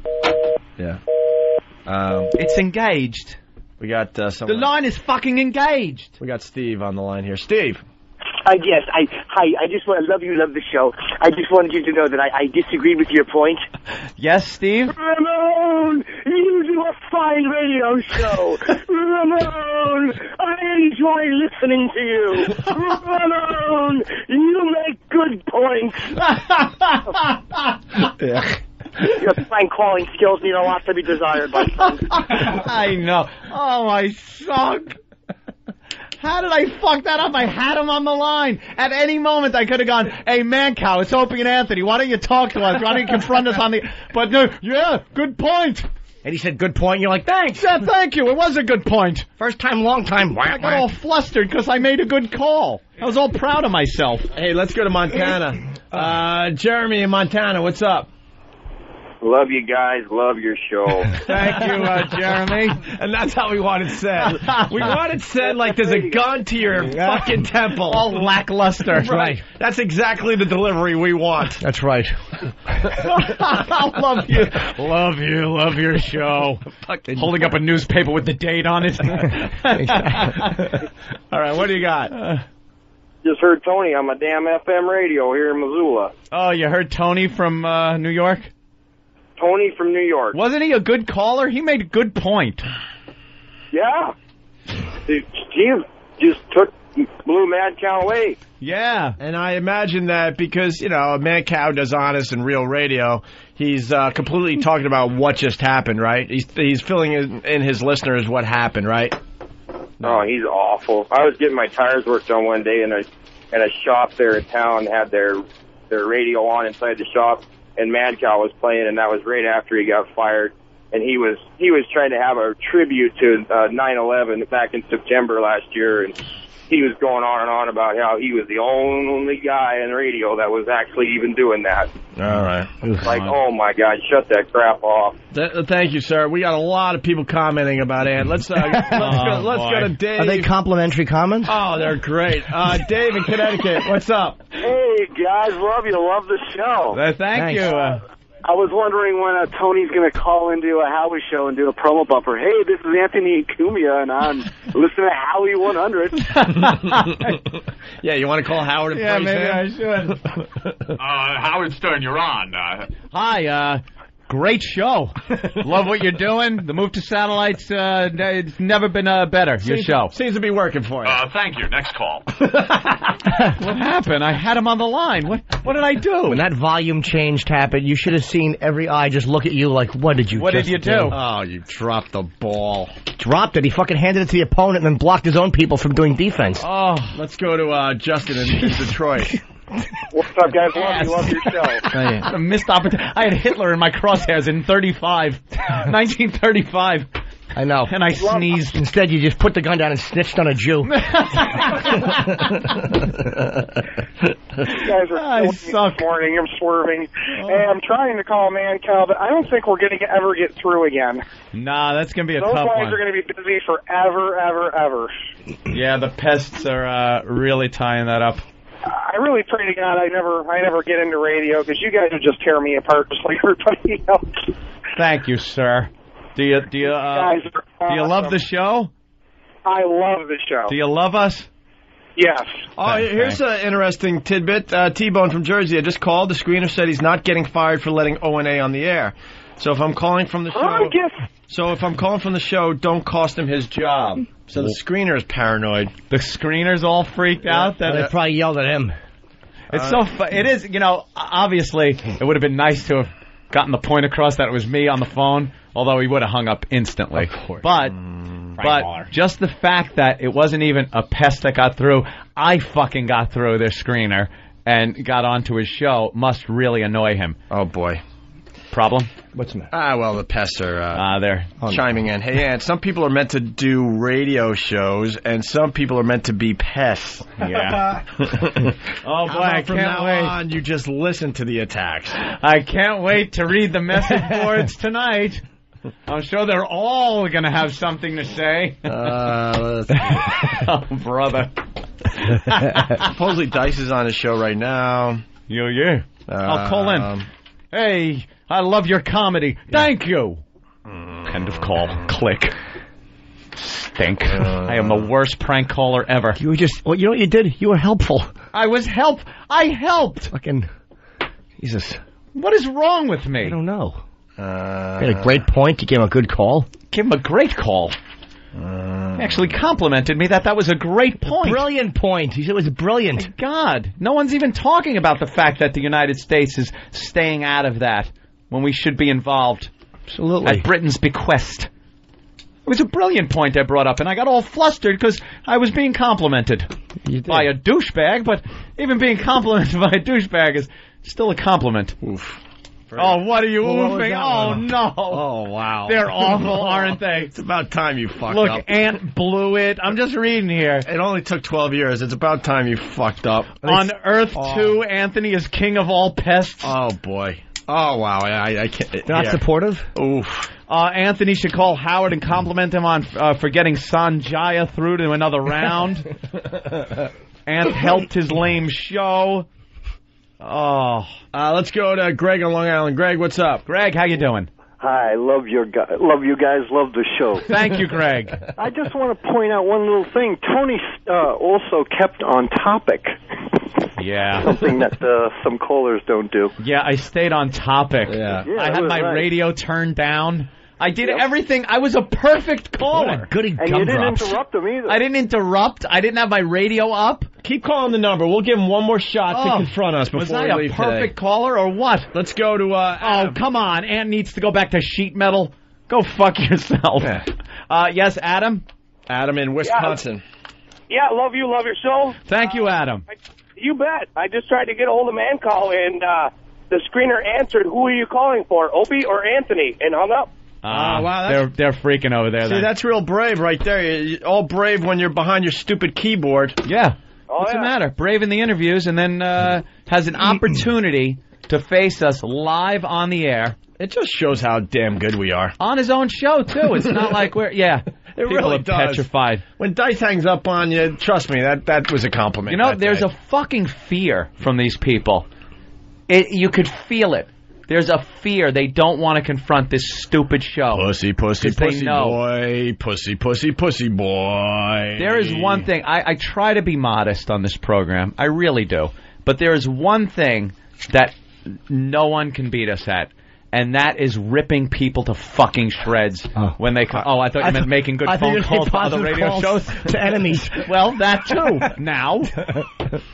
Jeez, I'm glad you're not MacArthur. You would have fucking brought the Jap on the ship and said, look, here's what you got to do because we're planning on bombing you.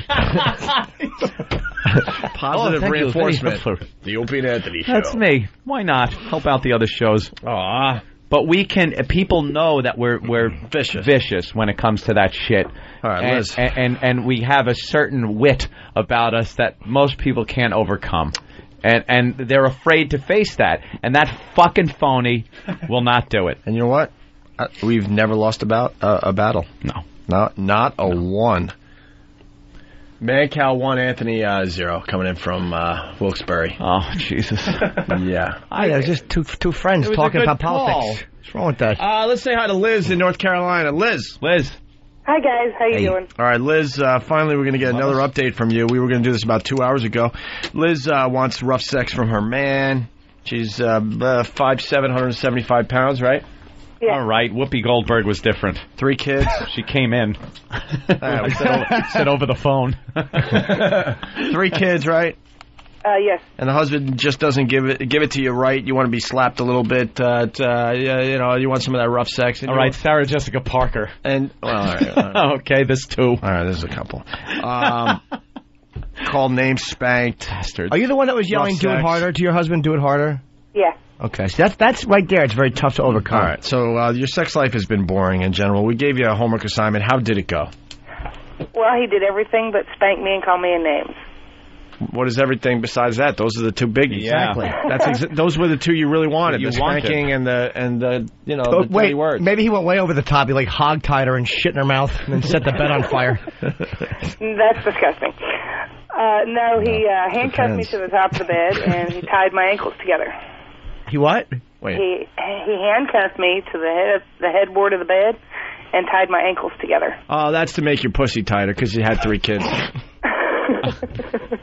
No, that's because he couldn't find anything else to tie my other foot with. It's a trick from the older days. But, Miss, how does he have sex with you if your legs are tied together? It was weird, but very good. I'm not exactly sure how. Were you face down or face on your back? Both. He kept moving me around. That's cool. So he gave it to you hard, but he didn't talk through it? No. What was it? He was kind of tense when we first started. Oh, there's a couple that wanted to have sex at the end of the show. I was supposed to say yes an hour ago. Yes. Oh, might be too late now. Fuck. Yeah. Go ahead, Liz. He kind of felt a little tense when we first started.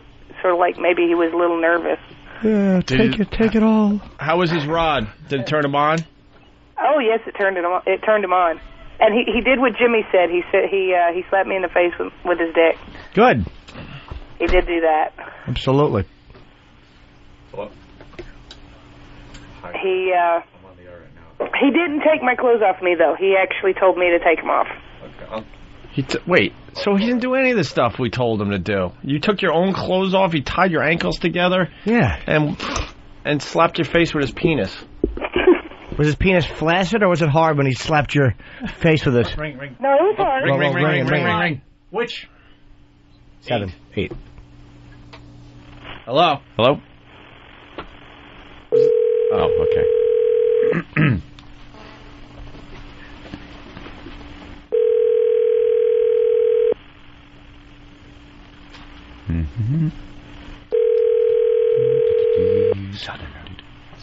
No, we're just gonna... No, now it's just...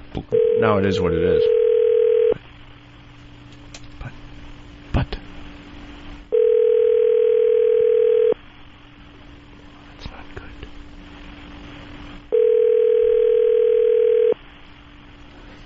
One ringy dingy. 2 ringy dingies.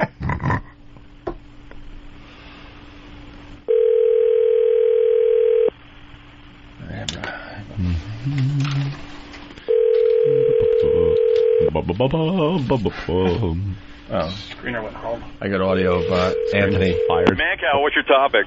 Hey, listen, it's Opie from the Opie and Anthony Show. Why don't we do this like gentlemen, and why don't you get Mancow on the phone so we can talk a little bit? Tell Mancow to get on the phone. I was standing right next to him. Believe me, I'd put him on the phone, but I'm in a different location here. You can tell him. You've made my fucking day. Tell him we're on. Tell you that much. Why don't you tell him that we want to talk to him right now? You have the ability. Believe me, a phone screener can talk to the host. Oh, absolutely. So tell him we want to talk to him now. Yeah, just tell about him his comments to Inside Radio. Yeah, just tell him we want to talk, and then if he doesn't want to talk, then so be it. But at least give him the option. Give him the option. Don't you make his decisions for him. Well, let me just tell you guys, you've made my last half hour here a living hell. Yeah, the pests are fun. I appreciate all the attention and the gay comments, but I really don't think you guys are going to get to talk to him today. Well, why not, though? Why not? Why not? Because, for one thing, he's not here. Dude, second, I really don't have him here. We're talking to a huge audience right now. I know. And Mancow has been... I just talked to Mancow's another pussy that just dodges people. He's been writing awful things about us in the press, so let's have some fun. Let's talk it over. Put him on the air. Come on. Put him on. Tell him we're on and we want to talk to him. Thank you guys for putting me on XM. I really appreciate it. Dude, See, this is what you deal with in radio. Phonies. That's it. Bunch of phonies. We try to even be civil. A bunch of phonies. That's what you get. He's not in the same Where is he? Dude, trust me. Venus? He's trying to save Mancow's ass now, because once again, another person that looks awful. Yep. Thanks to us and our pests. It's funny you made my life a living hell. Hell today. Pest, you heard it. They're admitting that you're getting to him. So, I say we keep this up every day. Twice. Battle speed. Ramming speed. Every day. Oh, no. What? I guess line 1 is another compliment. Yeah, it's inbred. Hello, inbred. Hi, guys. Love you. Love your show. Thank you. I just want to tell Anthony, I cannot wait to read the transcript of your upcoming court appearance with the ex. Yeah. Give her whatever she wants. That's what I say. Bygones be bygones. Anthony actually called her lawyer and said, look, I don't think I've been paying her enough. You might want to file something. I just want the court to know that I had a lovely marriage. That was great. That was awesome. Yeah, it's all my fault. It's all good. Yeah. Oh, this is always fun. Leo and PA, go ahead, Leo. Yes, I got to get in there and I Ramon Mad Cow. I said, Ramon Mad Cow sucks full balls. And he called Opie a fag. Did he? Who's Mad Cow, stupid? Mad Cow. See, here's the deal. Here's the difference. Call me whatever you want to my face. There's nothing brave in doing it on your show when you had the opportunity to put us on together. Then you can call me whatever you want. And then we'll see who actually wins that battle. Ugh. All brave behind your keyboard. This business is filled with phonies. Thank you, Leo. Yeah, you're welcome. Unbelievable. All right, let's go to Reggie. We got to get out of here. I'm hoping this couple calls, but I don't know if they're going to now. Reggie, what's up? Love you guys. Love your show. You guys are funny fuckers, man. I grew up listening to Man Cow, and I didn't realize it then, but he's such a self-righteous prick. He used to talk about how the FBI used to monitor everything he does, and how he used to see black helicopters flying over his condo in the Hancock building, and that everybody was really worried about what he said. And at the same time, you'd have fat turd running around sliding on Jell-O, and just the stupidest shit. And he's so full of shit, and there's also no reason why you guys shouldn't bring the traveling virus to Chicago. Who's the girl on the show? He fired his regular people. Now he's a chick on the show. I honestly have no idea. Couldn't even tell you. I know there was a turd back in the day. Yeah, turd. Hey, we got the insider from one of the radio websites listening. Make sure in the article it says that Opie called him a pussy boy. That's what he is. A pussy boy for not confronting us. That's what he is. We called up and we were with that call to the screener, very civil, just asked to put him on the air. Right. It's his show too. It wasn't like, he wasn't going to get his point across to his listeners. Hey, do you have in fucking bumfuck Idabama? I need where's the other mouse? Yeah, man, what's your name? Someone said that Man Cow laughed at our 50 listeners, that old gag. Oh, stop this particular pest is saying on the instant feedback, I don't have the actual one in front of me. Well, now he has started something bad because now he's insulted us. Okay, keep going. Or people are saying my call is what not to do during a prank call. It's an example.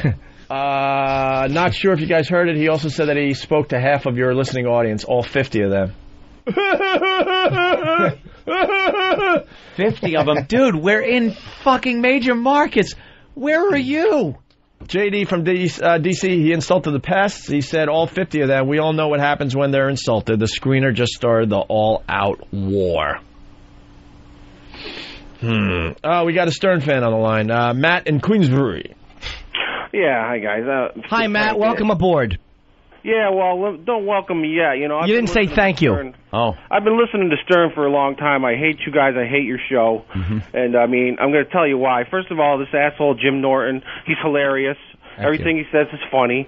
You got Anthony with his great impressions, right on the spot all the time. Ooh, I'm next. Opie's always insulting everybody. Good comeback. You guys suck. Damn. Did I sound that good? Yeah. Wow. Do you know how stupid I am?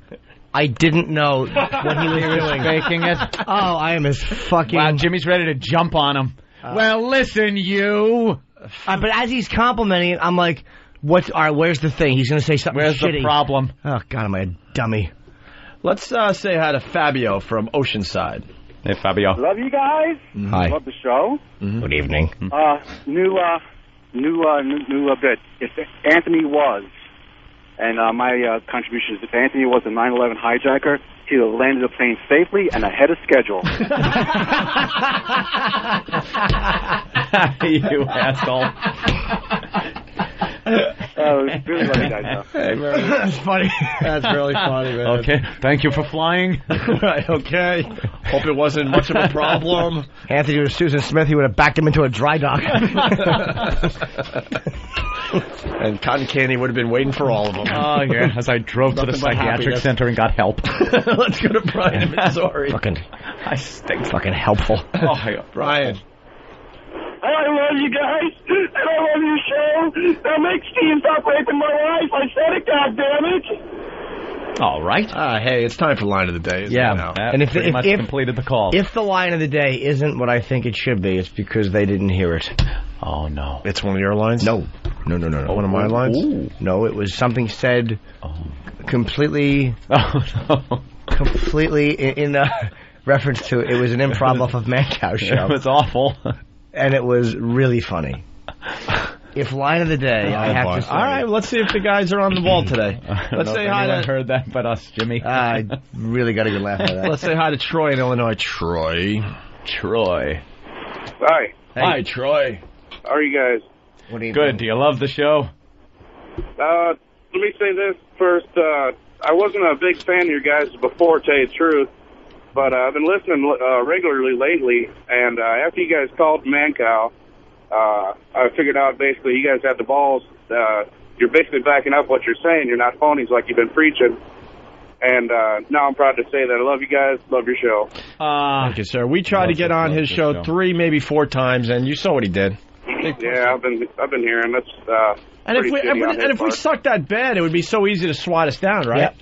Right. Well, the like fact is, he's scared shitless of us today. Oh, my God. Is this true? There's already speculation going around that because of my stupid phone call, Opie's pushing me off to the Ron and Fez show. Well, yeah. I was going to tell you after the show. That's my awful call. That's one show I haven't gotten into yet.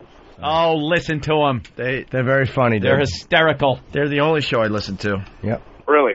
Yeah. I swear to God. Let me be honest here. Yeah, that's it. No, I really wanted to think about it. I used to listen to Imus when we were off the air because I was up in the morning, so I would tune in MSNBC. Of course, I listen to Howard because you got to do your homework and make sure you do this type of radio right. Because if we don't listen, that doesn't count because I'm not doing it as a form of enjoyment. If we didn't listen, we wouldn't know what to do every day. Right, exactly. So no, that honestly, I listened to Ron and Fez's whole show yesterday. Really, I just couldn't get into it. I get into your guys this first time I actually caught it in the morning. Well, there's a lot of people that call Ron and Fez and say they can't get into Opie and Anthony. That's why those bastards. You got 2 very different shows, but we share a big audience. We certainly do. But then you got the fringe players that don't understand us, but understand Ron and Fez, and maybe vice versa. I don't know. But we complement each other very, very well. Even though Ron Bennington is truly the problem, and he ratted us out today. Yep. To Mancow. Called up Mancow and spilt the beans. Thank you, sir. Thank you. All right, we got a guy. We turned him around today. Line of the day brought to you by BowDogFight.com. Tune into Ion TV Tuesdays and Saturdays for episodes of Bowdog Fights for all the mixed martial arts action you can want. Check out BowDogFight.com. Here's the runner-up line of the day. Keep your comments clean, short and sweet, to the point, and start off by saying, Mancow, love you, love your show, okay? The screener gets runner-up line of the day, huh? That's an embarrassment. You have to tell your listeners God, to say how great you are. Hey, make sure you kiss Mancow's ass right off the bat. God. Because his ego's not like it used to be. And he says, thank you, like it was sincere. He's just taking a page from Rush Limbaugh, trying to get that whole thing going. Oh. Good luck. All right, here's another runner-up line of the day. If Anthony was a 9/11 hijacker, he would have landed the plane safely and ahead of schedule. You asshole. Hey, I don't know if this is true. This would be really funny. Very, very good. A caller gets runner-up line of the day. T-Bone from Jersey. Hey, love you guys. Love the show. I got through as Guy from Compton, Illinois. Guy from Compton. And I gave him a frunkus. And he's like, yeah, get a life, man. Get a life. Why did he have to hit you so hard? Yeah, I don't know. I was deeply hurt. I got to tell you. Hey, find Jesus. Yeah. Life. Okay. Jesus. All right, let's say hi to Crotch Critter. A little, what did we learn on the Opie and Anthony show today? Crotch Critter? Yeah, I learned that Anthony loves Mancow. Yeah, unfortunately we did learn that today. Loves his show. Let's go to Lauren from Kansas. Lauren? Love you guys, love the show, especially you, sweet bits. Thank you, mister. Hey, Lauren? Just wanted to tell you guys, I learned today that Mancow is even more of a pussy than Andrew Dice Clay is. Yeah, he wouldn't even be on the. He didn't even get to the phone to hang it up. That was Exactly. fucking screener. And he's another one too. That was so flattering. He had the chance to confront us, hung up like immediately, and then goes running to his MySpace account. Like he's like a 14-year-old girl. Pussies. You know how stupid you look? You had the chance to confront. You bail on that because you know you can't handle it, and then you go home and type something outrageous on your MySpace account. Yeah. Thank you, Lauren. No problem. See you guys. Let's say hi to Mike in Chicago. Mike? Yeah. Hey. How's it going? Hey. Love your show. You guys are hilarious. He screwed it up. Yeah, you screwed it up, sir. Now try it again. This time. It's love you, love the show. Oh, all right. I'm sorry. Especially say you love Opie.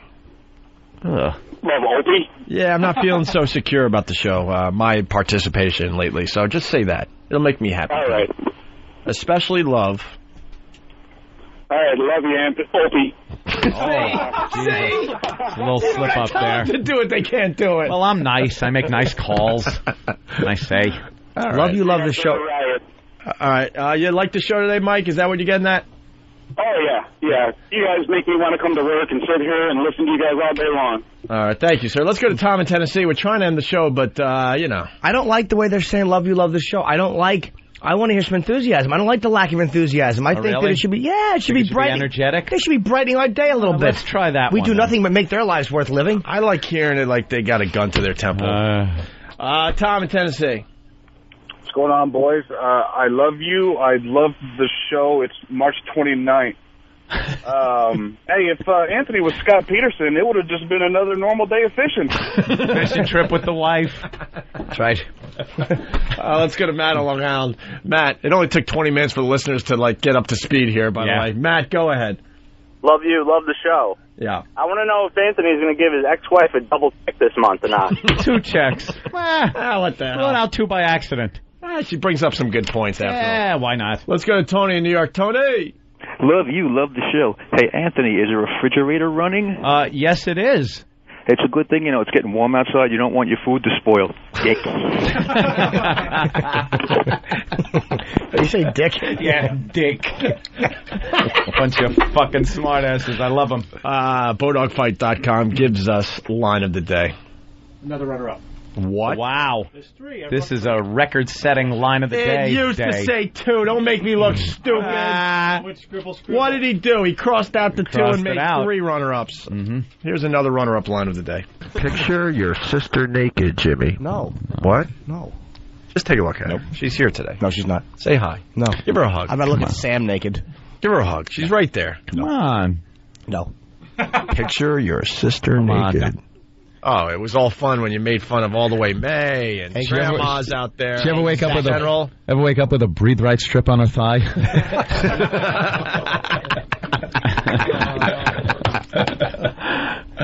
You sisters, yuck. I just missed that whole thing. What happened? I didn't hear anything. She's right there. Oh. Know what's cool about this? You can picture your girlfriend naked and your sister naked at the very same time. No, I can't. Look, just turn around and picture. Nope. The shade's down. They're right there next to each other. Shade's down.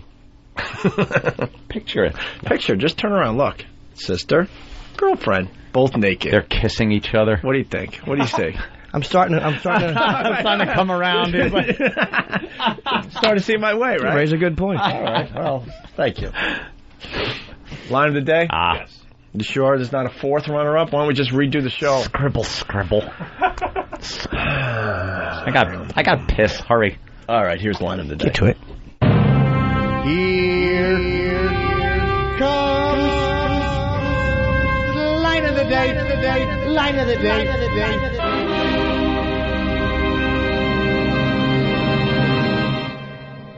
I'm going to go out on a limb and say Chuck was probably drunk. Because the option... Jim Norton said that. Jim Norton said that. Jim Norton said that. Because the other option is that his brains fell out. Oh, no, not this.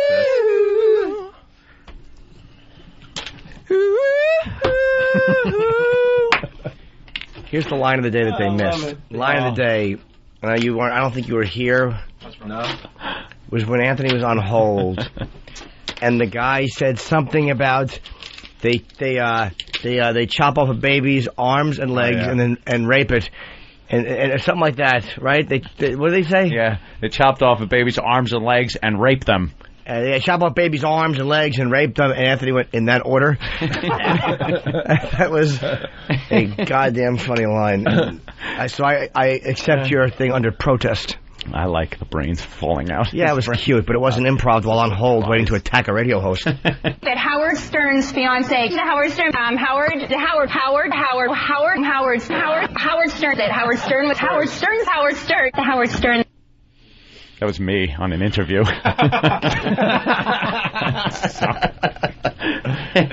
Anyway, that's another runner-up line of the day. What the hell? Right there. All right. BodogFight.com. Thank you.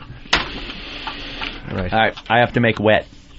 You got to make cumsy? I have to make wet. Oh, what kind of wet? There's a few. I'm going to wet myself. Standing wet or sitting wet? Pee-pee dance. Do you sit when you pee? Always. Yeah. Like any good girl. I sit when I pee. You sure? Yeah, my dick could fall in the water. Got a big cock. Fucking cock. Almost as big as Travis's. Yeah. You think Travis has a big one? No. Oh, yeah. The way he poses in some of his pictures. I think Travis is maybe... I think Travis barely hits 5 by 1.5. It's fucking slender and more pokish than it is thick and sexy. I'm going to go 4 inches, but really, like, ridiculously, like, you know... Girthy. That's why he goes to Canada, so he can use the metric system to make it seem bigger. All right. Okay, I'm going to pee. You guys have fun. All right, Closing down Pal Talk. Bye, Pal Talk. Thanks for all the fucking compliments today. All right. Good night. Marvin, Nashville? Yeah, man, I just want to say, Mancow is a bovine pussy, and you guys keep up the good work, and phenomenal. Thank you. Prank call. Yeah, stop trying to prank us, sir. Is Anthony gonna... Little fuckers. Can't I just go to the bathroom? Scotty. Hey, guys, love you. Love the show, baby. Thank you. Anthony, you going to apologize to the toilet after you pee in it? Well, you should always be nice to your toilet. That was a fun segment yesterday when we had the whole joke, what's the difference between a woman and a toilet? Oh. And Anthony said there's a lot of differences. A toilet is porcelain and a woman is a valid human being. It's a good point. I knew if we waited long enough, we would get some fine info. Josh from South Dakota. Hey, love you guys. Love the show. Attaboy.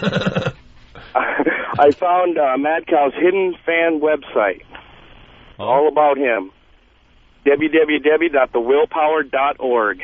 Check it out. Thewillpower.org? Oh, boy, I think we just got pranked. That is. Let's take it can't. How could that possibly be his website? Let's say hi to Big Dick McGee. What's up, boys? Love the show. Yeah. We got his voicemail here for the show. It's one. Whoa. Wait, say that again. All right, we have his voicemail for the show. It's no way he can control that. 77. Hold on a minute. Let us enjoy a video that's playing right now. Jesus. On thewillpower.org. Holy. Wow. That's what Jimmy does when he sees his sister naked. No. What? No. He doesn't suck his own dick. Oh, my God. That guy got his bad. There's a champ. Danny, I know you would enjoy it. Look at this. Look. Hi, Danny. Yeah, thanks a lot. Disappointed because it's not black? Visual gift. The guy's going to break his neck. You see the fucking neck muscles ready to just pop out of his fucking body. It's a talent. Oh, Steve, I knew you'd come running. There you go. That's what you get to see at thewillpower.org. Oh, I know him. That That's guy. Daryl. He's going right down to the balls. Yeah. Can I show your sister? She won't mind, right? No, Oh, God. No. Was that too much? Yeah. Oh, look at Jimmy. Oh, Y'all want the voicemail? Don't show. Oh, no, don't. Turn around. She's really enjoying No. Jimmy. Look. You like thumbs up. She is thumbs upping the whole thing. Jimmy's girl, thumbs up. No. Getting thumbs up from both of them. Nah. Give it like a high five. They're exchanging numbers right now. No, I don't know. What's that about? No, All right. Oh, his nose hits his bag. It's unbelievable. Jesus Christ, that guy's a champ. Gotta send that one to my brother. You might need a new technique. All right. Oh, yeah. Big Dick McGee, go ahead. All right, man. You want his voicemail? Because he can't control that. It's 1-877 Man-Cow 9. Fill his shit up. Wait. Man-Cow 9. Wait, say that again. 9. 1-877 Man-Cow 9. Oh, 9. Okay. I think Frunkus would be an appropriate message. All right. Thank you, sir. Through. Now I'm really through. I'm going to fucking piss myself and take a leak all day. Oh, you're sweet. Oh. What happened? Can we just have that in a loop? Sure. See you later. Could you have that in a loop and Tomorrow. keep it for Ronnie and Fezzi? They'd enjoy that. Well, Jimmy, it's me and you. There's a pizza. Ooh. That's a tinkle. Ooh, if you leave, it's back to how it used to be. The old days. Me and music. All right. We'll see you guys. Oh, we're off tomorrow. We are? No. Oh, God, I got excited. No, we're not off. Sounds nice, didn't it? Are you showing the people out there? All right, hold on. We got to show the pal talkers. There you go. You think that's fake, fan? There you go. So weird. No, that ain't fake. You can see how he's... You can't arch that body unless you're like grabbing your thighs like that. His privates look weird. We're going to be scientific about that. Just want to make sure I'm in the frame here. Yeah, look, that looks fake. That's not fake. It looks fake. That guy got us good, though, man. You got to be honest with that. All right. Jerking back up and Hey, guys, we'll see you tomorrow. Thanks. It's like punch sound, woman scream, Opie and Anthony. That's right.